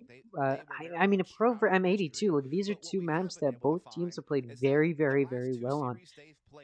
Haven as a decider is scary, especially if it goes there, because M80 nearly 13-0'd Disguised on Haven last week. So I don't think the guard is going to be feeling confident about that matchup. Interestingly, M80 banned Lotus. Maybe they just don't feel confident with their Lotus gameplay, confident enough to take out the guard on Lotus. To be fair, the guard did do pretty well on Lotus, if I remember correctly, against Mad Lions last week. But yeah, I mean, Ascent and Pearl are both strong maps for both teams. And I honestly think all of the maps could go either way. Go ahead and take a listen to what they have to say map again. jitter factor that could certainly have played a role in them losing that first map in that series to OR Esports. But outside of that, they've looked pretty much lights out. They've had a couple of close calls, but they've always walked away as victors. The real question for me, though, can they contain Koala? Because we've talked about how good this guard roster is, but I don't feel like Tex is necessarily of Koala level. So how is that matchup going to work out? Because Dust, I'm looking at that, the one-on-one essentially that we're going to see, and I'm worried that the guard is not going to be able to contain him. Ooh, I'm actually going to counter that. Maybe not like individually with just like the Tex versus Koala Noob head-to-head matchup, but I think the guard as a team and the chemistry that they have and the team play that they have, I don't think Koala Noob will as often be able to find these like little individual timings where he can just go off on his own and get a double kill right off the rip and like the round's already decided. Like, I think the guard is a team that is a little bit more composed and knows that that's coming and has protocols in place to handle it. So I think that while M80 probably still comes to this looking like the stronger team just from the eye test, I think they're going to have to work a little bit harder for their rounds. I don't think it's going to be like what happened against Disguise where Koala Noob just ran them down. Like, I think they're going to take a little bit more layers to be able to get it done. I think on top of that, this is not necessarily a map that you would expect against the guard to be able to allow him to pop like Dust is mentioning. We also got to keep in mind that a lot of the success that Koala had against Disguise came because of the great isolation we saw swapping from the Fade into the Viper. So I think to kind of neutralize Koala, I think the guard's going to have to just be really good at countering utility, especially from the defensive side, because otherwise I think Koala Noob may not be able to just go rogue and kind of take over the map on his own, but as an entry fragger, he could still find a lot of success with this newer composition that we've seen out of M80. Well, you talk about compositions. I believe it is time for the agent select for our very... All right, I'm very, very excited about this. Popcorn, this one's going to be a doozy. God damn it. Take it away. I'm excited about every matchup. I was excited about the previous matchup, but I am very, very excited. This is probably the most excited I'll ever be about any matchup. I'm going to say that every single matchup that happens, but just know this is the only one that it's actually true for. In any case, Koala Noob we see on that Jet, very, very scary. We see Jonah on KO, Xander on Astra, Tex on Jet, Nismo on KO, Trent on Sova, John Cutie on Breach, Valen on Omen, EU on Fade, and then Net on Killjoy. So some very different picks this time. Both teams have a KO and both teams have a Jet, and I believe that's where the differences stop. We've got a Fade for M80, as well as a Breach for M80 as far as initiators go. Whereas over on the guard, they've got Sova, and then instead of having another initiator, they've got Net on that Killjoy, and then Valen on Omen, and Xander on Astra are the difference in controllers there. So a difference in team comp and team roles for both teams. So that's a little bit interesting. We'll see if the double initiator for M80 is going to prove itself to be more beneficial than the Sentinel for the guard. We'll see how it goes, though. Of course, it is a Scent, so Fade and Sova are both solid choices, as well as KOs. And we do see that coming out. And by the way, sorry, I didn't mean double initiator for M80. I meant triple initiator for M80. The guard also has a double initiator, or already has two, I mean. Anyways, I'm going to stop talking. The guard looks like they're going to be testing mid, despite going down catwalk on Valen. And they're looking at it. We've also got two players, one watching A main, one watching B main. Mostly watching A main though. We see that Sova drone coming in to Garden and Tree. And an engagement there. Xander able to take out quite a bit of health on Tex. Ooh, EU trying to find an early pick. Not going to be able to find it. Destroys the KO knife before it can disable him, but it is going to force him to stop shooting there. Ooh, a nice fade. Util is going to give positional awareness onto where Tex is. John Cutie going to be able to get a double kill off of that. Trent going to take out Nismo. Koala then going to trade that off. So it's a 4v2. The guard not looking great here. Koala Noob with a wallbang headshot going to take out Valiant. And now it's just down to Net to pick up the spike, being watched by both EU and Koala Noob. It's going to wide peek it. Not going to take any damage. Not going to do any damage. Koala Noob is very low, but it is still a 1v4 regardless. And he's got a plant and he's going for it. M80 moving in the breach util coming out to try and push him off, and John Cutie is going to be able to kill him with that for a 3k from John Cutie, and now the spike is being diffused. Still the visual bug, you'd think they'd fix it by now, but... And they're being just a little bit toxic, with some DMing right early on here. Yeah, a really good first pistol round from M80. It's going to give them that early advantage, at least 2 rounds, and then... from there we'll see how it goes, but already M80 is going to have that round advantage. So not looking good for the guard starting off, but again, we're just 1 round in. So we'll see. And honestly, when you're looking at 2 very strong teams like this, you may not see 2 rounds won immediately off of that first pistol round. And you do see M80 a little bit fearful of that, almost is what it looks like, as they are saving some of their money. You see EU saving a lot of it, as Xander going to just jump out and get a kill on both Valen and Trent before getting taken out by Net. Nismo going to push out and get a kill on Jonah. So now it's just down to Net and Tex in a 2v4. Net going to be able to take out Nismo, bridging that gap a little bit. So now it's a 3v2. Koala coming for the flank. Tex is ready for it, though. Not going to be able to find the kill, though. Koala Noob's going to take out Tex. John Cutie going to take out Net. And that second round does go to M80. However, some good econ damage done from the guard. Should give the guard a pretty easy advantage here now. That they should be able to convert into a round win. So this third round should go to the guard. And all M80 is going to be looking to do is some econ damage. They're just going to hold on to the guns they had from the previous round. Maybe get a light or full shield here. And then try to do as much econ damage as possible to the guard, who is going to full buy here, or at least force. Tech's not going to be able to full buy. Already, Koala Noob having a decent game. You see the guard pushing up mid.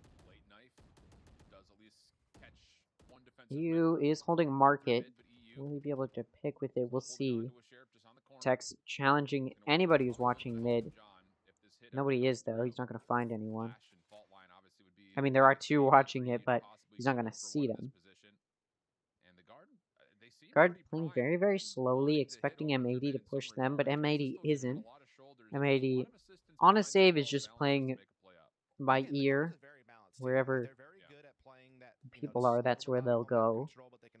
And the guard has transferred over towards a B push. Now going through mid. They have a lot of chemistry on how to peek together, how to swing, how to, we'll see if this will transfer. There's no doubt about it. Now they are being slowed down a little bit here at B lobby as they grab orb that Nebula will kind of push them back a little bit. Meanwhile, though, they had mid presence the entire time. Now So Jonah's He's able pushing to in, use that to start pressing as well over as towards Valen. Tree Now as well they're as rotating back towards that A, coming in through Cat to Tree. They do see Nismo. Nismo's not going to be able to get a pick though. Valen's not going to be able to take Nismo out. It should have been an easy kill, and it was. Xander does still have that Judge to use and try and get a kill. They know he has the Judge though, and they know where he is. Trent going to be able to take out Xander, not before whiffing a lot of his shots. That plant goes off. John Kitty trying to ward it off. EU going to be able to take out Net and Trent with that Sheriff. Well played there. Valen going to be able to take out EU. Player advantage is in the hands of the guard, but like I said, M80 is just trying to do good econ damage, and they have been able to do that. But they don't know where Jonah is, and Jonah's on that flank. Should be able to shut down any hope of M80 doing more econ damage. Maybe I'm wrong about that. Koala Noob going to be able to take out Tex and Velen, and now it's a 1v2. They don't know where Jonah is. Jonah with some good trigger control. That spike is halved, and it's just going to get defused narrowly. Jonah is able to take out... Jonah is able to take him out, but not before the spike is defused. Not only did the guard lose a lot of their players there, they didn't win that round. M80 took that round, and that was a little bit of the econ bonus round for them, which means now they're going to be able to full buy. And already we're seeing a dominant performance here from M80. A round that should have easily gone to the guard did not. And now the guard's in a really bad spot econ-wise. Looks like they're going to go for a force here. We'll see if that's a good choice. I don't think it will be, because now M80 is on a full buy as well, but they're going to have better guns. So unless the guard can somehow switch something up and outplay what M80 is ready for, it should just go straight to M80. And as I speak, though, Nismo's going to get warded off by the util. Xander, though, going to be able to take out Trent and Jonah before getting shut down by Net. Oh, really well played there from Tex, who's going to be able to get that easy pick on John Cutie. Traded off by Koala, though, so it's a 2v2 right now. I honestly don't know what's happening. And now both Valen and Net are in A, but it looks like EU is going to challenge the Killjoy lockdown. He should be able to just take it out if he wants to. The blind comes out to challenge Koala Noob. He doesn't take it out, so that means that they don't know where EU is on the flank. Now that alarm bot does go off, maybe he should have just taken out the lockdown. And that plant is going to go down. Net's going to be able to take out EU. Turns out that force was a good idea. I thought it wasn't going to be. But M80 wasn't able to utilize their gun difference. And were not able to turn it or convert it into a round win. Which means the score is now 3-1. So the guard's starting to gain some ground here. Their econ now going to be in a little bit of a better spot. M80, who did full by that round, does have some decent econ still, but they're going to save here and just go for the sheriffs. We'll see if they're able to convert it into some good econ damage and or a round win. I mean, it's definitely possible. M80, a very powerful team.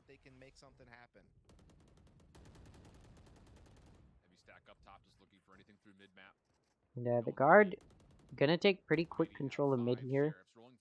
Will they utilize it though? We'll see. They do like rotating through mid pretty quickly. M80 who's just gonna have to back off.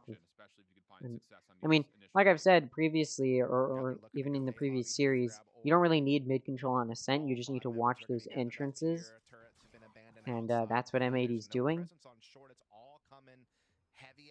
But the guard is not pushing through mid, so it's all going to be good there. And now the guard has gained site control. Valen going to take out Xander. EU going to be able to get a pick on Valen, but the guard going to trade that off, and they're already down a player, so trades are not good for M80. 3 players all in CT for M80, just trying to get some good econ damage, because again, they're on a save round, so they're just trying to get some good picks. Now that util comes out, Net going to be able to take out Koala Noob. There goes the Jet. Jonah going to take out John Cutie. And now it's just a 1v4. Nismo again just going to try and do some econ damage. Maybe get a nice pick. Is he going to find it? He is. He's going to be able to take out Jonah. Looking for another, but there's 3 watching from main. Not going to be able to even get close to taking one of them out. Tech's going to take him out. Shut that down. Another round for the guard, but it was a save round for M80, so it, you know, they shouldn't have expected to win.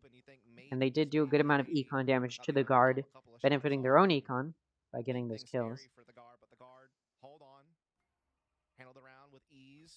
Coming to this one with 4 ults available, 2 ults available for M80.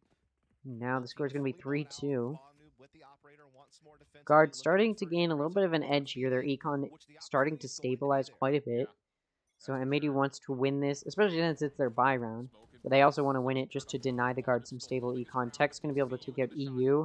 That op not going to connect. Tech's down 30 health, but not really going to do anything. That Astra suck is going to prevent that mid push just a little bit. Xander going to be able to take advantage, take out Tech. So now it's a 4v4. They've evened the player count. Net is still watching mid, and there's 4 who are going to push him. He gets flashed. No hope. Taken out by Xander. So now it's a 4v3.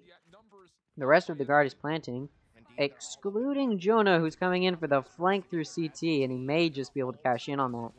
Not able to, though. Jonah able to get that kill. Trent trying to use that Sova util to get a kill. He's able to do quite a bit of damage to John Cutie, but no kills are given. Some good Sova util is gained.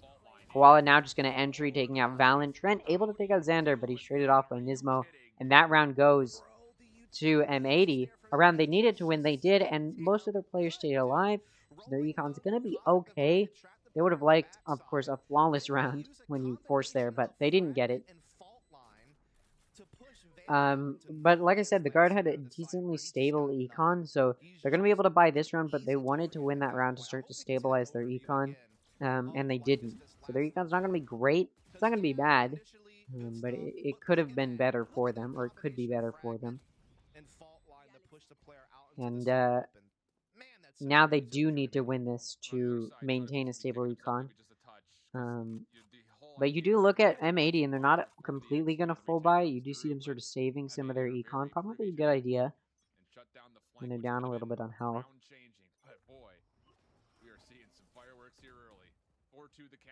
And, yeah, it looks like the guard pushing up pretty aggressively in A. And M80 looking to challenge it. Maybe. Not really. Now they're backing up. That knife goes off, so they know that there's 2 pushing A main. And the guard decides just not to push that. Koala Noob is here watching mid, and we've seen quite a few different players push that with an op. Able to take out Jonah. It pays off. Shooting through the smoke again, trying to connect another. Valen out of 16 health. Really well-timed shot. And now it's just Tex in mid. And Koala Noob's going to back up off of that and start looking towards B.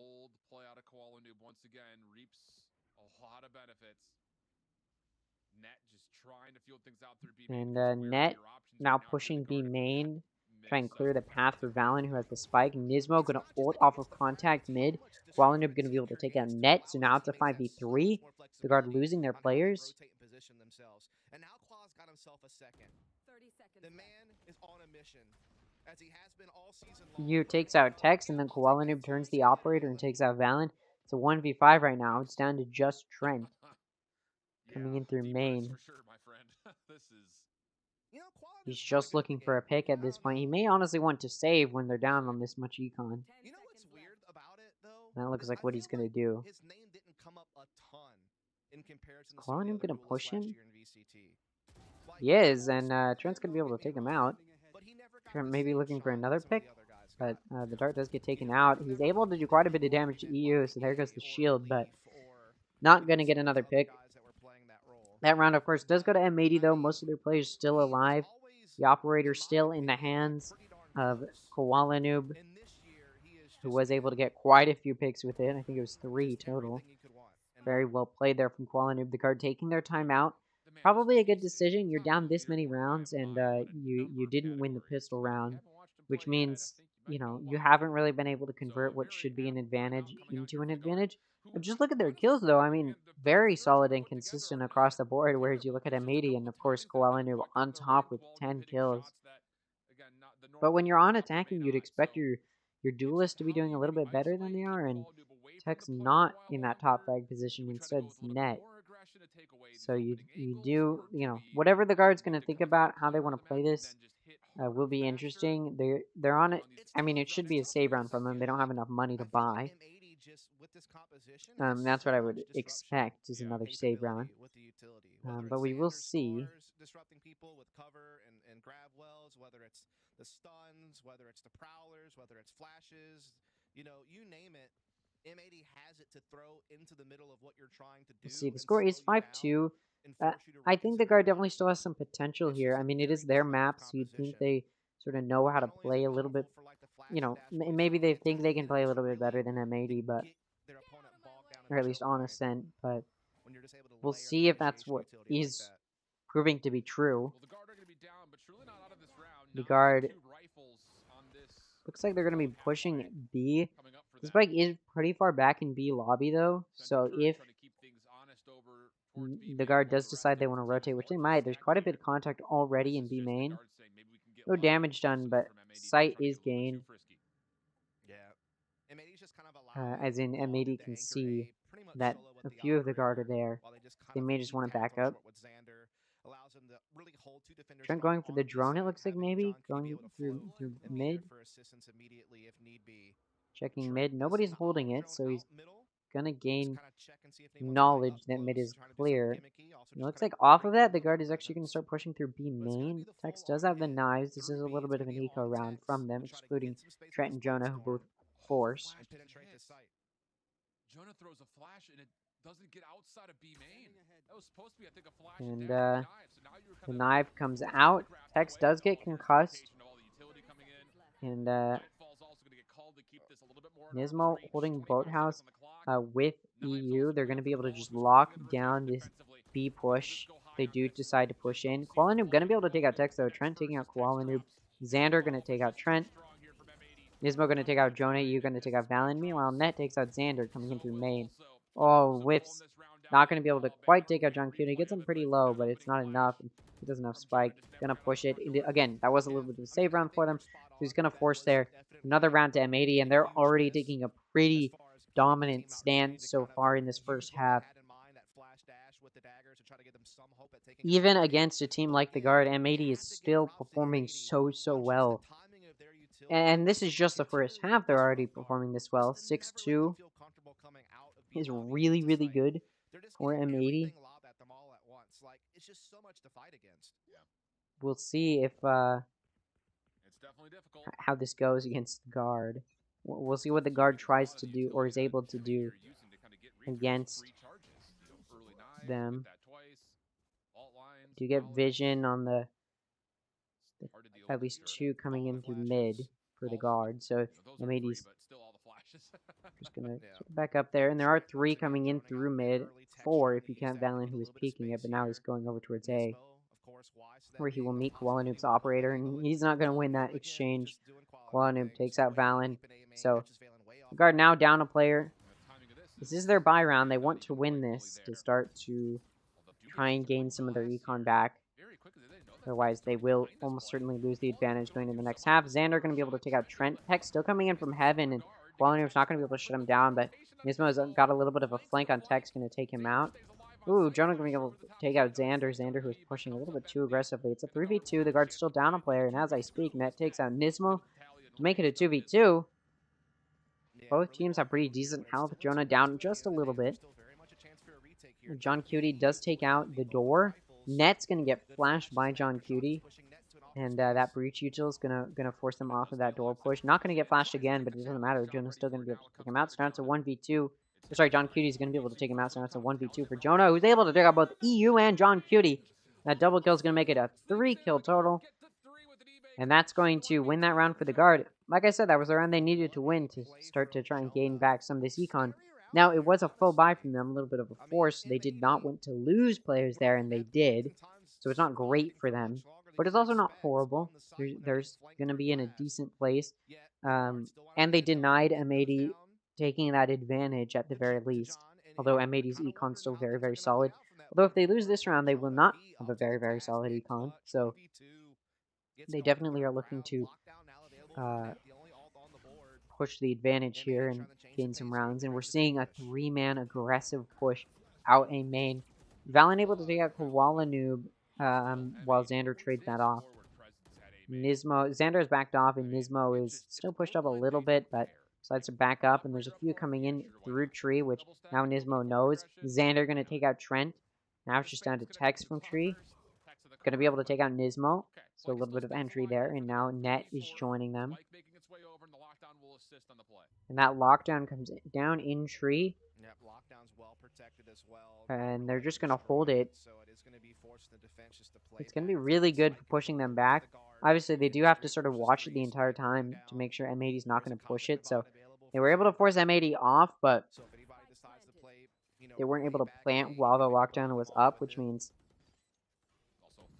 M80 does have a little bit of a chance here for this retake. I mean, it's a 3v3, so pretty even. M80 down on just a tiny bit of health on Xander. They're trying to start this retake, but the Nano Swarm, Yuto's being really good at forcing them off of tree. Tech's going to take out Xander, Jonah going to take out EU, Tech's going to peek back out, take out John Cutie, a 3k for Tex, another round for the guard, a really good round for them to win, because like I just talked about, M80's Econ now not going to be in the best spot, and the guard is looking to tie it up going into the next half, and honestly, they're looking at making it happen. M80 off of a little bit of a win streak from the guard is going to take this time out. Probably safe. I mean, you've got two of them. You may as well use them, especially when you're trying to gain the advantage. Ascent is a decently balanced map, so it's not like they're trying to deny a, it's not like they're losing on the attack-sided map when they are like, stuff like that, where it's like, they're performing worse than they should for the side that they're on. So it's not like an attack-sided or a defense-sided map. It's pretty balanced. What they're just trying to do right now is trying to gain that advantage. They would like it not to be tied going into the next half. And they're trying to deny that. I mean, just look at Koala Noob and Xander already, though. Putting the work in to try and deny it. But once again, you look over at M80, and they're very consistent. Or sorry, the guard, and they're a very consistent team. Very similar kills across the board. 8, 8, 7, and then 5, 5. So very consistent with, nobody's super leading ahead some of the other teams, and nobody's really falling behind some of the other players, not teams, players. So the guard playing very well consistently across the board. Tex now sort of starting to take that top frag position as the duelist, which is what you want to see. And now the guard coming in here into A. Gizmo going to be able to try and shut Jonah's ult down, and is able to, and then transfers it over to taking out Tex, and they're going to try and prevent them from getting Jonah back up by taking him out, which they do. And now it's a 3v5 for the guard. So they're going to continue to challenge A. Valen does have to cross. And now that wall goes up, preventing any hope of the guard pushing through A. But that wall's also really good at preventing any vision from the guard mid. It's a really, really solid wall across the board. Makes it really hard for the guard to figure out where they're going to rotate. It does give them mid control if they want it. Now that wall goes down, and the guard is going to now off of that challenge A, but that smoke is still there that they have to push through, so it's still a very difficult push from the guard. Or for the guard, I should say. The flashes come out, trying to deny any push. Shots are fired, the darts come out, the nano swarms come out. Koala Noob looking for a pick there from Generator, not going to find it. John Cutie, though, going to take out Valen, and now it's a 2v5. There's 10 seconds left, and it looks like Trent and Net are going to try and save. Probably the safest move, but that does mean that M80 now has the advantage, at the very least, a 7-5. At the very most, they are looking at that 8-4 advantage going into the next half. So far, really, really well played from M80. And they've already gained the advantage going into the next half. They're looking to make it as much of an advantage as possible, and the guard is going to have to force here. I mean, it is the last round of the half, so of course you're going to force, which is what they're doing. But again, the guard does still have a chance here, and they do want to win this round to try and just bridge that gap, but M80 just has better guns here. Koala Noob no longer going for that off. I did just notice. Maybe they don't really have money for it, but maybe they do. I don't know. It's a little bit late now. John Cutie going to take out Tex, who is pushing pretty aggressively in mid. And was able to do a good amount of damage to Qualanoob. Nismo pushing out through Cat is going to get taken out by Net, but EU is going to push out to try and trade that off, and he's able to. And Xander going to be able to take out Jonah P as they push in. Trent going to take out Xander. So 3v2, pretty decent. I mean, there's a man advantage for M80, but the guard has been able to close it a little bit. Valen going to be able to take out you and Koala Noob, so now it's a 1v1. They even that player count. It's 1v1. John Cutie's going to have to play, and that Sova dart is going to clear sight. Really well played there from Trent. Now John Cutie's coming in. Makes contact with Trent. Spike is down. John Cutie's running out of time. He's able to take out Trent, and he does have time to defuse, so that round's going to go to M80. M80 going to widen that gap, make it as hard as possible for the guard to come back in the next half. The guard definitely needs to start figuring out how they want to step this up. M80, of course, going to be looking to win another pistol round. We'll see if they're able to.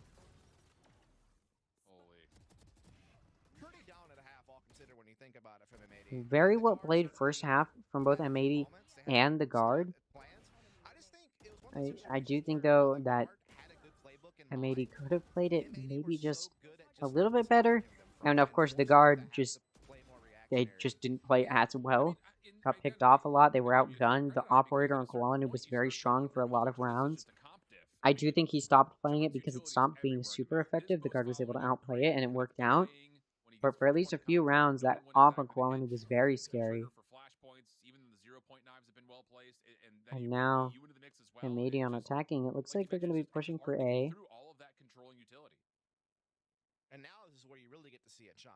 On the attack, where you have so much initiation utility to help open up space for Koalanu to get onto site, and then the rest can just be the cleanup crew. The sentry turret was all right. heroic effort there defensively. Chipping away at Koala. Now they're coming into A. But M80 will be Spike's going down. Quite a bit of damage done to Xander, so a little bit of an advantage here for the guard on this retake, but they're pretty far away from site, so they got to start doing something. They're breaking that door, or at least making it look like it might be broken. And it looks like Valen will be there to break it, which he does. Jonah's KO Molly is going to be able to take out Xander there. Ooh, Jonah going to be able to get a 3K to finish it off while Tex takes out EU. Nismo going to take out Valen, but it doesn't matter. That pistol round is going to go to the guard. A good round for them to win as they're trying to bridge this gap that M80 has created. And they may be able to do it. I mean, they're 3 rounds away from tying it up. And that pistol round should convert into another round for them to win. And hopefully for the guard, I mean, after they win this next round, that third round probably will go to M80, but then hopefully for the guard again, they can probably turn it, or they should be able to turn it into, turn it around and take a few more rounds. We'll see what happens though.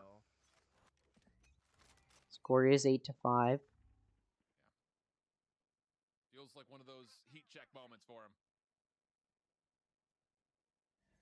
It is Koalanu with the spike as well at the moment. Looks like Koalanu is coming out and peeking out mid. Tex Marshall mid going to be tested here.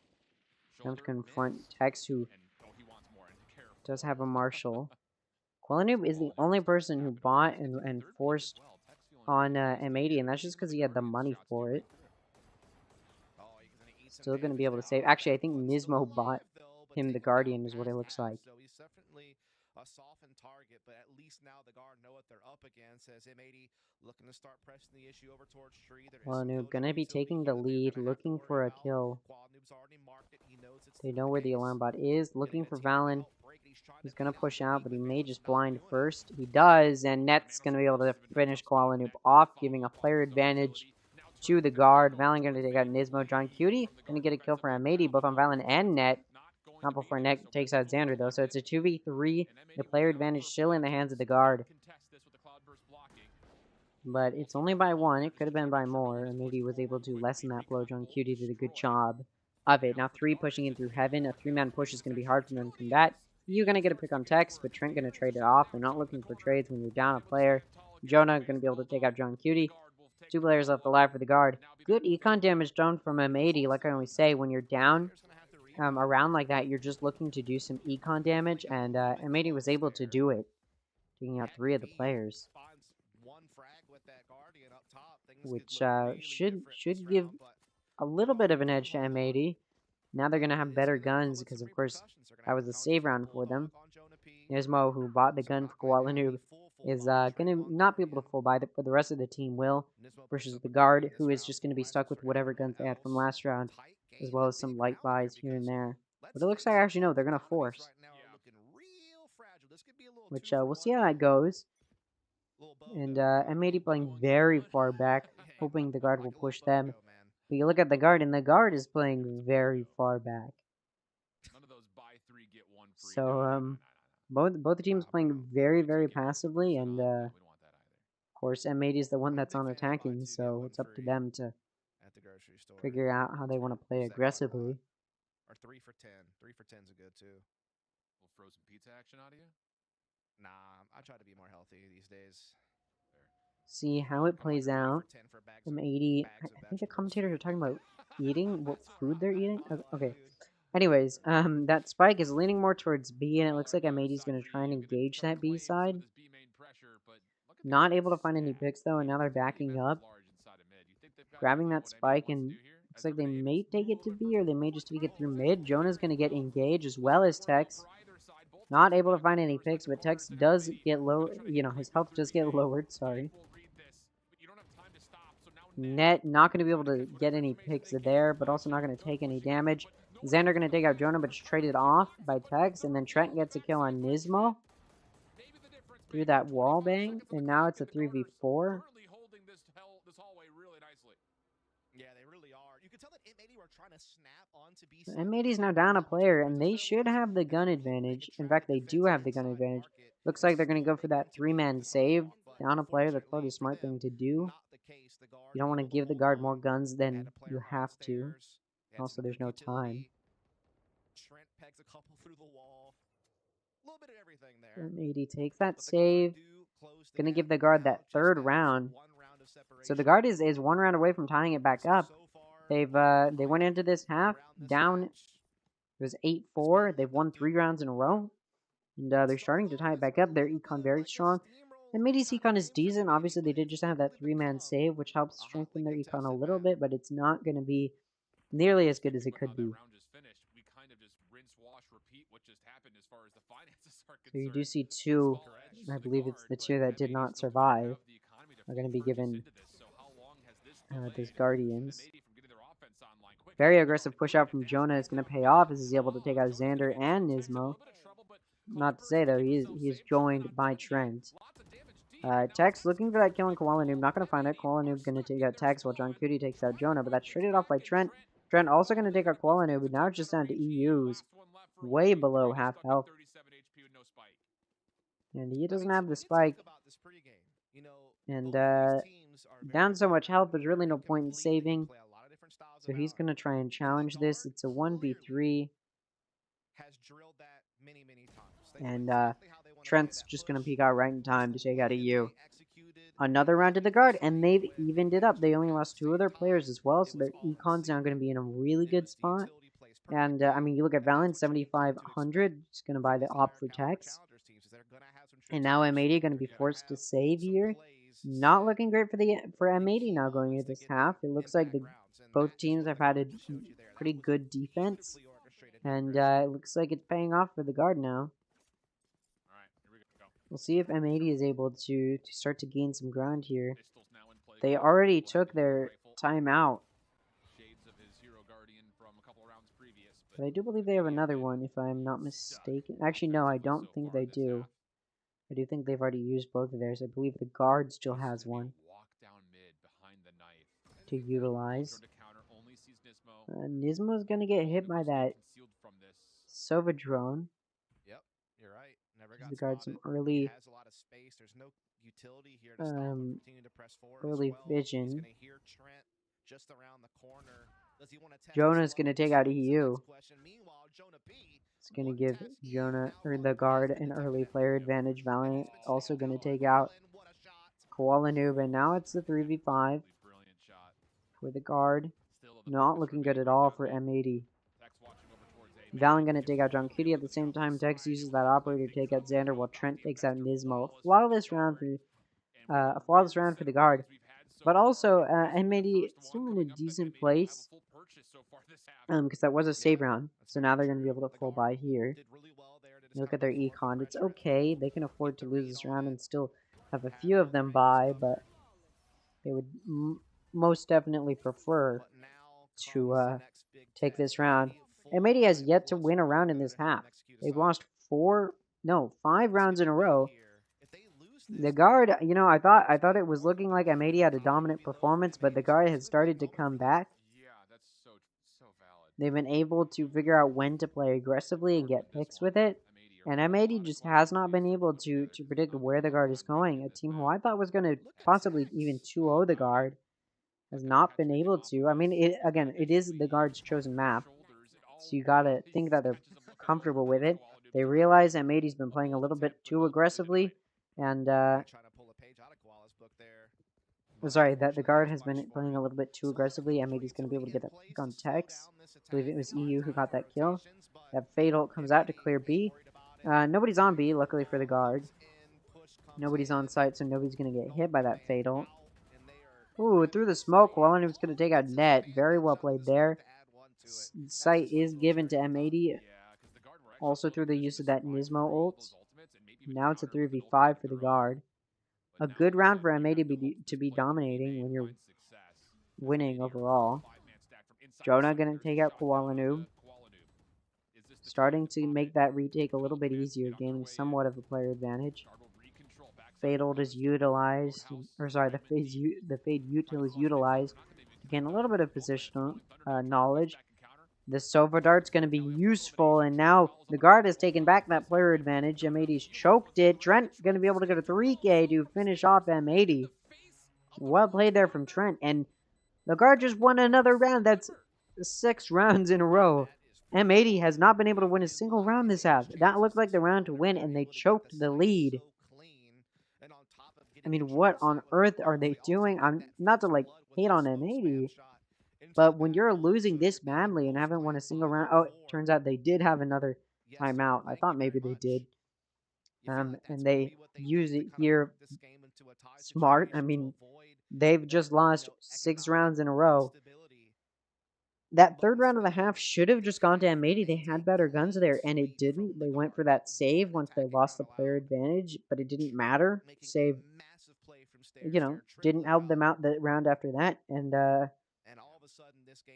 M80's just not looking. Sorry, yeah, M80's just not looking great so far in this half. M80 had a really, really good first half, and now they're just not doing that well. They're lucky they got that advantage going to this half, or else they'd be even worse off than they are right now. We'll see if this timeout is what they need. Maybe they just need like a mental reset, figure out where exactly they need to play, but we'll see what the guard is going to do here. When you're down this badly, it's hard to figure out what you want to do. Yeah, this is kind of last chance saloon if you're M80. They're buying everything that they can into this. They're down to 0 credits on 2 players, 150 on Nismo.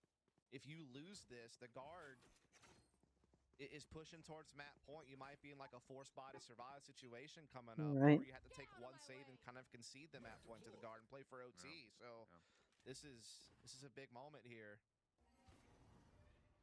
This is a buy round from M80. We'll see how they play this. Koala Noob has his knives.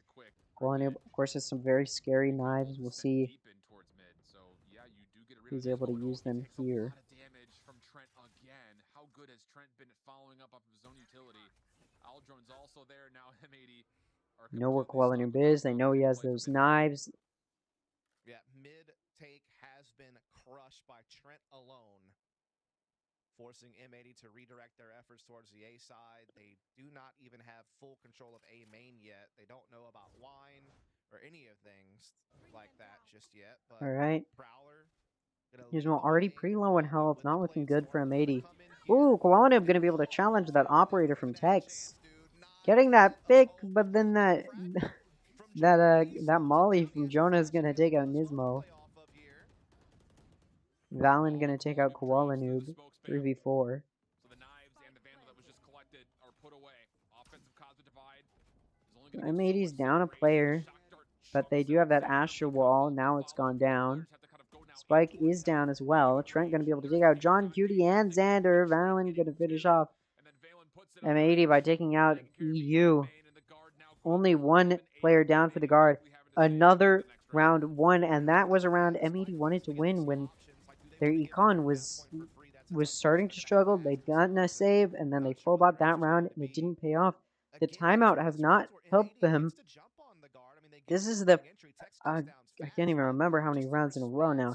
7 rounds in a row won by the guard. Absolutely insane dominating performance from the guard. What is M80 doing? They are lost.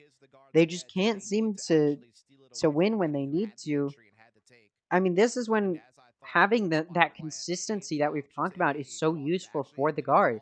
17-17, and I think it was 13, and then 11-11. Very consistent kills from the guard. M80, having that Koala Noob playing well when the rest of your players aren't playing as well as Koala Noob is starting to hinder M80's performance. It looks like having that one carry is not enough for them. They don't need that carry. They need everybody to be performing well, and it's not looking like that's what's happening.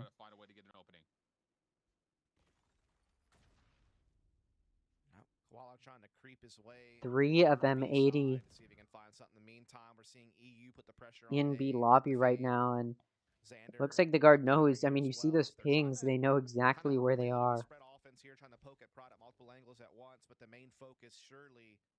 And now they're coming in. They're going to encounter some Killjoy util as well as Net watching it. The turret goes off.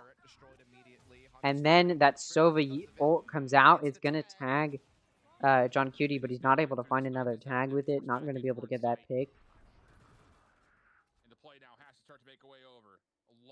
Xander pushing into A is just going to get caught by the lurk from Jonah.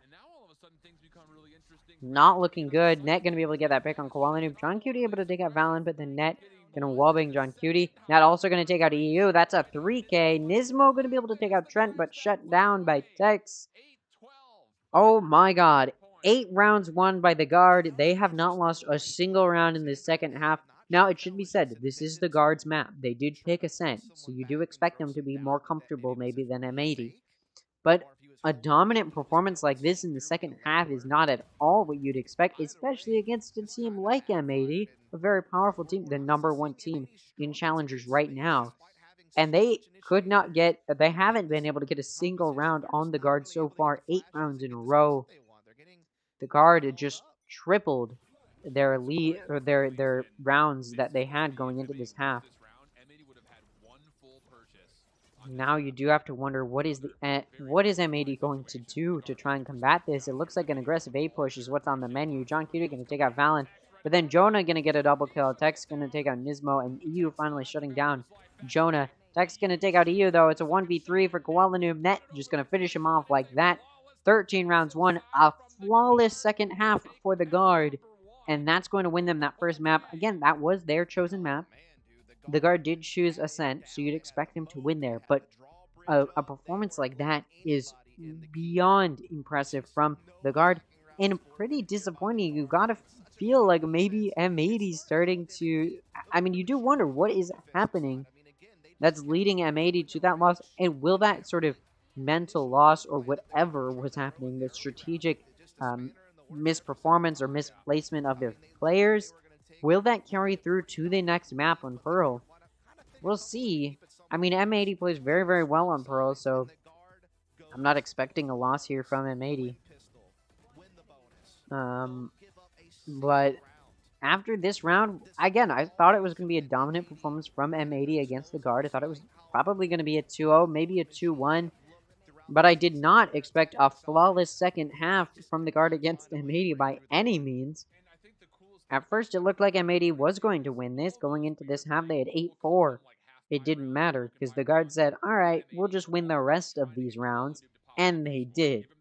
Go ahead and take a listen to what the commentators have to say. Koala Noob go do Koala Noob things, but I mean the guard held strongly against those rounds. It kept the economy really bizarre. I mean, I don't think we've ever quite seen a half of Valorant quite like that, where M80 I think only had one actual full purchase where everyone had all of their utility, all the weapons they wanted, and full armor. More often than not, there were sacrifices given on either weapons or armor, if not also utility, and the guard just kind of completely punished him for it. And that is, I think, massive in terms of trying to control the identity of this entire series, let alone that back half on Ascent. Let's go back to the pregame talk. What was it that I told Bach? What was it that I said? I said the guard, it's not the team that's going to let Koala Noob get away with the same antics he's been getting away with all season long. This team is a little bit more composed. It should also be said, actually, I don't know what I was going to say. Expose themselves and give Koala Noob free opportunities. And that is indeed what happened that entire second half. They did not let Koala Noob take over. There was like that one round that Koala Noob got the immediate entry on the techs on site. Yeah. But then the response was just so rapid. Sorry, I remembered what I was going to say. M80, you know, they're used to having one or two players dominate, you know, and be the like two carries carrying the team. The guard is used to having a very consistent overall play from the entirety of their team. And it definitely seems like that is exactly what happened here as well. Was that sort of dominant and consistent performance from, or sorry, not dominant, but very consistent performance from the guard. And when you have players playing so evenly with their frags, with their kills, that's when a team that is used to having one or two players carry isn't going to be able to do anything. Because when you're playing against a team where the entirety of the team plays well and collected, then having one or two players who dominate isn't going to be enough. Let's go ahead and take a look at the Twitter and see what kind of clips we have. It looks like we've only got one. Jonah. It's him and his rival, 1v2. First one up top, tails it relatively cleanly, and then the shot at range! Oh. Pretty nice double kill there. It looks like that was the only clip. To be fair, neither teams played super well against the other teams, but at the same time, I'm just absolutely astonished with the poor performance there from M80. The guard winning that was absolutely crazy, as I really did not expect. I'm sorry, I'm like having trouble comprehending what just happened because I expected M80 to dominate so well that when they didn't, I'm now just like left in shock of what just happened. And it looks like there's going to be a little bit of an intermission because I've sort of expended everything I have to talk about. Actually, no, we can sort of talk about tomorrow's games, which, by the way, I do think I'm going to miss the entirety of the first series and maybe even a little bit of the second series. I've got a lot of stuff going on. For some reason, Thursdays are always just packed for me. So, yeah, but I should be able to be here for the entirety of Friday's matchups. But, yeah, I'm hoping to be here before the second series starts tomorrow. That all depends on how long the first matchup goes. But I will just go ahead and get into my predictions for tomorrow, since I'm probably going to miss a lot of the action tomorrow, maybe even all of it if the games are quick. But OR against Mad Lion, honestly, it's going to be weird. It's going to be a weird matchup. Both teams have not won a single matchup or have not won a single series. You do look at OR, they've won they've won more maps than Mad Lions has, but they've also lost the same amount. So, you know, I think it's going to be a really weird matchup of super even, poorly performing teams, and I think it could literally go either way. Just like, I mean, you know, with TSM versus Disguised, I sort of knew TSM was going to win. With the guard versus M80, I sort of know M80 is probably going to win, or that's what I still think is going to happen, although maybe there's a bit of an upset there. But with Mad Lions and OR, I literally just have no idea. It really could just go either way. It's just whatever. I mean, it's just whoever can figure out how to outperform the enemy, and that's pretty much it. That's what it boils down to. It's going to be really poor performance. And then FaZe versus Moist Moguls, another match I think could go either way, but I do think we'll go to FaZe Clan. I don't know if there's a world in which Moist Moguls does win, what am I saying? I do think there's a world in which Moist Moguls does win. It's a very even matchup, though. But considering FaZe Clan got 2-0'd by Oxygen last week, honestly, Moist Moguls could definitely still beat out FaZe Clan. I'm trying to remember what the results of their previous... Yeah, so Moist Moguls versus Shopify, they did win. But also, Shopify is sort of an easy team and proving themselves to be an easy team to beat in Challengers so far. So that's not really saying much, and they did lose a round. But with how dominantly Oxygen performed against FaZe, honestly, I think Moist Mogul has a good chance, especially if they've improved in this past week. But also, I think that FaZe Clan has a very good chance. I think it really could go either way. That's another match. So both matches tomorrow, I think, could really, truly go either way. Knights Arena tweeted something that was very helpful for all the people who are rooting for Moist Moguls. And I'll sure to go over this. In order for Moist Moguls to qualify, they need to win against FaZe tomorrow. And that's pretty much an immediate qualification. Or Turtle Troops needs to beat Oxygen. Or Oxygen needs to beat Turtle Troops, and then Shopify needs to beat G2, and have a higher round differential than Turtle Troops and Shopify. Essentially, what you want to happen is Moist Moguls beat FaZe tomorrow. And if that doesn't happen, you want Turtle Troops to beat Oxygen. And if that still doesn't happen, you need to get really, really lucky. You need to get Moist Moguls needs to get really, really lucky. That's if you're a fan of Moist Moguls. I'm sort of looking at Turtle Troops as sort of this like underdog performer. And I do think they'll beat out Oxygen. I'm not going to lie. I think they could definitely win. But I also think, which of course is good for Moist Moguls, even if they lose against FaZe Clan. But I also do think FaZe could still Oxygen still has a good chance of beating Turtle Troops. I'm wondering when the rebrand is going to happen. I know pretty certainly that XQC has purchased or is working on purchasing Turtle Troops. I'm wondering when the rebrand is going to happen. If it's going to happen before tomorrow's game, or before Friday's game, or not. I think will be interesting. But yeah, I'm excited for Friday specifically. Obviously after tomorrow, we'll sort of know the final standings of Group B. After this game today, we'll sort of know the final standings of Group B. Let's be real.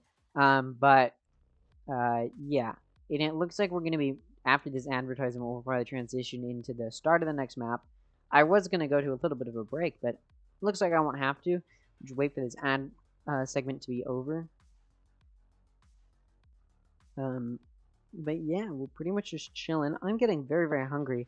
I'm actually going to, after, when we're about halfway through this map and I can sort of start to see where the direction of the game's going to go, I'm going to message my friend Luis and see if he wants to play some games after this. So I may just continue stream after this. If he's going to take a little while, then I'll just end stream and do that off stream. But if he is able to play, I may just continue stream after this. So if you want to stick around for that, we'll probably just be playing like I honestly don't know. It could be Fortnite or something. I'm not even joking. It literally could be Fortnite. But we'll see. Anyways, let's go ahead and take a listen here. It looks like they are taunting each other with food. I wish I could get food. I'm actually very, very hungry. But been waiting for us. Unfortunately, who's gonna pick up that popcorn? I'm gonna pick it up. Don't worry, I didn't waste all of it. Okay. There's still some left. Welcome back to Knights Arena Valorant Challengers North America. M80 did exactly what we thought they'd do. Comes out 8-4 in the first half, and then the guard does exactly what we thought they'd do, and they come out and they shut them out on the defense. Impressive 9-round stint, even some flawless rounds in there, Dust. I mean, this is the guard at peak guard. Yeah, I mean, they're just a team that's not going to allow Koala Noob to get away with some of the individual antics that other teams are allowing him to get. And I think that another big thing is that the guard just did so well, limiting like the certain types of impact that some of the entries M80 would get, right? They wouldn't let it go the extra step for like a second frag. They always retaliated. Yeah. I think a lot of it came down to some of Jonah P's counter utility, like just well-timed fragments and flashes. Also, I just think that Trent was Trent. I mean, gotta shout that out. He had a couple of big individual plays on some retakes. So yeah, I mean, the guard just looked like the team we knew that they were. I think the most impressive thing in that midst was we were talking about the issues that M80 had offensively. And this is what I was talking about. The same kind of Let's just take a look at the consistency the guard had. 20, then 17, then 15, then 13, then 14. Pretty consistent. I mean, just look at these three bottom. It's just a one kill differential between all of them. And then it's just 2 rounds to get to Trent. Obviously, Jonah played a little bit of a 3-round differential. And then you look over at M80, and it's 15, 15, 12, 9, 10. You've got these 2 top frags, and then there's just a big drop off between Quality with Xander, three kill difference, and then it's a 2-round difference between EU, and then of course Nismo and EU are a little bit closer, but it's really one of those cases where you can't just have 2 that are performing super well, or even one like Koalanu performing super well, because at the end of the day, the guard is a scary team. They're a very they're just a very powerful team. And when they play well consistently, like they usually do, all of the players playing pretty much at around the same rate, you do sort of expect them to not just let 1 or 2 players on the enemy team out frag everybody else on that team and still carry that team to victory, which is what we're seeing here. One of the best players currently in Challengers, if not the best, showcases just how good the guard was on the defense. Yeah, I mean, they shut him down so hard that John Cutie wound up being the best statistical player for M80 that game, which should never happen, right? And that's no shot at John QT. I think he is one of the better fragging IGLs we have in the league. But when you think about the star power that M80 has in every other role, that's where the contribution should really be coming from. Sure. And it was the case. Like, Qualinoob didn't have as easy of a time collecting space as he normally does. But not only that, the follow-ups just weren't there, right? Like, what's your plan B? What's your plan C? It just didn't seem like M80 were able to dig deep and come up with like new things or new possibilities. And again, the guard always seemed to have the right read and the right counter to shut them down, whether it was the initial take or whether it was the retake afterwards. They were just the superior team as far as how they work through those critical mid and late round moments. John QD coming into today was honestly one of the only players you could even really try to find a fault with. I talked about it off camera. We didn't really bring it up on the show. John has not had a single clutch. He's had quite a few opportunities. I think he was at 21 opportunities coming into today. Oh, wow. Finally cracks that egg, actually ended up with 2 today. But you can kind of illustrate the problems that he's had. He still sits pretty high on the stats categories in comparison to some other players. But honestly, if you had to find anything wrong with him, you mentioned he's not necessarily a player who statistically leads, and yet still he's doing a decent job. In this instance, you don't want to see him at the top just because it means everyone else is failing to get to that point. But it is important to note, map 1 was guard's pick. We're moving now to Pearl, and the agent select is ready. M80 has a chance to fire back. Take it away. All right. Very excited about this matchup and this map. All right, let's see if the guard can just shut it down. It is M80's map pick, so we should expect them to win.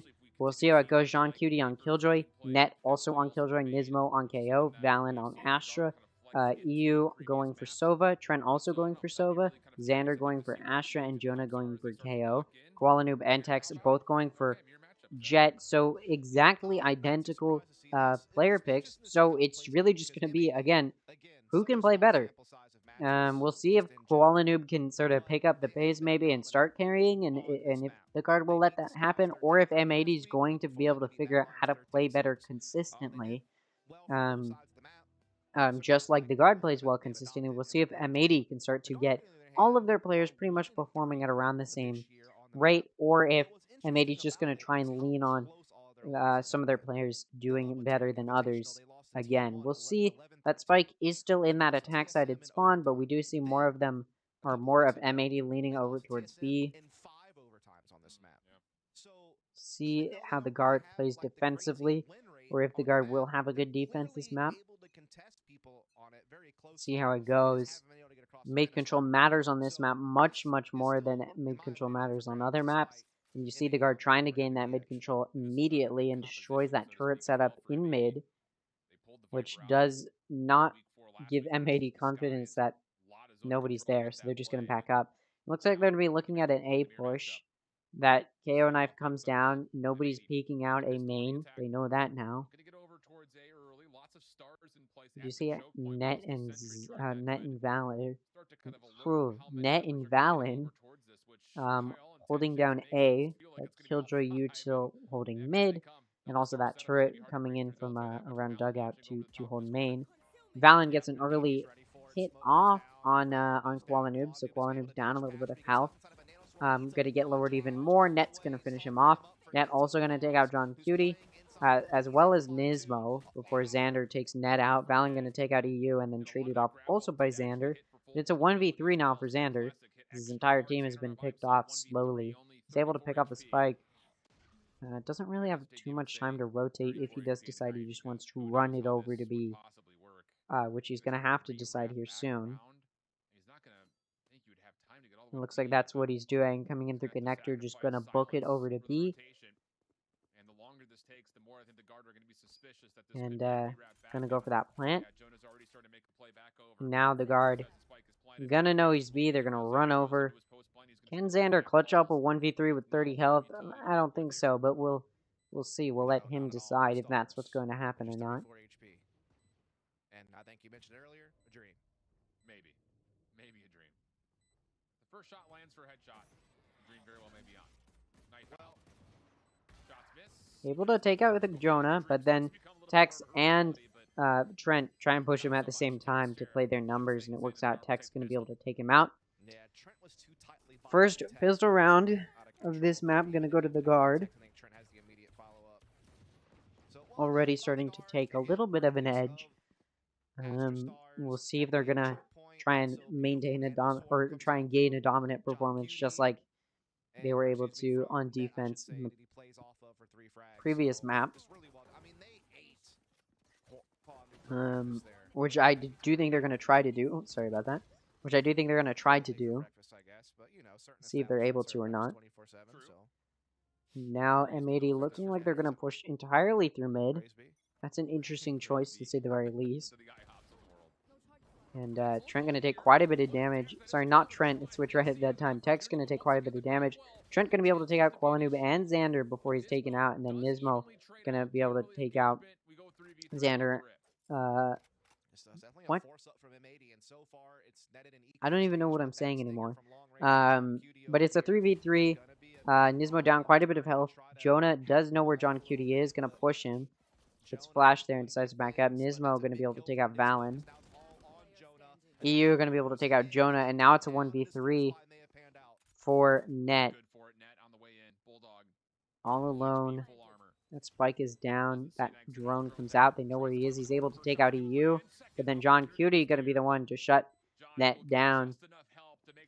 And that second round goes to M80. Very surprising. Usually off that pistol round, you win another round. The guard was not able to do that here. And M80 is going to take another round.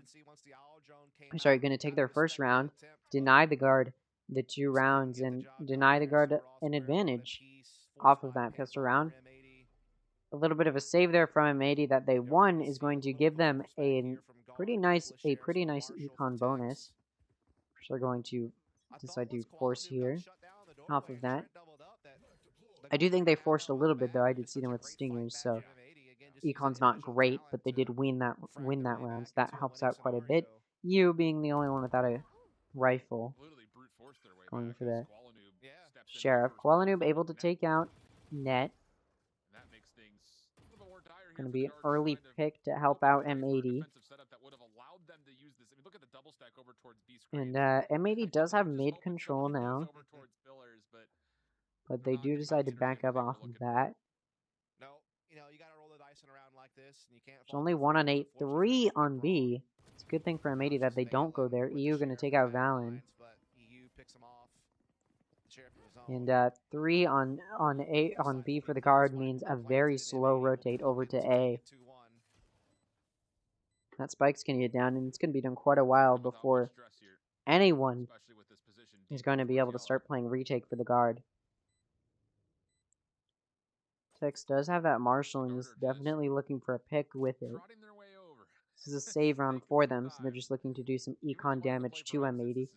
We did sort of force this round, not really. It's a little bit of a light buy situation. Ooh, Trent going to be able to take out EU. Doing some of that econ damage we talked about, but Nismo going to take out Trent. Nismo also going to take out Tex, and now it's just down to Jonah. A 1v4 for M80 is going to be an easy win. Jonah just going to die to the spike explosion. And that round goes to M80. The guard won the pistol round, wasn't able to turn it into a 2-round advantage, and M80 now has taken the advantage, not just with rounds, but also their econ in a very, very good spot right now. And that was a little bit of a save round for the guard, so they're going to be able to full buy this round. But we'll see if they're able to turn it into, or they're going to be able to turn this full buy into a good round. M80 deciding to just save what guns they had from last round. I mean, you see Xander sticking with the Bulldog, and you see Nismo sticking with the Guardian. So it's going to be a really good econ round for them. Meaning after this round, they should have a really, really stable econ regardless of if it's a loss. And they push up A main and get that orb. Xander is going to lurk while the rest of the team starts pushing towards mid. Oh, it actually looks like Xander and John Cuter are going to start pushing maybe through main while the rest of the team goes through mid to A through Art. We'll see though, and yeah, it looks like that's what's going to be happening. That Nismo knife comes out, KO knife, and now they're pushing in. That Astral Wall comes up. That's going to give M80 a pretty clean entrance onto site. Nismo now going to get that spike down.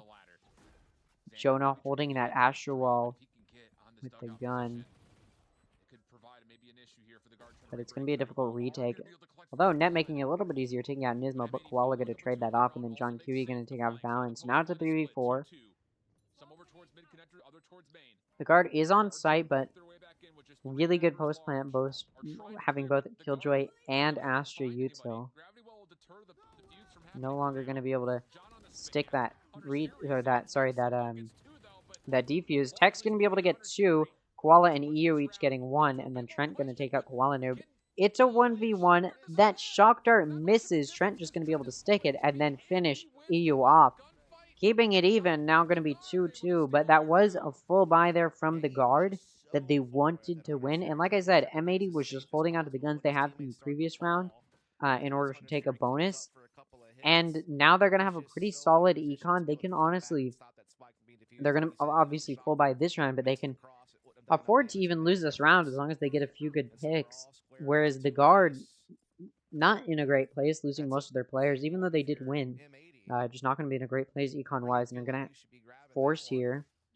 And hopefully for them, they can turn it into some round wins, but I don't know if they'll be able to. Trent going to take out EU. Tex going to be able to take out both John Cutie and Nismo. Good picks there.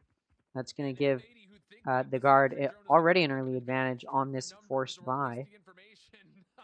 And M80 not in a great spot. Xander going to pick up that spike. Now, most of the guard is a little bit B-sided, so if M80 wanted to push A, they could, but it looks like they're rotating towards B. Not going to be great for them. Kolanoob does have that operator, and honestly, I think they might save. Not the worst idea, saving that operator, as well as a Vandal. Plus, you have the full shield on Kolanoob, so it's an even better save. Looks like that's what they're going to be going for, unless they're just waiting a really long time before pushing. That was something. If anything though, like just to really kind of they're just going for the save. Think about the mind games that plays with M80. So that means the guard should just pretty easily be able to take this round. All of a sudden you're like, wait a second, these guys are living into a sentry turret. Even that last round. Which is going to give the guard another advantage, but you know, the guard had the first pistol round advantage. M80 denied that. The guard then won a round, and then M80 won a round. It's been kept pretty even. Actually, no, sorry. The guard won that first round, then M80 won 2 rounds in a row, and then the guard just won the previous round. That's my bad. Losing track of rounds. Comes up perfect, pretty much. Yeah, gun's going to be picked up from the guard. They're just going to be able to maintain 5 players alive. A flawless round for them. M80 can be able to save that operator as well as a Vandal. And again, they did have a little bit of a decent econ, so they could afford to lose as long as some of their players stayed alive or got kills, which is what happened here. The other players stayed alive. Nismo going to be the only one who can't afford a full buy. And he is the top frag, so a little bit sucky. But you do see like I said, the guard plays really well consistently as a team, whereas M80 typically has one or two that are dominating as top frags. And this round, or this map, you're seeing M80 play a lot better consistently. All of their players getting a decent amount of kills. Whereas you look at the Garden, you've got three that are outperforming the bottom two. So it's a little bit of a different play here. We'll see if M80 is able to convert that into some round wins. Or, sorry, if M80 is able to utilize that consistency. Or if it's going to be in the favor of the guard. And it looks like M80 is going to be pushing A. No mid control at all. Not going to be pushing through mid. And Nismo is now going to plant on A. The smoke comes down. Net's going to be able to get a kill off of that, but it's going to be traded off. EU going to take out Valen, while Valen takes out Xander. Trent going to take out EU while Jonah takes out John Cutie. And now it's a 1v3 for Qualanu, who does have an operator to try and hold down the spike, but it's not going to be enough. Trent going to take him out from behind. And 3 players left alive for the guard on a very nice round win from them. Is going to give them a really good advantage because now M80 is down on Econ. So now they're not going to be in a very good place at all. Probably going to have to save here. That's just kind of like the counter null command setup, so to speak. So the nanoswarm was still able to have some impact. This is definitely not where M80 wants to be by any means. And it looks like the guard has been able to carry some of the momentum from the previous map into gaining a little bit of an advantage here. M80 now going to push through mid. They know the guard usually has lacking mid control. And it's going to be useful here. And it looks like they're going to challenge Art, but I think overall they might just push through to B-Link. May not be the best idea. Tex is watching with an operator. Looks like M80 is still trying to figure out where they want to push. EU has the Owl to take out B-Link with, which is what's going to happen. And then the smoke comes off, so Tex gets no vision over on over in A main. Valen's going to be able to take out Xander. Again, this is a little bit of an econ round for M80. They did force a little bit, but again, they're just trying to get picks here. They're not planning on winning this round. Will those jet knives on Koalanu be useful? We'll see. Trent going to be forced back. Jonah holding main, as well as Tex. Doesn't matter though. Jonah going to be able to get a 3 kill, and now it's just down to EU. Jonah looking for the 4K, not going to find it. EU going to catch him with his abilities out, but then Trent's just going to trade that off. Spike did go down, so a little bit of money there for M80 on a save round. Not bad, but the round does go to the guard. The Tex going to come for the defuse. That round's going to go to the guard. Another round for the guard. But like I said, that was a little bit of a save round for M80, who were just looking to get some good econ damage, which they weren't really able to do. But now, off of that, they're going to be able to full buy. We'll see if M80 is able to convert this into a win, but I mean, we've seen full buys from either side, or both teams having full buys, and it just doesn't pan out. We'll see if it works out here, but it may not. M80 doing a little bit of a split push. Will they be able to get a pick with it? We'll see. Tex pushing up very aggressively in mid, as well as Jonah and Valen. Ooh, Koalanoob, who's pushed up pretty aggressively, going to be able to cash in on it and take out Jonah. While blinded, Koalanoob, Tex not going to be able to get a kill, but is going to be able to get away. Valen going to be able to tear out Koalanoob, so now it's a 4v4. The spike is still in is in the offense spawn, the attack spawn. And now that lockdown comes out from net. And will M80 challenge it? I don't think so. Yeah, no, they're just going to back up through A main. John Cutie's going to be able to take out net. Ooh, the Hunter's Fury going to be very useful for Trent. Going to be able to take out Nismo and keep it an even count, 3v3. John Cutie's very low on health, though. It doesn't matter, because the op comes out. Valen going to be able to take out John Cutie, and now it's a 3v2. M80 not looking great. They know where EU is. They also know where Xander is. They spotted him coming through.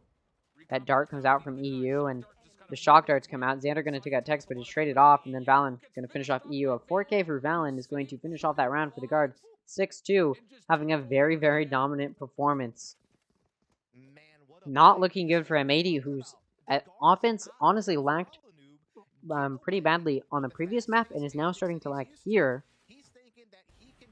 I mean, maybe once it switches sides, M80 will have better luck, but it's not working out very well for them.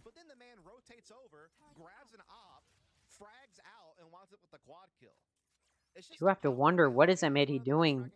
And why? I mean, have they taken a timeout yet? I don't think they have. Maybe they should. But it is a light buy save round from them, so. Oh, Net down to 2 health from the Molly. Not going to get taken out as he takes out Koala Noob. 2 health on Net. They don't know how low he is, though. They just know he pushed through the Molly, so they know he's taking a little bit of damage. At the very least. Tech's going to take out Nismo, another player down for M80. Valen going to take out Xander, but taken out. Trent going to take out EU, and now it's just down to John Cutie from main. Always is a stinger. He's running back with his knife out. He's going to encounter Jonah, or is he? Yes, he is. Jonah also down to 2 health, but the Net and Jonah down to 2 health. But 4 players left alive for the guard. Not a very good save round there from M80, who weren't able to get very many picks. But now they're going to be able to full buy. But, you know, we've seen this full buy come out time and time again in this half, and it hasn't paid off. So we'll see if M80 can convert it to another round win. They're taking this timeout. Good choice. Honestly, I don't think it's going to convert into anything. I really don't. On the previous map, we saw the timeout come out from M80 in that second half when they started to get dominated by the guard, and it didn't pay off. M80 wasn't able to use that timeout effectively. And quite frankly, I don't know why it would be any different now that they'd be able to use it differently. I mean, personally, if I'm the coach here, I'm completely lost for what to do. The guard's econ is so strong, it's almost impenetrable. M80 just they just can't connect. They just can't get those kills. They cannot get through what they need to get through, and I don't know why. I really don't know what they could possibly be doing better here. Obviously, that's not my job to figure out. It's really the coach and the analyst for M80 to try and figure that out. Will they be able to? I don't know. We've got, it looks like, I mean, pretty similar play. They've got one looking at mid. We've got that KO playing back in attacker spawn to get that lineup to come out. Again, this is a full buy from M80 off of a save run, but it's also, as always, a full buy from the guard, who just has a very solid econ. The round starts, that KO knife comes out. It's going to take a little while to hit a main. And before it does, the guard's going to be able to push out and get away. You're taking a little bit of damage there. In that engagement, Xander going to be able to take out Tex. Well played from them. Maybe they just need a little bit of a mental reset. The guard going to... Jonah going to push out here. I mean, they have room. They've got an advantage already going to the next half. They can play a little bit risky here. And Jonah's just going to sit there, hope they push him, which M80 isn't going to. Looks like they're backing up. Jonah's still peeking it. Is he going to challenge it? He jiggle peeks out and decides to just back up off of that engagement. Throws that knife out. And now off of that, M80 is going to push up. That owl comes out, the drone, and get some vision. Jonah going to be able to take out Koala and Nismo. John Cutie finally going to shut down the Jonah ult, but not at all good for M80, who had a little bit of they should have had a little bit of an advantage. Although Xander, EU, and Jonah each going to get kills, and now it's just down to Trent. I spoke a little bit too soon. The Astra wall comes down. That alarm bot goes off, and now Trent is spotted. Peeks out, and for some reason is looking down. Gonna get taken out by Trent. Don't know where he was looking there. 5 health left for EU. Doesn't matter. The first round after a very long loss streak for M80. I guess that timeout was useful. They were able to get some of their ground back and then start to claw it back.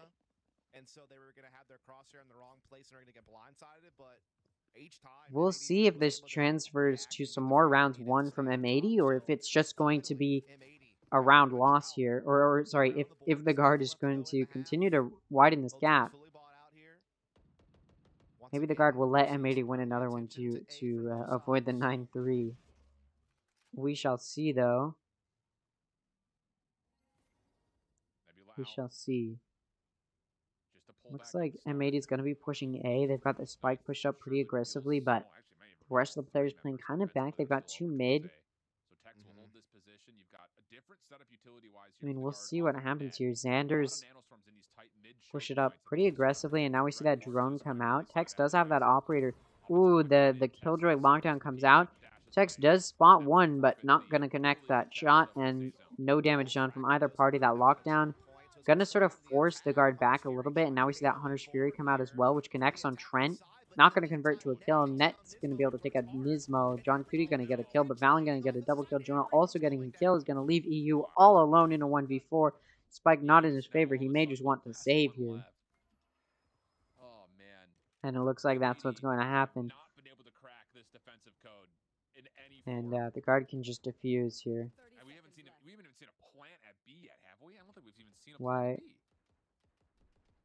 No. Wait, did they plant? Wait. I don't know that we've really seen a true execute on the B except for like a late round pivot. Yeah. No, there's never been like a true. Oh, they didn't plant. Why does it say that Spike's planted? Okay, that's confusing. Anyways, the Spike not planted, and they're just gonna wait down the time. Sorry, I thought the Spike was planted because the timer's not there at the top. A bit of a visual bug there. In any way, the defense is going to take that round. 4-1. The guard now going to start to continue to widen that lead they have going to the next half.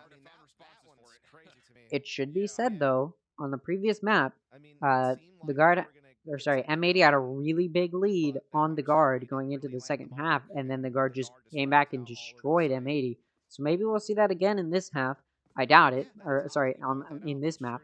But on the flip side, where M80 comes back to dominate, but I do doubt that's going to happen.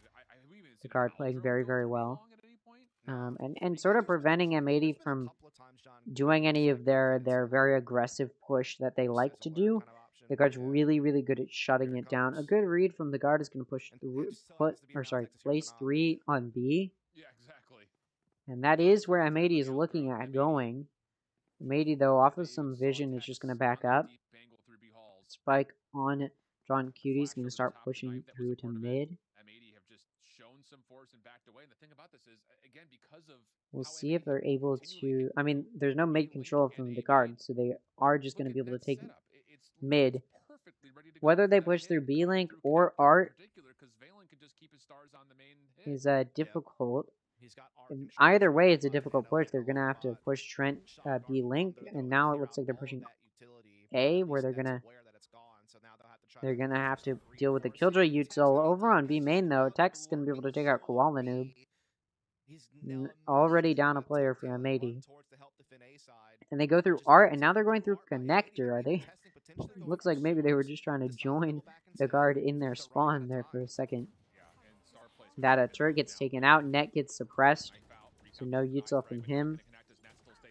And that Molly comes out to try and clear a dugout. Valen going to be able to take out Xander and John Cutie. EU going to be able to take out Valen and Net, though, in return. But trades is not what M80 is looking for. Trent going to take out Nismo, and now she's down to EU. He's pushing very aggressively. Tex ready for it. Going to be able to take out EU. That's going to be 9 rounds for the guard moving into the next half. Give me 1 second here. When you consider the fact how strong M80 has been all season long, and for them to walk away from our opening 2 maps with only 3 total attacking rounds, all of which came on this map. All right. I mean, so far, really, really well played from both teams. I know I always say that, but it really is true. But just in this case, the guard has been able to play better consistently, and every single one of the guard's players is a very powerful and potent player. They are all capable of outfragging each other. Nobody is necessarily so much better than another. When we look at Valen and Trent, both have 12, and then you move down and it's 8, 8, 8. You look at M80 and it's 10, 6, 6, 5, 4. once again, they've got one player outperforming the rest, and that's not what you want to see. You want to see consistency where all players are playing at their peak and all players are playing where they want to be. Trent does get spotted by EU, but Texas pushed up pretty aggressively, and EU's not ready for it. Gonna get taken out, and now it's just down to Xander to defend main, who gets taken out. Nismo gets detected. Flash comes out. Xander gets flashed. Nismo going to be able to take out Tex for a pick for M80, but it's a 4v3 right now. So the player advantage is in the hands of the guard, who's just going to be able to take a site, get on. Kualanu going to be able to take out Jonah. Well played there. Nismo going to take out Trent as well. Now it's a 2v3, not looking good for the guard. Net going to take out John Cutie at the same time, though, and Nismo takes out Valen. 1v2. M80 going to be able to take that round. Did not look good early on. The player advantage was in the hands of the guard, but M80 was able to take it back, and now they've won that first pistol round. And they should be able to turn that into another round, although the guard did win the pistol round in the first half, and were not able to convert it into another round one. So maybe they, maybe M80 can try and do the same thing, but we'll see. Sorry, maybe the guard can try and do the same thing M80 did to them in the first half, but I doubt it. M80 should just be able to turn this into another round win.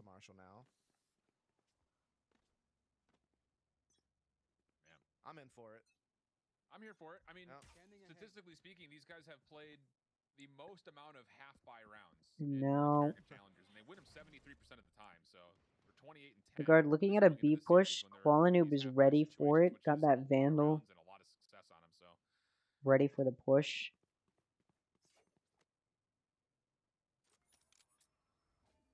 Tex slowly walking his way down B, trying to play contact. Coming in, it should be a pretty easy take here from the guard. I mean, there's only one on site. Doesn't matter. Koala going to take out Jonah. That gun advantage is what matters here. Nismo trying to look for that pick on Tex, not going to find it. Good damage done to the guard, though. EU going to be able to take out Trent, Nismo, and Kualanoob each going to get their kills. Tex going to be able to get 2, but Nismo going to shut that down. So some good econ damage done by the guard. Of course, that second round does go to M80, but like I said, not before some good econ damage is done to M80. So they're not going to be in a good place as far as guns go, whereas the guard is going to be able to full buy here. So I think there's just one player on half armor. M80's in a really good position right now. Or sorry, the guard is in a really good position right now going into this round, and should be able to take it. CM80, 2 of them got classics and full shield. Never mind, you're going into the ghost. Just maybe a tiny bit better than the classic. That drone comes out from Trent.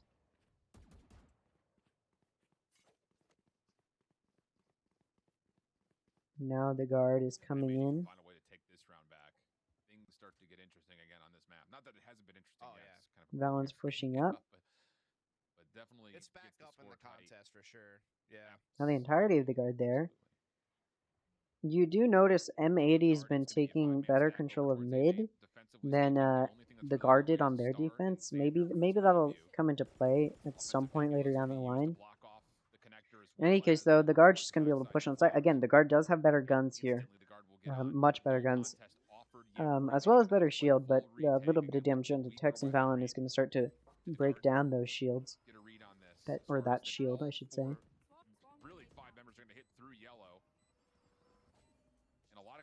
Jonah trying to figure out when he should push out. He's not going to need to, though, as Koala pushes him, but he's not ready for it. Koala also going to push out main, going to be able to take out Net.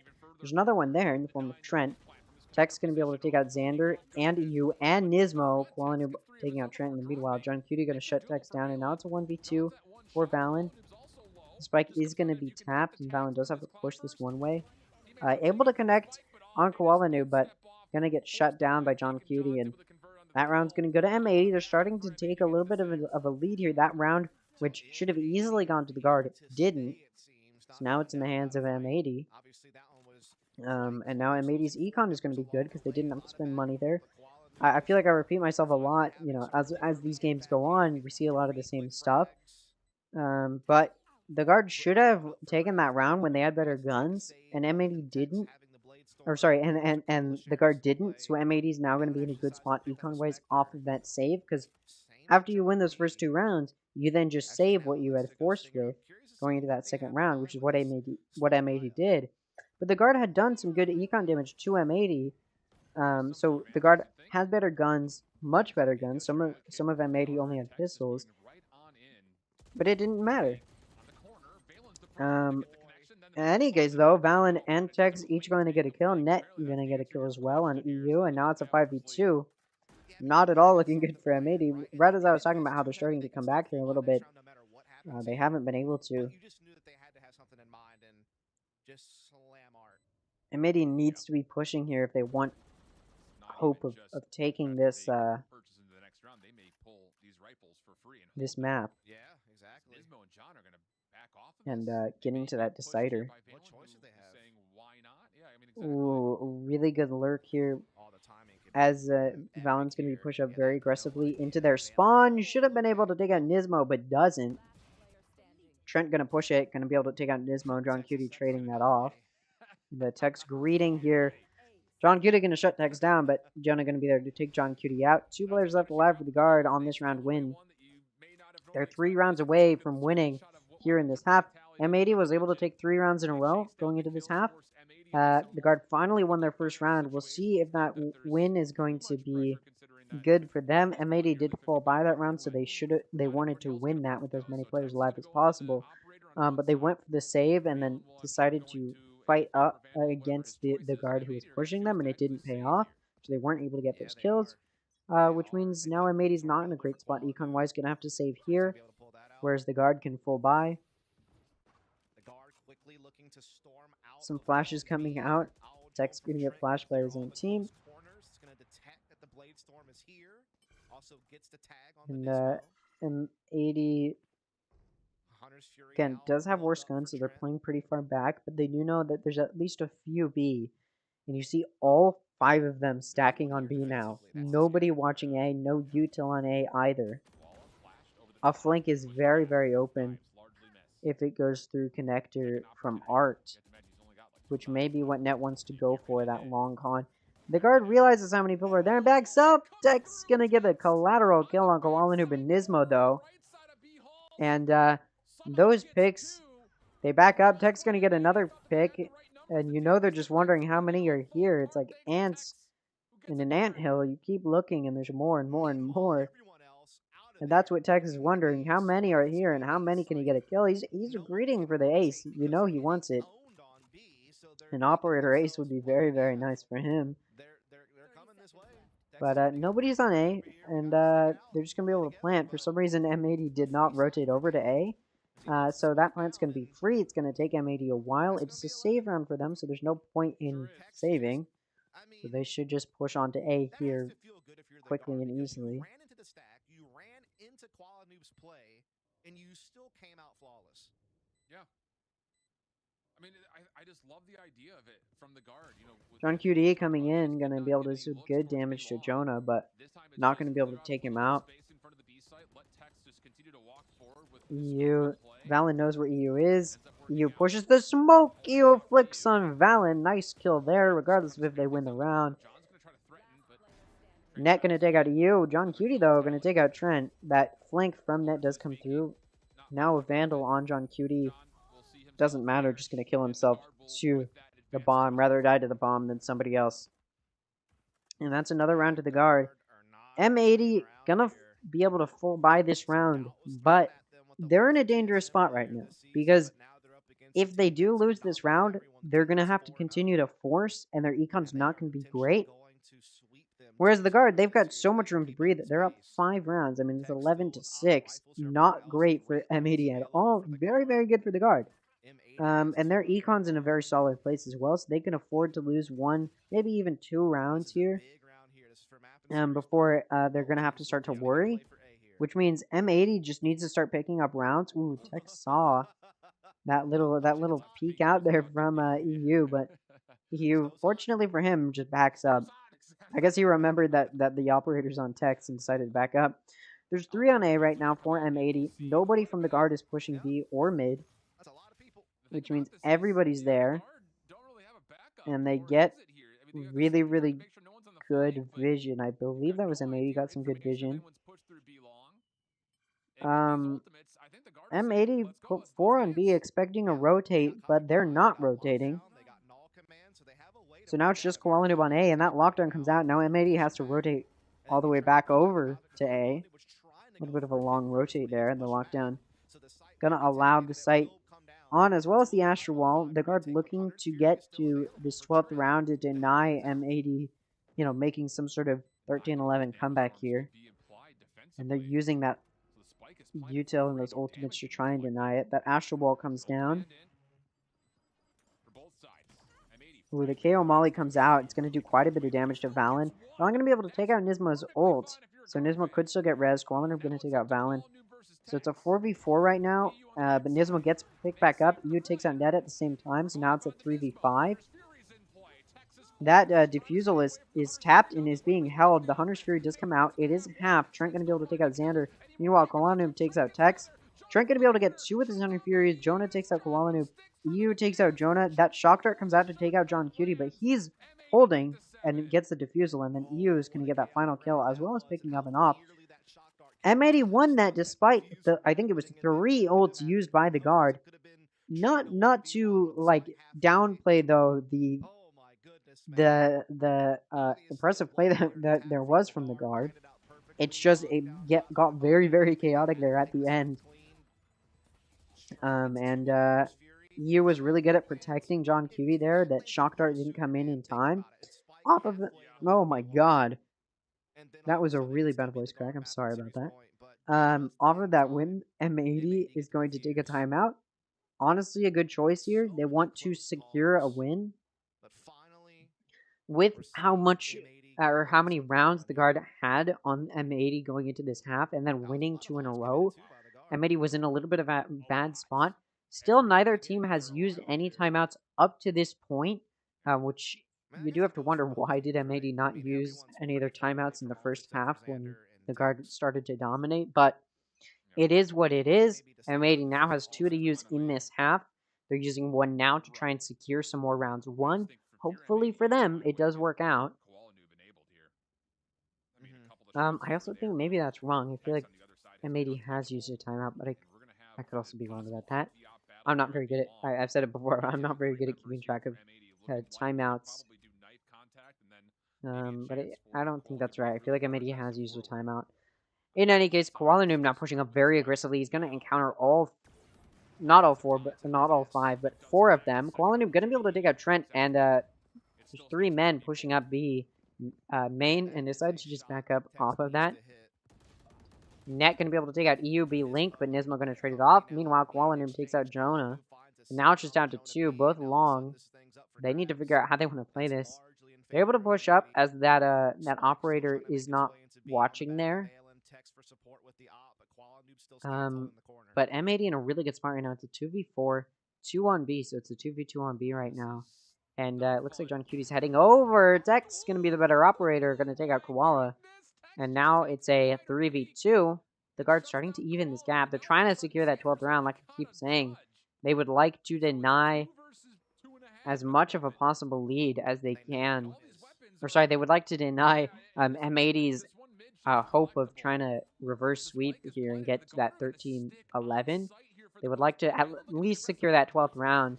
Plus, it gets them 1 round closer to victory. John Cutie just going to drop down and get taken out by Tex. But Nismo going to know where Tex is now, take him out. So now it's a 1v2 for Valen. The spike is down. Valen going to be able to take out Nismo and Xander. Very nice 1v2 clutch there. Going to pick up that operator. And now the guard up 12-7. Doing very, very, very well. M80 not doing very, very, very well. They're going to need to win 5 in a row. Plus win the overtime. And like I said, the guard has just been trying to secure that 12th round, to secure at the very least overtime, and they've done it. And now they're 1 round away from a victory. M80 now has to force every single round. And look at them. They don't have guns. I don't think this is going to go well for M80. who needed to do very, very well. Koalanu, being the only one with a real gun, pushes out and sprays through with a Vandal, not going to connect. Tex trying to greed and get a kill with those knives, but gets disabled by the KO knife. Still no kills from either side, but Koalanu is very, very low on health and he passes the Vandal over to Nismo. Maybe, or actually probably a good choice. Oh, Net does spot them there. Nismo going to take out Net. And an early player lead there for M80. Koalanu going to take out Tex. Turns out having lower health doesn't matter for Koalanu. So now M80 up 2 players. Very low on gun, or sorry, their gun diff is very large here. But getting kills there is going to help gain them that gun diff back. Koalanu going to be able to take out Jonah as he has his knives up. And now it's a 2v5. Valen with his spike all the way over on B. Trent going for the flank. This is a very weird position that I'm seeing here from everybody. Trent coming in through to connector. Is anybody going to be there to challenge connector? No. They know the spike's over on B, and they are 4 men rotating through mid to B link. John Cutie may actually see the Trent here. They will encounter each other. John Cutie only has a sheriff. Trent going to be able to win that exchange. Again, the gun diff is real here. Xander going to be able to take out Velen, and now it's just down to Trent as that spike's getting stuck. Trent able to take out EU, but Nismo going to trade that off. A round goes to M80. That was a little bit of a weird play there from both teams, but that round does go to M80. M80 has a very struggling... They do have a very hard struggle ahead of them. If that is correct, and they do have another timeout here, they may want to use that now, honestly. Or sorry, not now. The guard is very low on guns. They may want to use it next round, when the guard does have guns again. Because it's a difficult battle, and I do believe you get another timeout in overtime. If I'm correct, I do think I am. But yeah, Xander's going to get pushed by 3 people. He's not going to challenge it. He's just going to back up and use his smoke, shoot through the smoke, and get a pick. But the guard is backing up off of that and moving towards mid, where Net is waiting. Again, this is a save round for the guard. Someone's going to hit a shot, and maybe 2, if you want to have a chance at this one if you're the guard. Yeah, this is a save round for the guard. Ooh, shooting through the smoke. EU is going to be able to get a nice pick on Trent, and nobody's going to shoot back at him. He's also going to be able to take out Tex, Net, and there's one more there. Is he going to be able to take out Val? And he rips out the shorty. Not gonna long range a shorty. I hate to break it to you. Oh, Jonah's going to be able to come in through main and take out Nismo. Now it's just down to EU. He's looking for the ace. He wants it. John Cutie there, probably going to deny it, though. Going to take out Valen. Better safe than sorry. A round 1 for M80.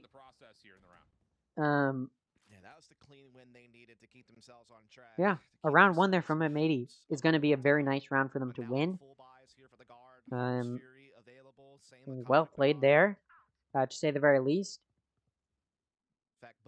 And like I said, if M80 does have another timeout, they might want to use it now, but they're not. We'll see if that comes back to bite them. I mean, I think it might. Both teams have really good guns. The guard, I think, played better positionally in that previous round. It was just literally probably a gun diff. And I think M80 should have used their timeout. I'm not going to lie. But I do think maybe they don't have any left. But it did say they did. So, I mean, if the overlay says they do, even though it's a little bit of a buggy overlay, I'm inclined to believe them. And in any case, that Hunter's Fury comes out from EU. And now M80 is going to just push out very... Or, sorry. Yeah, M80 is going to... what am I saying? The guard, who was pushed out very aggressively, B main, is going to back up, move through attacker spawn, and move towards A. There are 2 waiting on A, plus a whole bunch of Killjoys set up, as well as some Astra util to ward them off.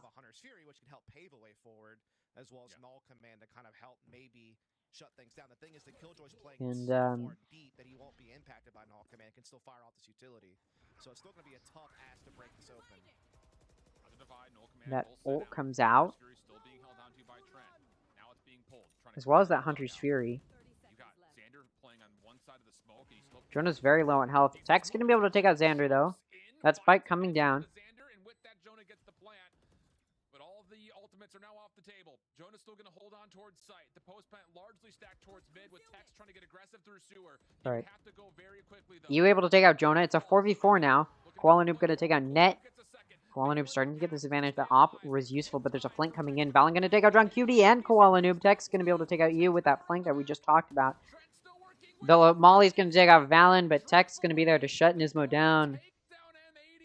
And that round goes to the guard, and the series goes to the guard in a 2-0 victory. Very, very well played there.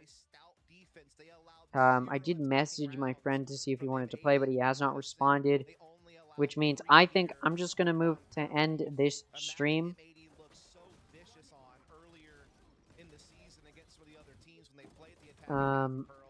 So yeah, I'm going to go. Thank you guys so much for watching. If you guys did enjoy, make sure to scroll down and see if you're subscribed. If you did, or sorry, if you are, thank you so much. If you aren't, I hope you would consider it. And yeah, I might be here for the tail end of the second game tomorrow. It's a busy sort of afternoon for me, so I apologize. I'm not going to be there for the first game or that first series at all, most likely. At least I'm not going to be live for it. I may be able to catch it in my own time, but I'm not going to go live because I have to like leave right after. It's a whole thing. But yeah, we'll see what happens. But anyways, thank you guys for watching, and I'll see you all tomorrow.